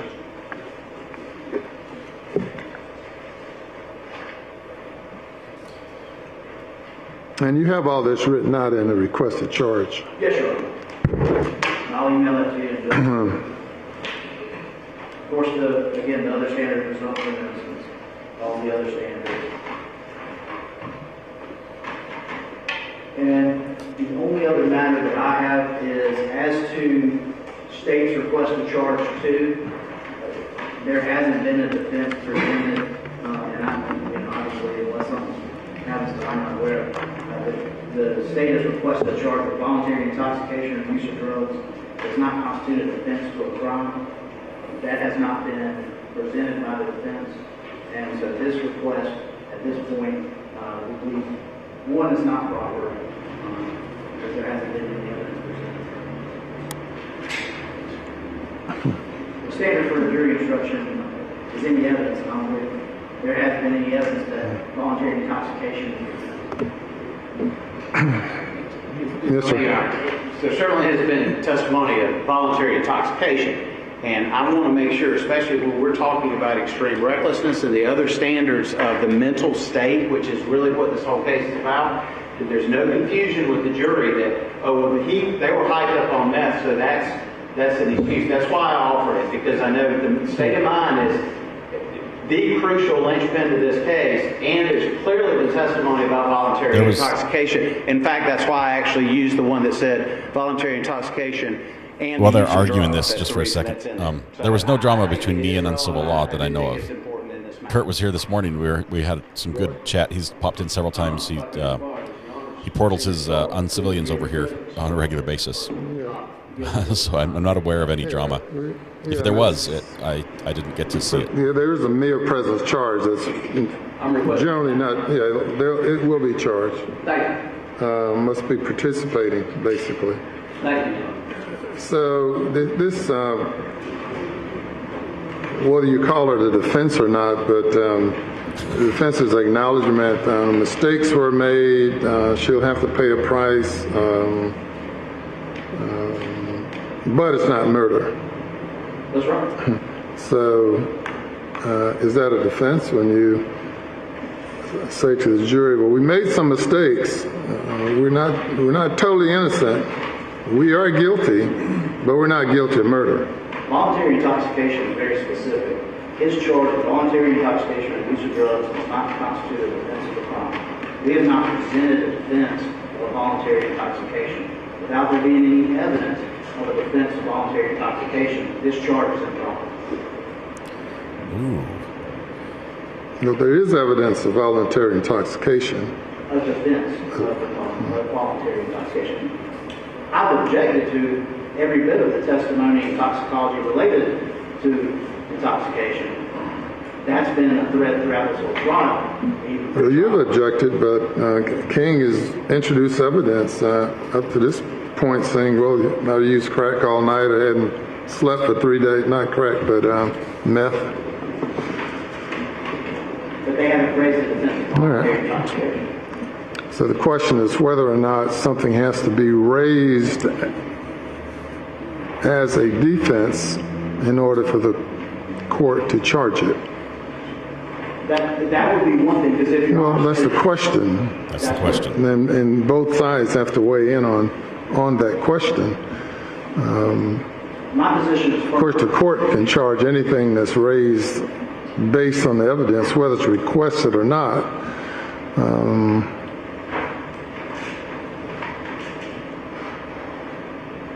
Going to let the other side speak. My position is that we absolutely have to raise that defense for it to be in. Yeah, and I'm saying, give me some authority for your position, that it absolutely has to be raised as a defense. And there's certainly, unless there's something, I don't believe there's any authority saying that I'm wrong. Whoa. Well, that's the question for you all to muse on and think about. And I think the case that actually handed up is actually it's a question that was raised at the appellate level, and concerning whether or not they could have. I don't, and I think it might even be part of a PCR. I'll research it, but I don't. Anyway. Yeah, of course, we always overemphasize what a jury charge versus argument, and jurors get back and decide the case based on the. Of course, under that theory, though, also, the state hasn't raised the accusation of mere presence either, but I acknowledge that needs to be charged to the jury. There's a lot of stuff that we don't necessarily raise as either part of the state's case in chief or the defense, and yet there's still a law that needs to be charged to the jury to clarify any issues. So I still think, because of the particular nature of this case and the mindset of these two defendants, and an abundance at this point of testimony concerning voluntary intoxication and the use of drugs, I think it's the appropriate charge. Yes, sir. And specifically, if Your Honor's position... I have no position. I'm posing questions. All right, well, we'll get... I'll have one when I make the decision. Perfect. And if eventually, if Your Honor rules that the co-defendant his testimony triggered this specific charge, that he presented that evidence, then we have potentially a direct conflict between the rights of one defendant and another, and I, at the appropriate time, just to give you a heads up, would move for a mistrial, and that it would have been a severance. We're talking possible jury charges. You haven't finished your case yet. That's true. Yeah, we haven't heard from your client yet. You indicate she's going to testify. I don't know what she's going to say. That's fair. Right. Okay. All right. Well, we have a day and a half almost to yes, sir. Before being concerned about that, maybe 2 days. What I'm understanding is the storm surge at my house. I'm not sure I have a day and a half, but I appreciate the optimism. I hope I have a day and a half.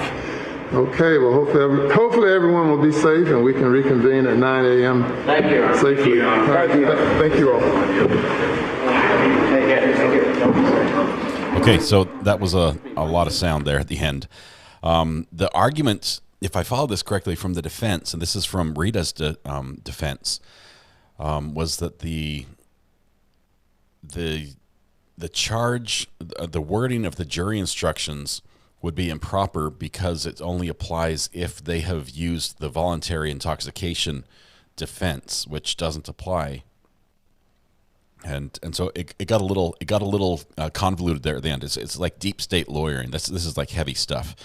But it was some clever arguing. The judge says basically we don't have to make a decision now, and most judges will do this. Most judges will say, I don't want to make a decision now. I'll make a decision when it gets closer to the time. You guys can argue these issues then. Let me turn off the dejections button. But yeah, so they're breaking for the storm. We're also going to break for the storm. Let's see. Any other? Oh, there was a question I had to follow up with. Who was the question? Let's see. Let me see if it's still on screen. Way back here. And it's gone. It was who was my favorite judge? And this is a tough one. I've been asked a similar question before, but the favorite judge, obviously, Judge Schroeder has a special place in my heart because he is a fan of the show. So Judge Schroeder is up there, but at the same time, he can be a difficult judge to listen to. He can be a little bit lengthy in words. Favorite judge and why? That's it. So I love Judge Werner. This was the Letitia Stout judge. I love Judge Werner for the way that he explains to the jury in terminology and analogies that just make so much sense. That, when he explains the difference between the types of evidence, whether it's circumstantial or direct, and he uses the cookie jar analogy and about his kids, and he interjects humor in there. He makes it easy for the jury to follow, and I also like that because I'm not sure if it's state law or him, but he allows the jurors to ask questions and to take notes. So I think that's more of a state law thing as well. But he's good. He's in Colorado. Love Judge Werner for that. Let's see, anybody else? Judge Darrow, because she's, the patron saint of judges as far as patience goes. Judge Newman is the only right answer, face rolling on the floor laughing. Judge Newman is wonderful. Judge Newman is great, and I love him for a million reasons, and he's going to be like my favorite call from Mr. Dragon. Favorite judge that I'd ever want to, just hang out with, because he's a fun guy. He's a nice dude. And I think his heart's in the right place always. He doesn't get lost in the business of court. Ivan's on the phone. I realize that. Hold on just one second, Ivan. He doesn't get lost in the business of court. He remembers what's important, and he remembers the importance and the impact that court has, not just on the defendant and their rights, but on the jury and the people, the people of the court. That was terrible. I apologize. Newman's on the list. Werner's on the list. Schroeder's on the list. Let's see. You know who's not on the list? The Aaron Dean judge. Not a fan of him. Not at all. Not just his history, but anyway. Ivan, thank you for calling. How are you doing, my friend? Hey, sorry to interrupt. I kind of got lost in the timeline. I've been in and out. I kind of thought they were done before. I didn't mean to. It's all right. It was a false finish. and then they came back and continued. So the false bottom, false bottom suitcase. Yes. They say. Yep. But anyway, I just I thought I had said I did predict that both would testify. Now we aren't there yet, but my whole reasoning was that I thought they would testify because I figured they cannot make this any worse. Right, Their only hope is to like pull at some heartstrings and get somebody. I was wrong. Like you, I reserve my right to be wrong. God knows that I have. Like I didn't think it could get worse than what we. But there are things that came out in that we the whole taking a break to hook up. I don't know that we didn't hear that before, did we? Like that was all new, right? Like I said it. I knew what they were doing in there, and I told you guys. Of course, but we didn't get them to admit it like that, right?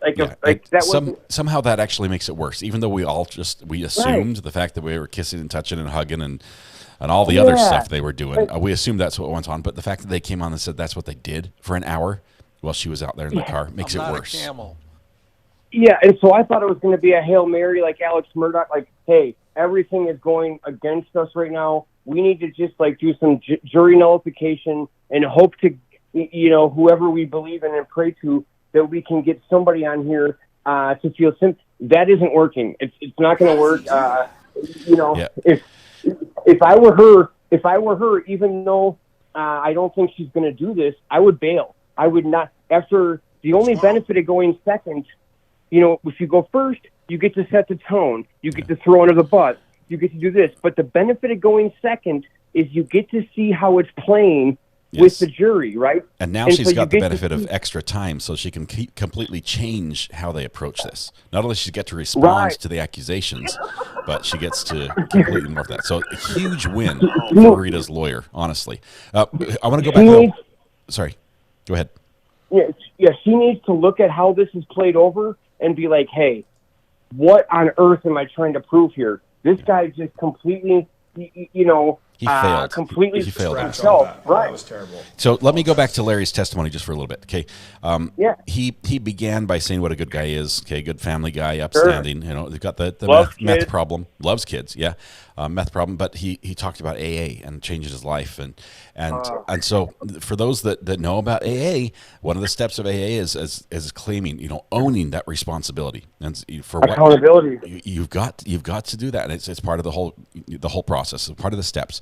If you don't do your 4-step, it's the 4-step. And if you don't do your 4-step, you will never stay clean.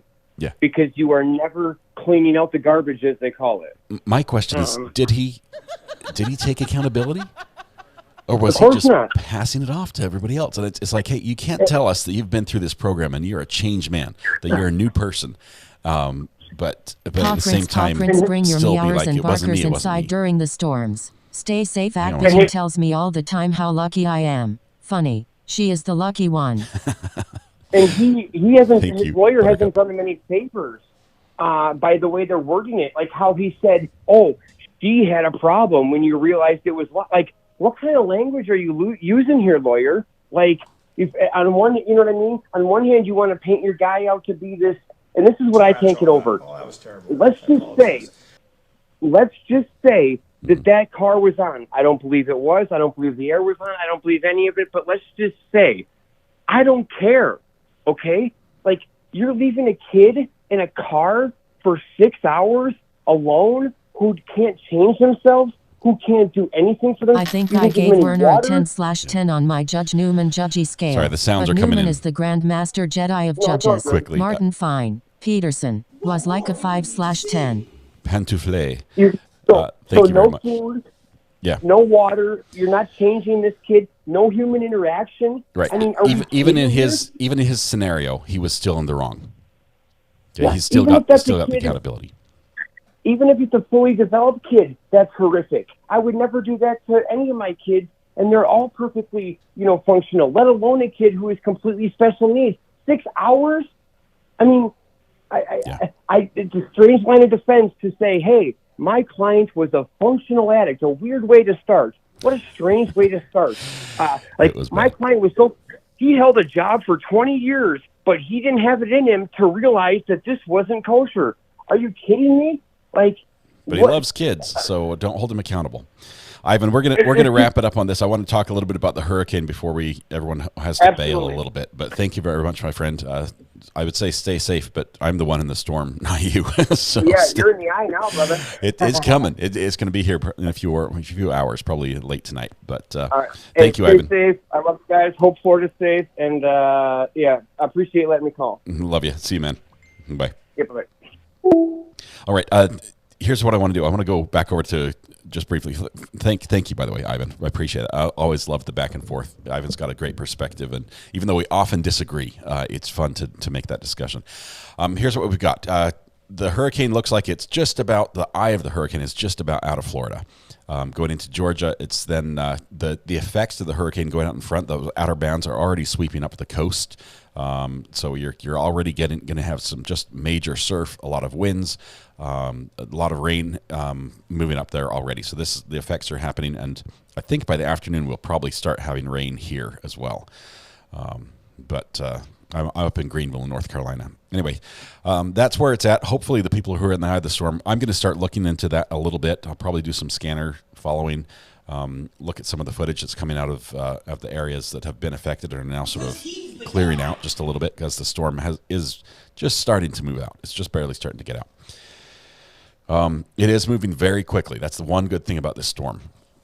Weather Watch, you've got our full attention. Anything you put on the screen, we're gonna see. So just heads up. Let's see, 39 to 49 or 39 miles per hour. It's already downgraded. That's key. We were expecting it to be, I guess it was a Category 2 inland in Florida, possibly when it went into Georgia, but it's already down to tropical storm, so it's losing strength rapidly, which helps. And it's also moving quickly, which means that the amount of time that rain is dumping down on this area of the country is lessened. So good. Win-win for everybody there. Let's see. I didn't know that Uncivil Law had a problem with my stream at the end of the day. If there was, I missed it. I might have said something, or he might have made a comment and I missed it. I don't know what it was. But if there was a problem, I apologize. I'm not aware of it. I'm not saying that Kurt has to agree with me on anything. As a matter of fact, he might not on anything. That's fine.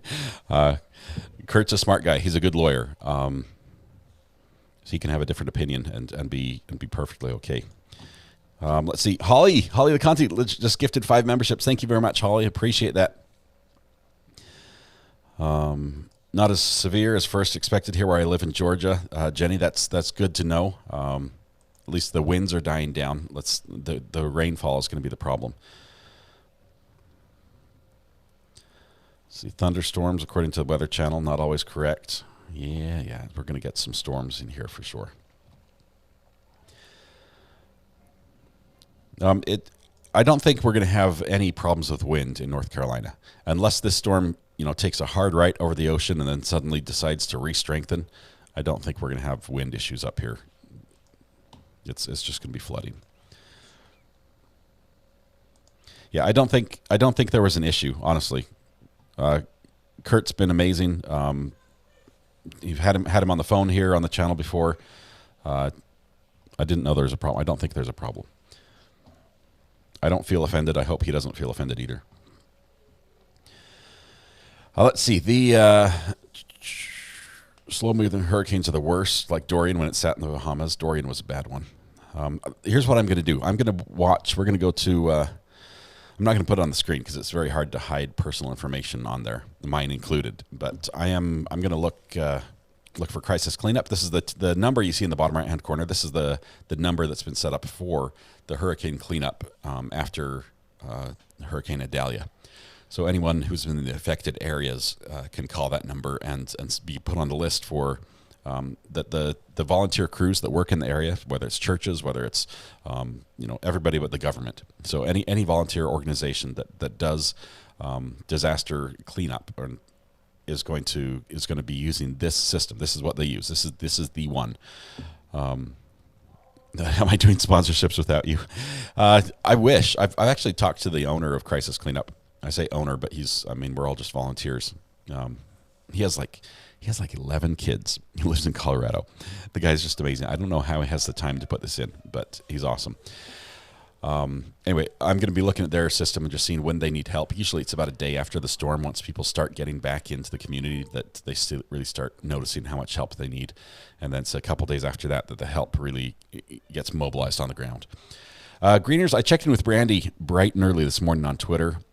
She was spared from a direct hit. They did get, the water went higher than was expected. I think it was a little more wind and rain, a little bit more than what everyone thought would happen as it veered sort of left towards the last bit before it came on shore. But she's okay. They're okay down there. And Brandy, she just finished her live stream. I think actually she's jumping over to another trial right now. So if you want to, I can actually portal you guys over to Brandy. That might be a great thing. It's a different trial, but during the break, she's going to do it's a trial out of California. I believe it's the sex therapist trial. So, I don't know the details. I can just say that if they put sex therapist trial in the title, it's probably going to have some sex therapist content in the video, in the trial. So follow at your own discretion. But we're not following that one. Let's see. We are going to, let me redirect to Brandy. I'm not a cat. See if she's up here. There she is. Okay, we'll save that way. So we redirect over there. Anything else we need to talk about before we go? Here's what I don't know. I don't know with the storm tonight or tomorrow what it's going to do to us. I'm sort of on the outer edge of where they say it's going to be really bad. I do want to be, if it's really bad in my area, I do want to be out and getting video from that. So since we don't have court tomorrow, we'll see. We're going to play it by ear. I can't guarantee that we're going to be live tomorrow. That's what I'm going to say. Anything else that we need to answer or talk about?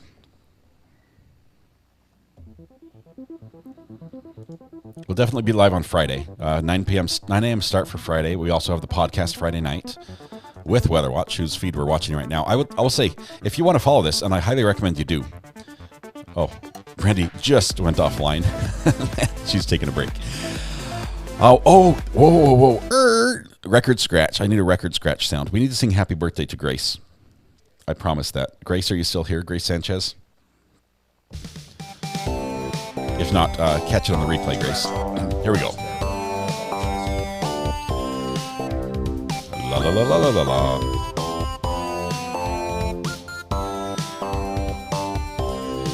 Happy birthday to you.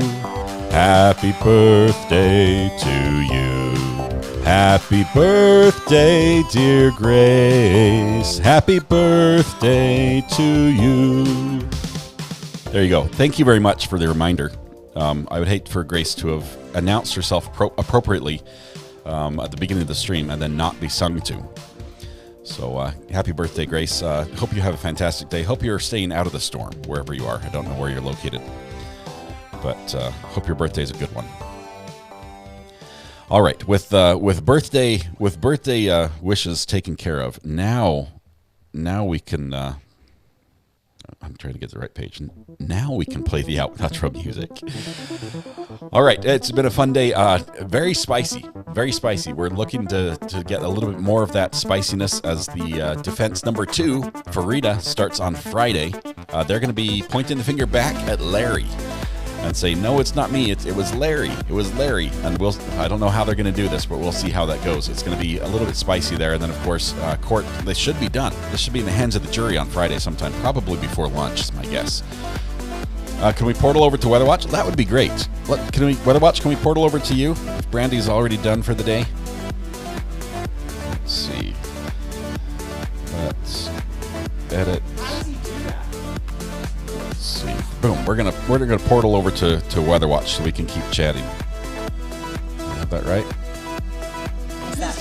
All right. Tonight when you go home, please hug the people you love. Smile at someone. Make the day just a little bit better. And please stay safe until we go live again. Which hang on, I'm trying to get Weather Watch. Why is it not? Is it not live? I mean, I'm watching it right now. Weather Watch. Boom. Okay, it is set up. It's set up. All right, please stay safe till we go live again. I might be live tomorrow. It might be some storm coverage. We might get. I might be working on the phones for crisis cleanup, taking calls from hurricane survivors. But we'll see. It's going to be a fun day tomorrow either way, as long as we all stay safe. We'll see you guys on Friday morning if nothing else happens. Thanks a lot, guys. Have a good one. We'll see you. We're going to portal over to Weather Watch now. Everyone, enjoy chat.